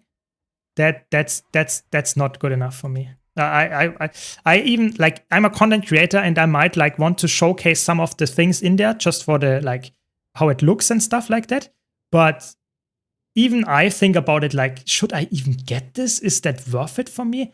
Because there's so much like garbage in there that I don't really need, you know, monstrous die kits. I don't care. I have all the dice and stuff like that. It's like, okay, it's not worth it. So I don't know. We will have to see. We will have to see what I decide. But for now, not the best choice. Not Relic of the Trooper. Oh my god, I almost did a mistake there. What kind of relic do I want? Some kind of healing relic? Oh, what can I do? Probably. When in doubt, use River's Relic. When in doubt, use River's Relic. What kind of new elite spec would you recommend that is straightforward? I played Dragon Hunter in SPVP and looking forward something not very difficult, fun to try. I'm okay with support too. I would say Probably Ritualist. Probably try Ritualist. That seems like a very straightforward spec and very strong in competitive modes. Like really, really strong. Yeah. I would not buy it as a new... On a new account, I would not purchase the launch kit. I would definitely not try it. Yeah. Any changes to the Revenant Elite? Yes, a lot of changes. Probably the biggest amount of changes. Yeah, absolutely. I cover it already a bit in an early on stream. I will cover it in a video as well. So just stay tuned a bit on my YouTube channel as well. Oh my god. That was a big Condi burst. Oh my god. Some stuff down. It's such a fun spec. It's such a fun spec. Healing my allies here. I also have like a nice barrier and some nice... I could also like stomp and have a revive. I think I will not stomp here. It's not worth it. The banner, I mean, the elite banner. Look at the boons. Look at the boons. What is this? This is insane. For a PvP build, that's like crazy a lot of boons. That's crazy. I mean, why are we losing the match? That's really fun. How much healing did I do? Like, not that much yet, but my boon output is nice.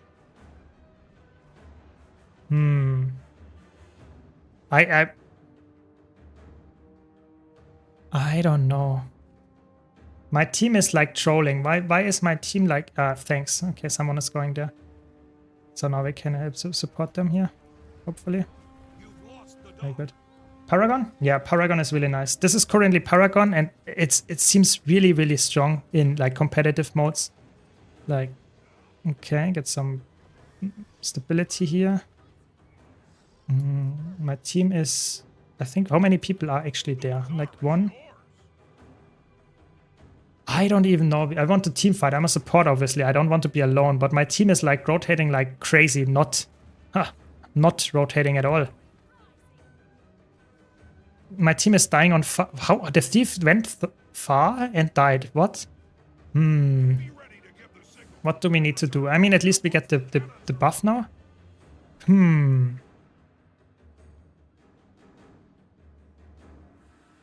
Okay, that's good.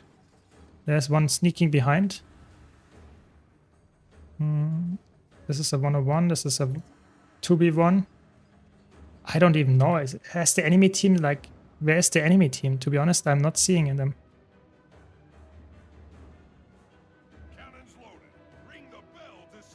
I think they... Do they... Yeah, they have an AFK, okay. I was wondering because like, what did they... I can't... Like, there are only a few people on the map. They can't be all of them.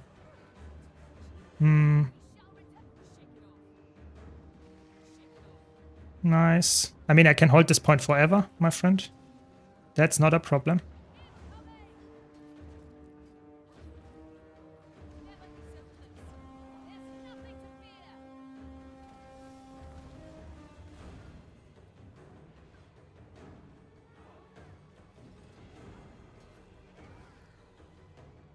That's good. I mean, that's like not too exciting though. My team is dying on mid. Maybe. Maybe I should help them and leave the point here. I'm a little bit like, Nah, I mean, we are outnumbering them. Yeah, exactly. We got the bell. Would be surprising if we would lose the team fight there in like a absolutely outnumbered situation. I have some stability for that, so I don't need to dodge it. Yeah, I mean, Paragon, look at this. Like, the boon output is like really good, and my team... this guy was actually canceling it, but now we've got stability anyway again.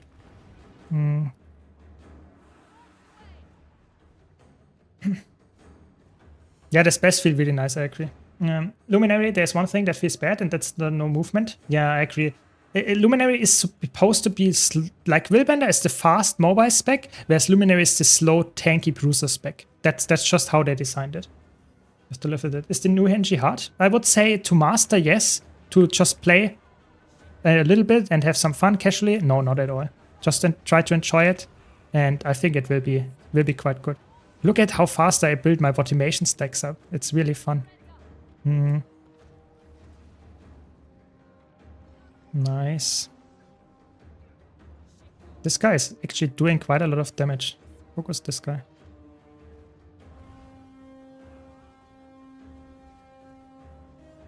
Is the enemy... Yeah, they're just like fighting 4v5 all the time. It's annoying.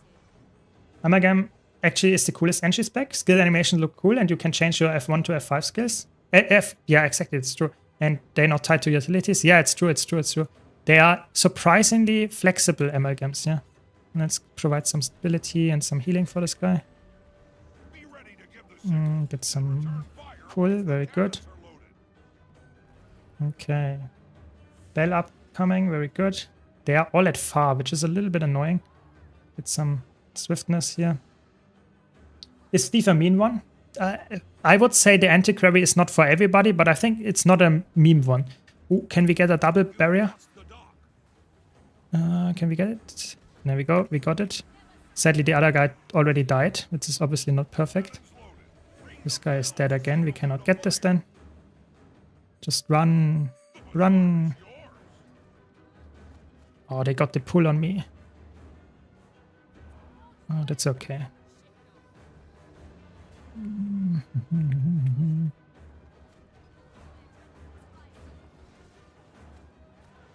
Nice. It's so fun, this spec. I mean, it's not like insane. It's like it's just core warrior with some crazy like additions with the utility here. I'm also quite mobile, to be honest. It's quite fun. Get some stuff up here, get some nice motivation stacks, and some healing and some stability for my friends. And dodge this attack. Yeah, I mean it's good. I like it. We got the bell, very good. Get the pull here. Maybe we can go into this guy. Get some resistance. It looks good. It feels good. It feels fun. I'm not sure. This is a ranked match, by the way. You know, obviously this is like an unfair match because they have like an AFK or like a person that is actually not even there. That is a little bit like sad for them, but it's still a ranked match. You know, they should be somewhat similar skilled. Yeah, it's not a good showcase how much healing you can do with this build, sadly, though. It's the strongest support warrior so far? Yeah, maybe. I mean, in PvE, it's rivaled by Quickness Berserker, but in competitive modes, it seems like a very good one. I don't think the buff didn't need it enough. Yeah, I'm not sure. I think Antiquary is, for me, a spec that is a little bit like, it needs more help. It's not perfect. I think it's probably the spec that is the worst in terms of like how the changes were. They were not changing too much. Yeah, they were not like changing it so much that you would say this is now the best spec ever. It can be if you like the class fantasy and stuff like it, but I personally think from a balance perspective it could be better. Look at my like generation. I'm just using my shouts or my chance of cooldown. It's like crazy. How much adrenaline am I getting? Like it should be like a top stat for like how much boons you output, because that would be easily for me like what? That's actually insane. Yeah. I'm slowly working on my DK here. Very good. Now where am I actually? Like in Platinum 1 somewhere. It's quite fun. Very good. Yeah, I don't like the roleplay anyway as well from Antiquary. I'm not the biggest fan of it. That's true. That's true. Yeah. Yeah, there are many jumping passes actually on the new map. There are many jumping passes on the new map. On the 2 new maps rather. Very good. I want to get all my clovers here. I have a lot of clovers. Over 400. I think I don't need that many. I think I don't need that many for all the legendaries. Okay, let's continue a bit with the story, I guess. I don't know. I feel like Bladezone is... The thing is, like, if you ask a warrior main if Bladezone is good, they would probably say, at least like try-hard Bladezone or try-hard players for PvE, for example, like Fractal CM players or challenge mode players, yeah, that played, for example, like challenge mode raids and stuff like that. Bladezone has a niche. Bladezone has some kind of, it has something that goes that where you would play it. Yeah, I think it's too niche for a lot of players. I agree, but it has a niche. I think Antiquary should be buffed in a way that people, or should be used in a more like casual way as well, and not only for tryhards. But who knows? I think Antiquary looks like more promising than in the beta for sure. The Fire Wizard is really good. Fire Wizard is really good. I was surprised how easy it was to make a solo build, a group guide. It's really everywhere it works. It's really, really good.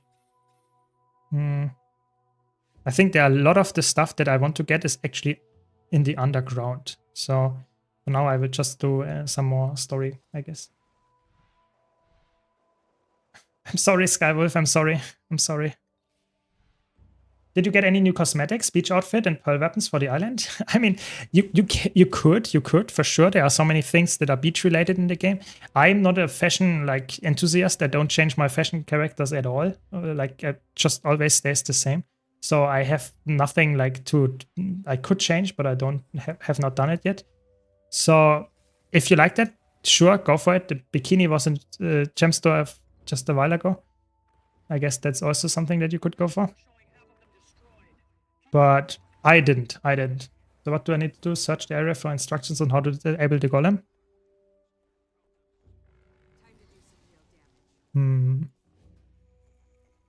Where could it be? There. Golem admin notes. That's what I wanted. Who is the best elementalist you met in game? Give a shout out. It's Grimcheck. Without a doubt. It's Grimcheck. Grimcheck is, in my opinion, the best elementalist player in the game. No questions asked. No questions asked. I think he's also streaming right now, so you can just check him out. Of course, after my stream, you know. No, I'm joking. I mean, he streams also quite a lot during the Visions of Eternity stuff, and he plays mostly PvP, but he plays all the other game modes as well at a very high level. So, there's another one. Where is the golem that I need to disable?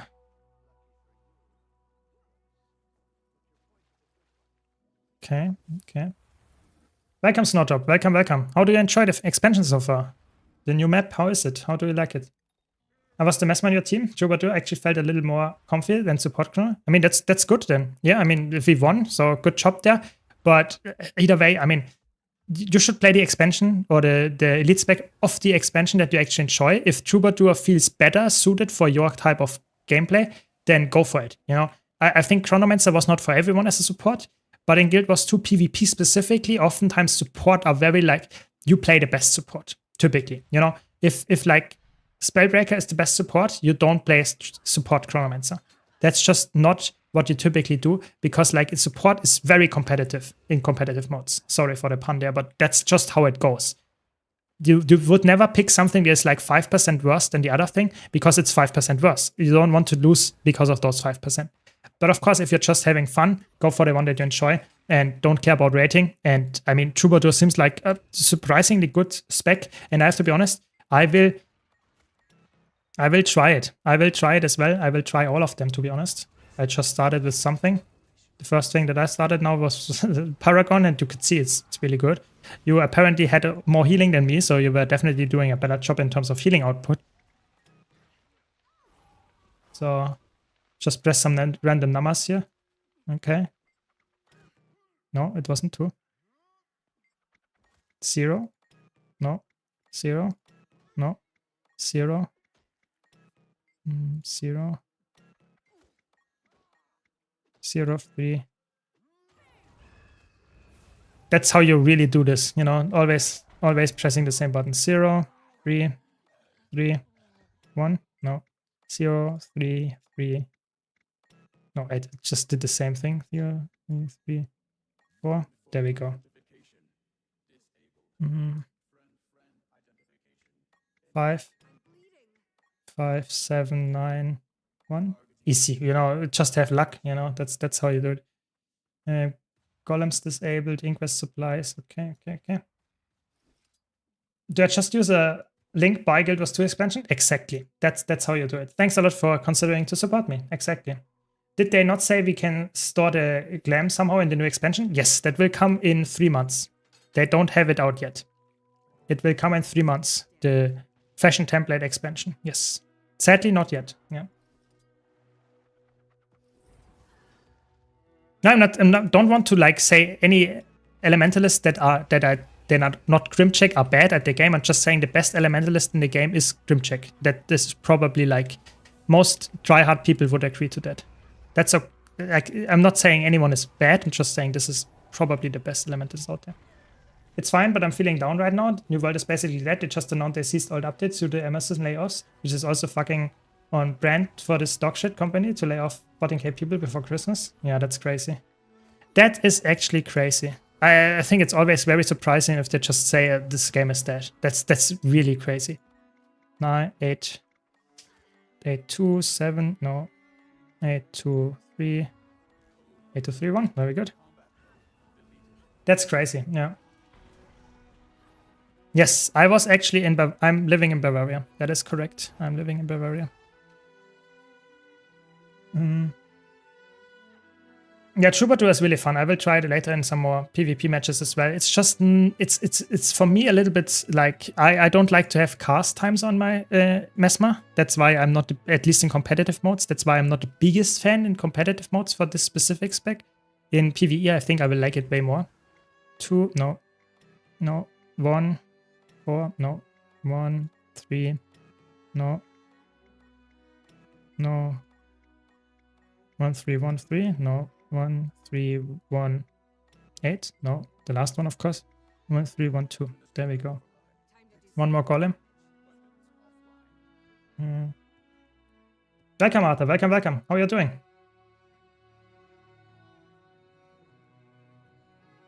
Yeah, I mean, you can ask some politicians from here. They would also say it's amazing here. I mean, it's okay. I'm enjoying myself. It's fine. It's fine.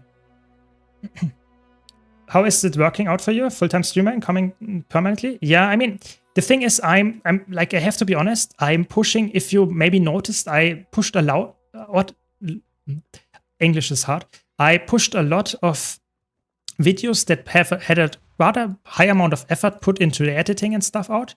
So I was not focused too much on editing, focused on streaming and doing video creation. So I have to find the right balance where I can stream while also doing enough video content so that I can keep my YouTube stuff alive.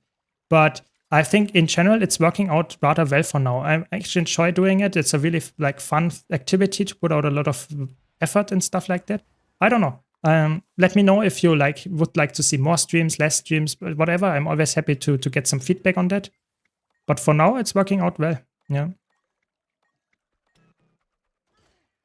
Obviously, I'm not like getting rich from that. I can barely live from it, but that's good enough for now. And we will see hopefully more in the future, hopefully more to come, so that I don't have like to starve to death at some point.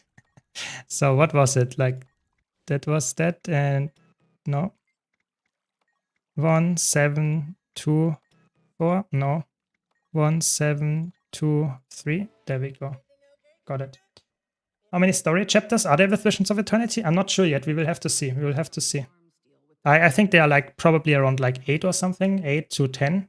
Typically not more. At least in the first in the release. There will be more later.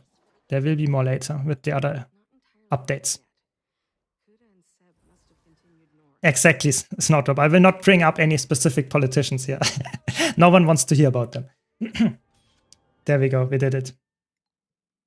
No, not all of them are hero points. Sadly not. That's not how it works. Some of them are hero points, but not all of them, yes. So there's another thing there where we want to go. Okay. To go out of the cavern here. Yeah, that sounds stressful, final one. That sounds stressful. But I mean, at some point you will be hopefully happy about the new environment. So that's good. Let me get up there. I saw some of your YouTubers that helped me a lot as a beginner. I started playing Chronomancer because of the theme before the videos. Do you or do you have in the past played Chrono in PvP and World vs. World? Any recommendations? Yes. Chronomancer is really good in PvP. as a support right now. It's not the absolute like S tier best support right now anymore, but it's a very good one still. And in World vs. World, it's like absolute best tier support spec as well in a Circ. You would play that in like 30 versus 30 or something like that, then you would pick that. It's a really, really strong support spec for that. It's really, really good.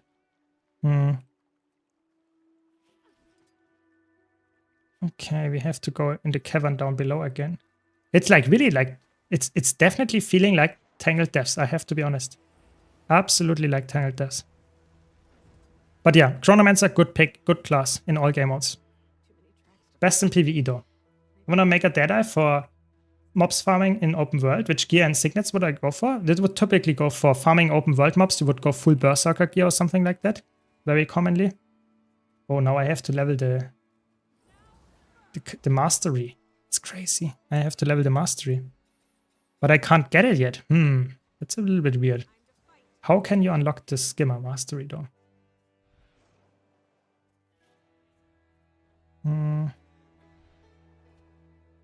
I think I did not do this on this side of the map yet, so I will complete this map, this event.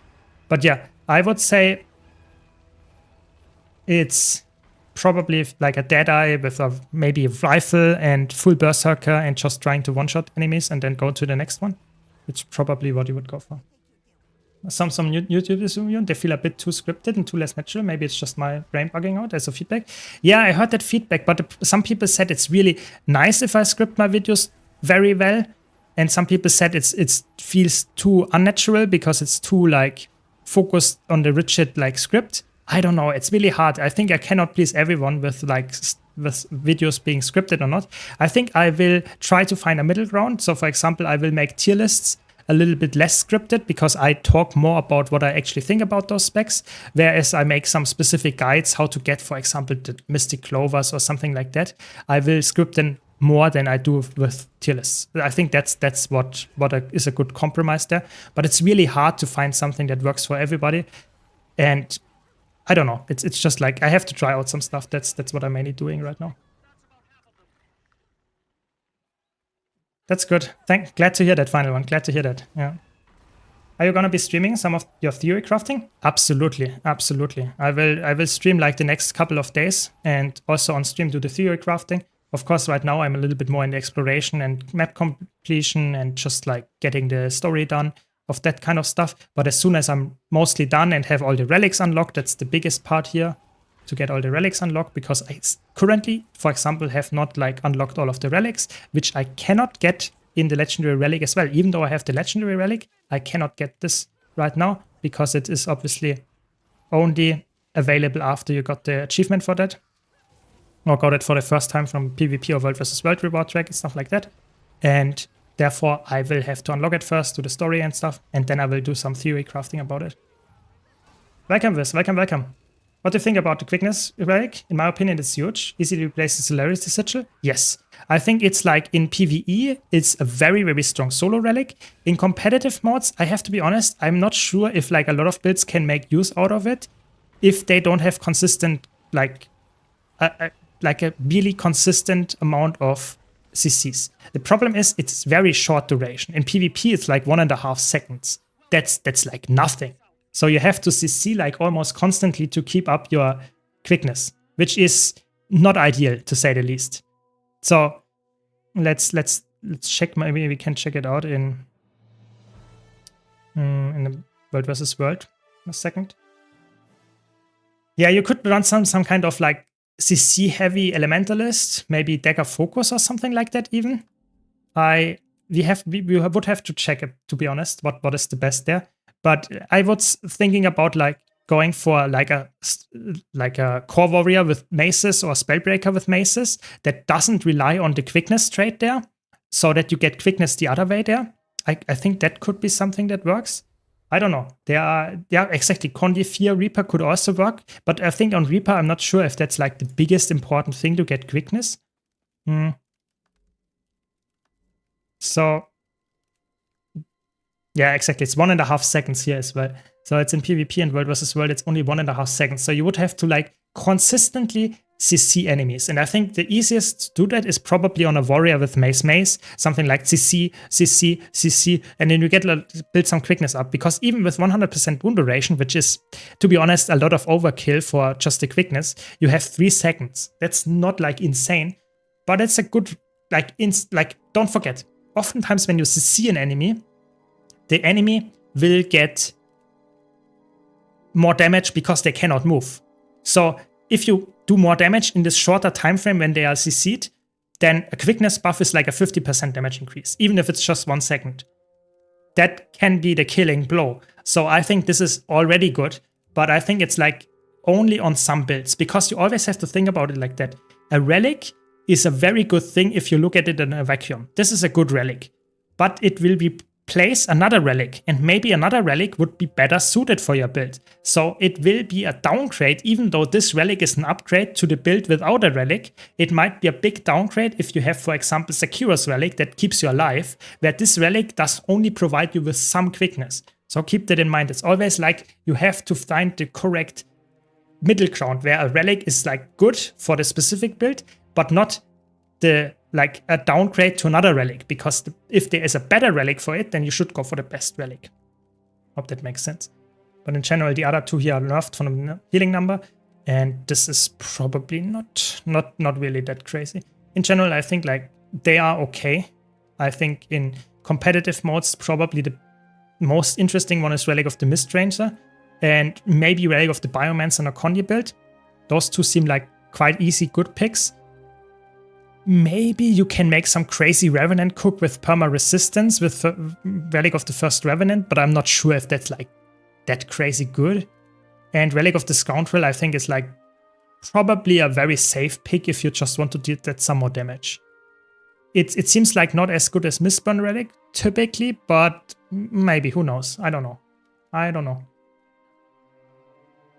Yeah, exactly. Welcome, Ham. Welcome. What do you think of the new class icons? The one for Luminary, Total Blows? I think like the new class icons, I'm not like completely sold on them yet. I just have to like, how is it called? Get accustomed to them, I guess, at some point. But for now, I would say I like them. Yeah, I think there are some of them that they actually have confirmed. I think the Antiquary is one of them, that they will change it. So they confirmed that there will be an update to the icon that will either be completely remodeled or like a little bit adjusted. But there will be some changes to it, yeah. That's what they said, at least, yeah. If there's no global ICD, then the Biomancer might be super good on Celestial build. So as far as I tested, there is no ICD on the Mist Ranger one, so the one that when you hit enemies, that there is no ICD on that one. And there is no ICD on the Biomancer one as well. However, the Biomancer one, if you like, you could read it like every single stack of bleeding or burning, bleeding or poison applies the healing buff. That is not the case. So if you use an attack that applies applies poison or applies bleeding, and it would be 5 stacks of that, it only heals once. But if you heal, you heal twice. If you have an attack that applies bleeding and poison at the same time, then you heal twice. And it doesn't have, as far as I tested it, doesn't have an internal cooldown. So I think those 2 seem like potentially very strong in competitive modes. I hope Thief actually gets a card-based build in the future then. Yeah, I agree. I think like Thief is like the icon itself looks so much like a card-based spec. And it's absolutely not. Antiquary is an RNG spec, yes, but it's not a card-based build. It's just not. So definitely not like ideal in terms of like that specific thing. But yeah, I mean, that's just what they decided to go with. But what about if that attacks as a multi-hit and each hit inflicts 1 bleeding poison? I think then they all heal. I think that's how it works. If they are at the same time, then they all heal.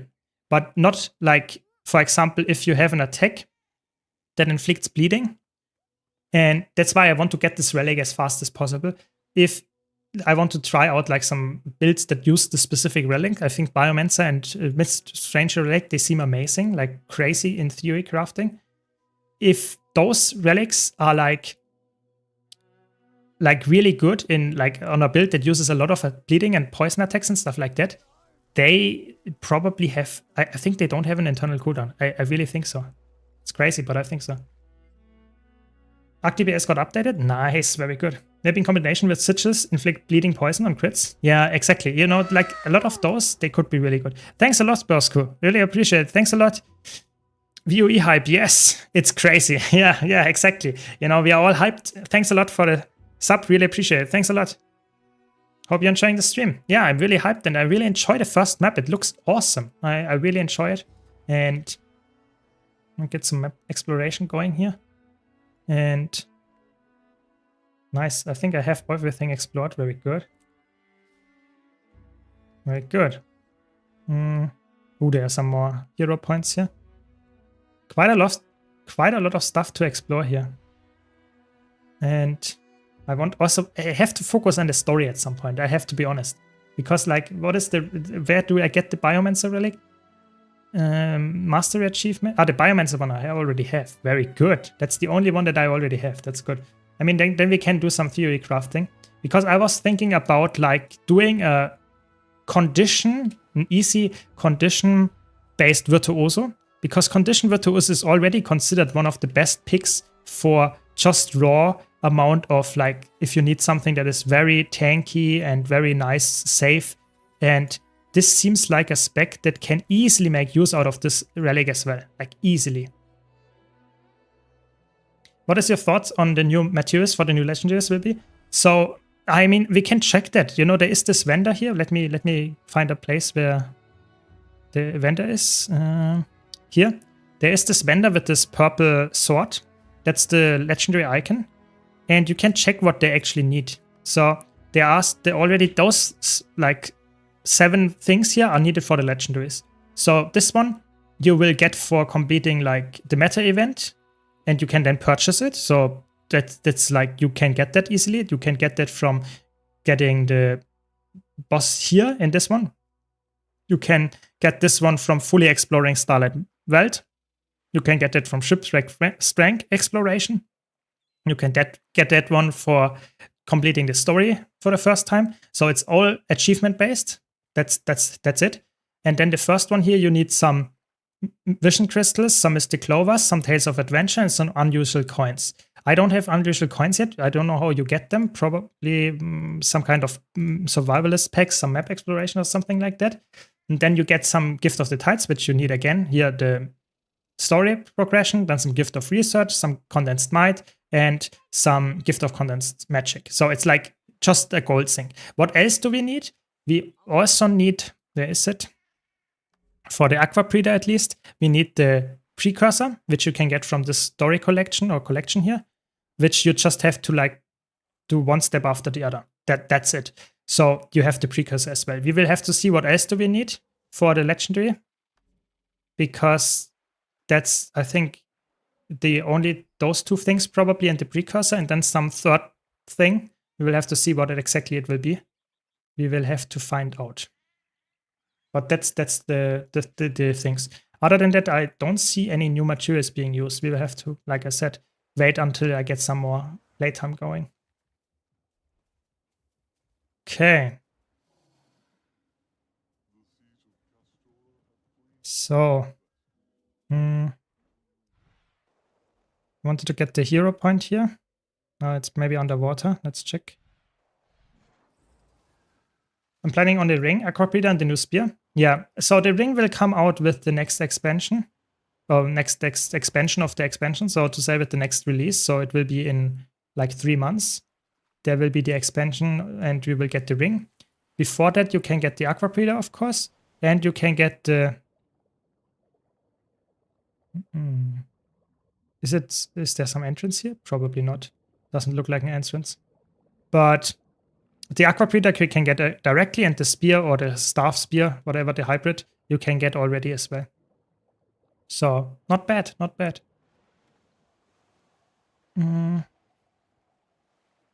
Yes, you have... there it is. I was wondering, where is it? There it is, okay.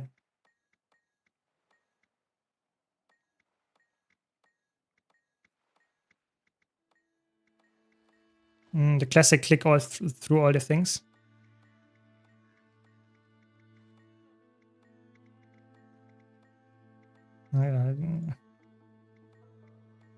The middle. Oh my god.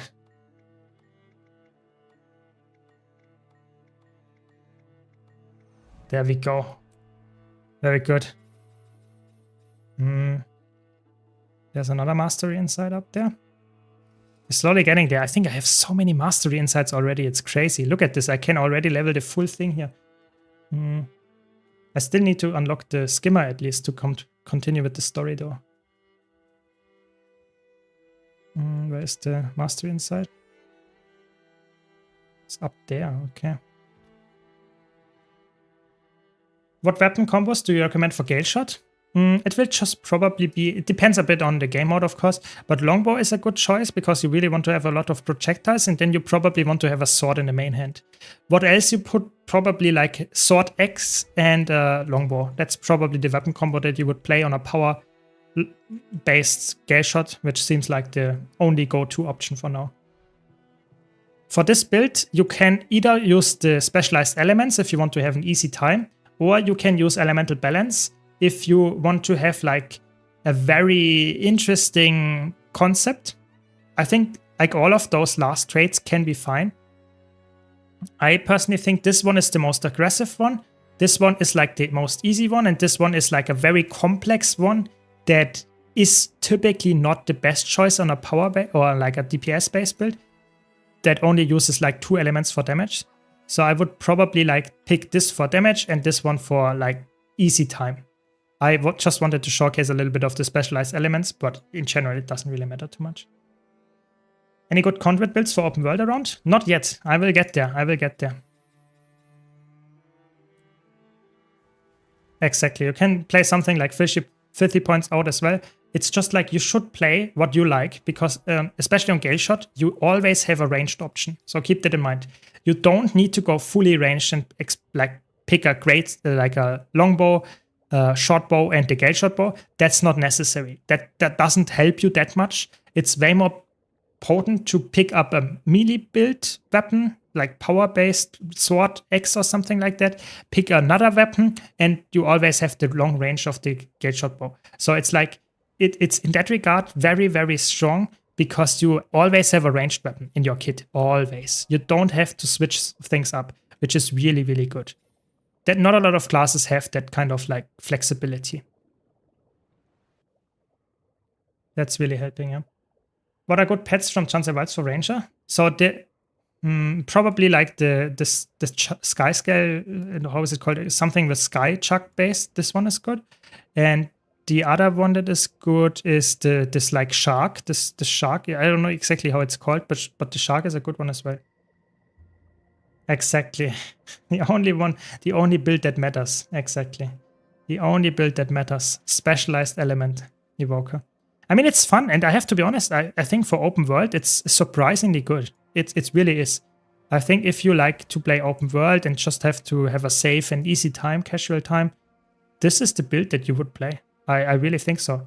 I really think this is a build that is not like insane in terms of like, oh my god, you have to pick this and you will get top DPS. I mean, it could, but it's not like a must. But for open world, I would say 90% of the Elementalist players probably enjoy this. I'm not joking. This seems like a build that this does what it promised. Yeah.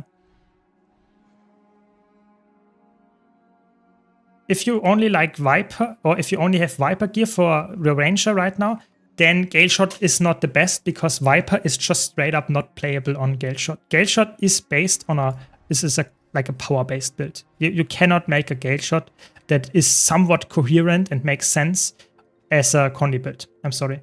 If you want to get my build, on this build specifically, you can just like, this is the build setup and I'm using full Celestial. But I will do a guide about it, don't worry. Guide about it coming on YouTube as well. Just one thing after the other.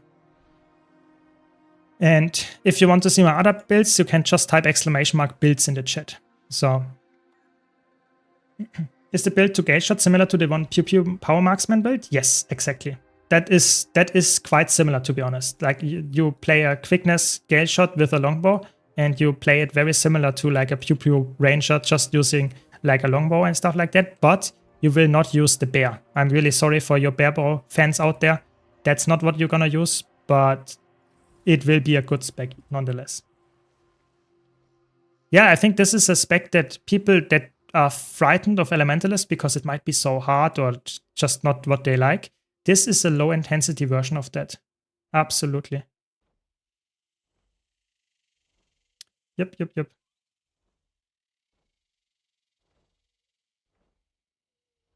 That's the portal, okay. Is there somewhere where like... I mean, I have like almost everything completed now except the points of interest here. Thanks a lot, Wisp. Really appreciate it, Prime. Thanks a lot for your support. Hope you're enjoying the stream. That's why what I don't like on some specs, they don't have variety. I agree. I think that's like the best example of like having a good variety is like for me here Evoker. Because Evoker you can specialize in fire. Have a full crazy build around it. You can specialize in water. Be a fully crazy healer. And you can play a full DPS, not specializing in one element and choosing one of the other traits here. You can be a supporter that not specializes in one element and choose one of the other traits here. There are so many builds, and in PvP you have other builds as well. You could specialize in the Toad. So it's like Evoker for me is like, for me, probably the best example of how you should make an elite spec. Yeah, absolutely. I wanted to try the relic there that we talked about, the Biomancer relic. Just wanted to try it because I unlocked it and I wanted to test how much damage you can actually do on some kind of solo-based condition virtuoso. Where is it? There we go. This is a cook that I already made and I want to test it now with this new relic. A condition-based solo virtuoso that uses like a lot of bleeding application, and because of your like relic that you can choose, the Biomancer one, you might actually have a lot of crazy heals output. We will see that. Yeah, the new Elementalist is really cool. It's really nice. So did your Cogarden build and already running World vs. World? Love it so far. Thanks. But exotically only for now. That's good. That's fine. Don't worry too much. Exotic is mostly good enough. Like the only content that you really need to like fear without extended gear is fractals. Everything else, completely fine. I'm looking forward to more of your builds, especially low intensity builds with having enough damage in the hands. Low intensity is my best way to play Guild Wars 2. Yeah, perfect. More coming. I think the game is like probably crashing right now. I think that's loading for too long. I would expect the game to crash now. Or I'm stuck in the loading screen. That's one of those two things. But that doesn't sound like I should not load for a minute here. That's weird. Let's wait a bit more, but maybe I have to restart it. Yeah, I can access quickness or alacrity, which is really, really cool. It's okay. Apparently, it's still loaded after like 2 minutes. Okay, I guess that's fine. Did you already play the world boss in the meta? I did the world boss. The world boss was a little bit like meh. It was like too much HP and too little real like thing happening. I didn't like it that much. But it's like okay. And it took a little bit too long, but it was okay. The mechanics were fun, but not too punishing. A lot of visual clutter going on. I don't know. Not my favorite world boss, but it's okay. So let's test the relic. So, relic of the Biomancer. There we go. I'm healing myself 137 when I apply bleeding or poison. I don't apply poison, but bleeding I can apply. So, let's do that. I get a lot of bleeding when I get Fury, I think. Expertise.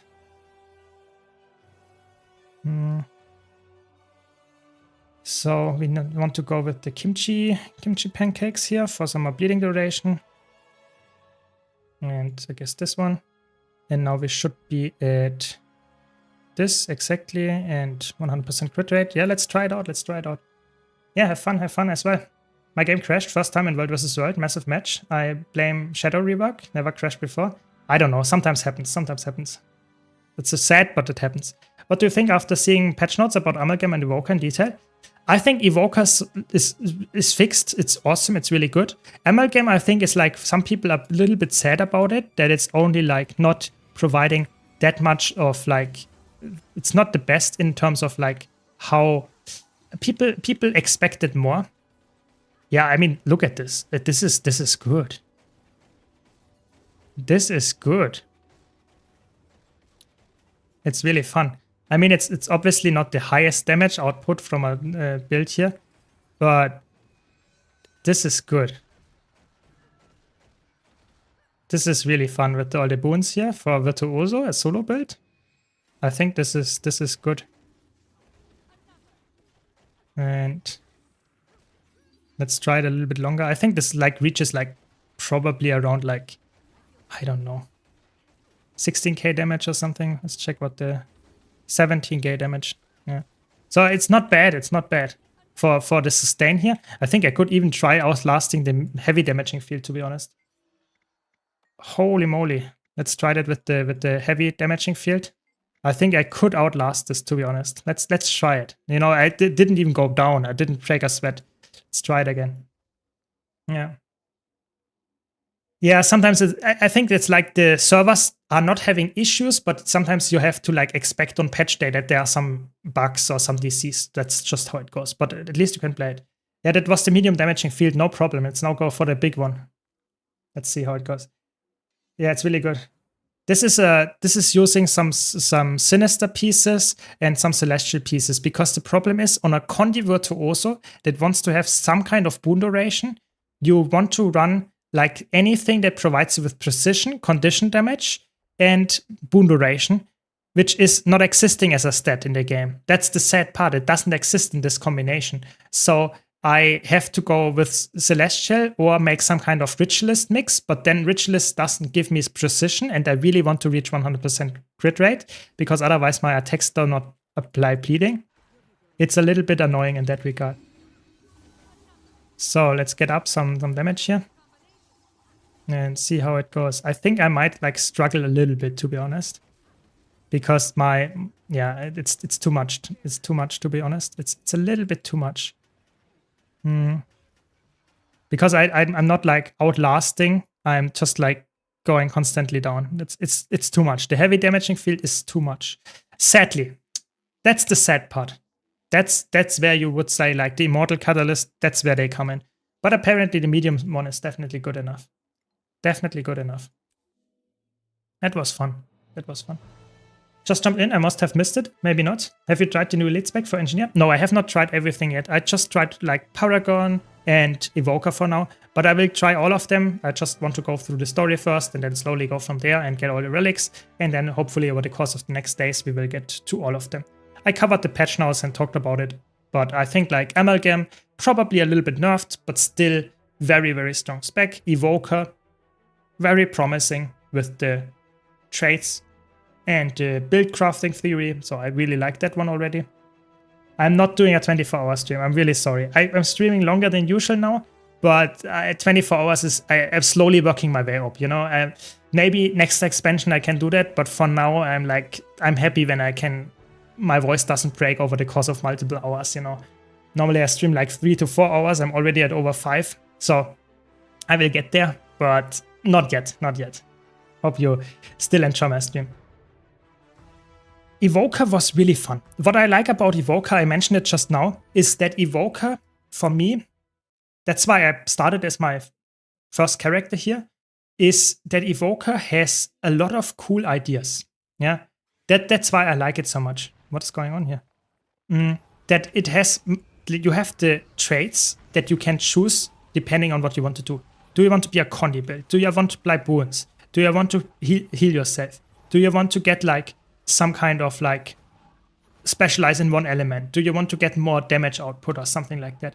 But it also at the same time can choose what kind of familiar it wants to have. So you can actually choose what kind of utility you want to have in the same vein as well.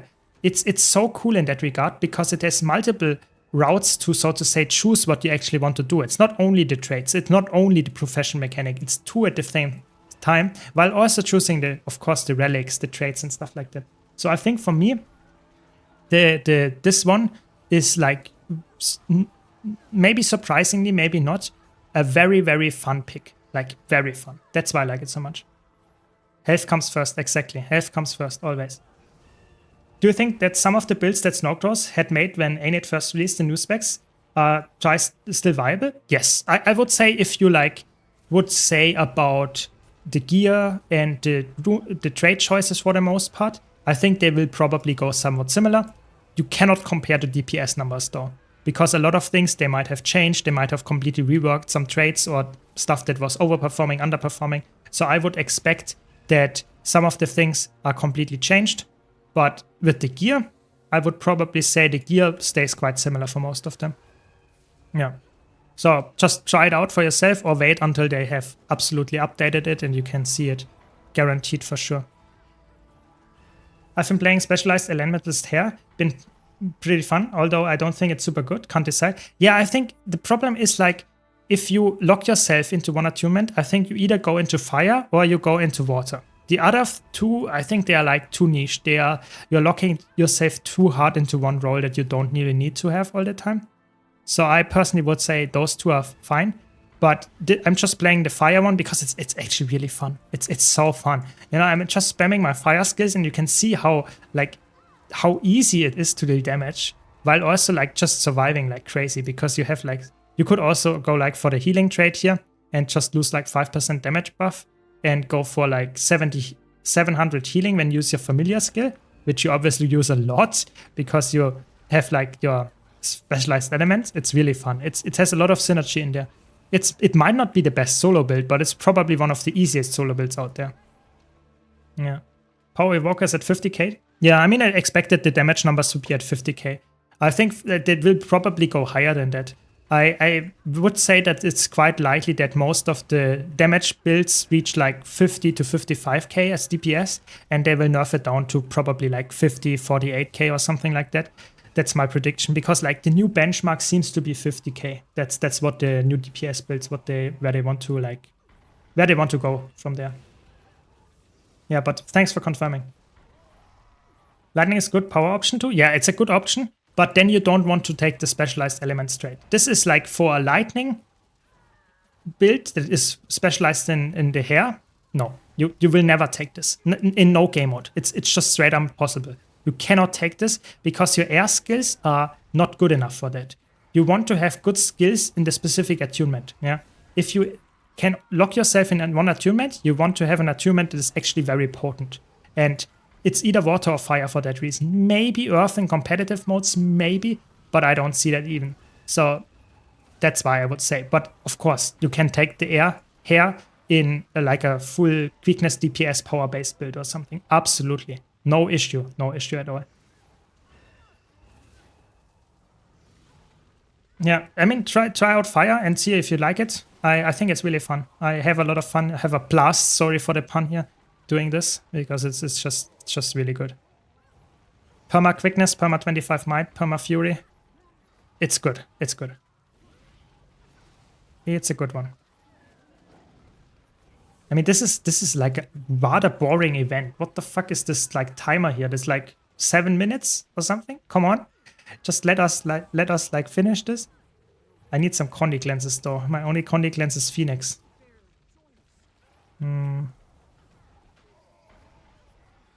That's okay, I guess. That's okay. Hopefully we're done now. Please.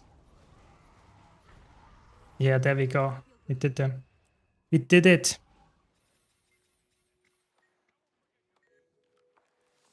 You have to pay 5 silver for that boat, for that transcript. Interesting.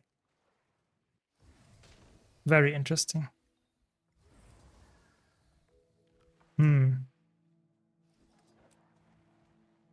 There is one. We got the turtles we already had. The achievement. Won't lie, I had Elementalist, it's not my class, never been good with it. Watching you play it makes me want to give it a try. I mean, it's always like, you should play what you enjoy. You know, if you already know Elementalist might not be for you, maybe don't like give it a try. But I have to be honest, if Elementalist was all about like, it was too many skills, you didn't like swapping elements and stuff like that, oh my god, this might be for you then. You know, this is like really good in that regard, because you're locking yourself in one attunement. Might not be the most optimal choice for most builds, but for Elementalist enjoyers, or for not Elementalist enjoyers rather, this might be a very good pick. Like a very, very good pick. Okay, we have here someone that we can kill. Very good. Yes, there we go. I mean, this guy is like, what is it doing? Just dodging? You will not have a chance, my friend. You see, I have actually good numbers, like 16k burning ticks on a solo build here. Not bad. 2 more, and then we have to give him the boat. The boot, not the boat. Okay.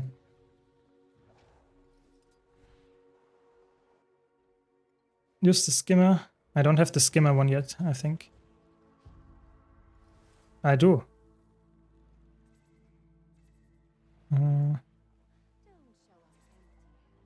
How do I get it?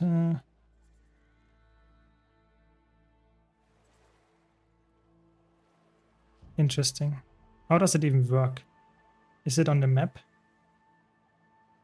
You see the enemies. I mean, I don't have the mastery yet, so it would be surprising if I can use that as well. Have to rewatch the stream for the build to try later on. Took tomorrow off from work to spend some time in VOA. Nice, that's the spirit. Yeah, but I can talk about the build. I can show it here again, but I will do a full-fledged video about it as well, because this is a fun build. You can make some nice adjustments to it, and I think it's a good one. It's a good one. What do we need to do? Okay, we have to like, swim fast. It's probably... Oh, okay. Yeah, probably better. Probably better if you do that with the mastery, where you can actually dash. Not good enough yet. I need to get the skimmer mastery. Come on. Either way, I think it's time to say goodnight for now. I think that's like my voice is already breaking apart. I had a nice like stream. I hope you enjoyed it as well. And yeah, it was fun. We will do more streams, more stuff coming up tomorrow. Take care. Enjoy the expansion for now. Be sure to check out my YouTube. I have some nice stuff coming up. Tier lists, of course, as well. And nice build guides. Thanks a lot for watching. See you around. And yeah, thanks a lot. See you. Good night. Take care. Thanks for watching.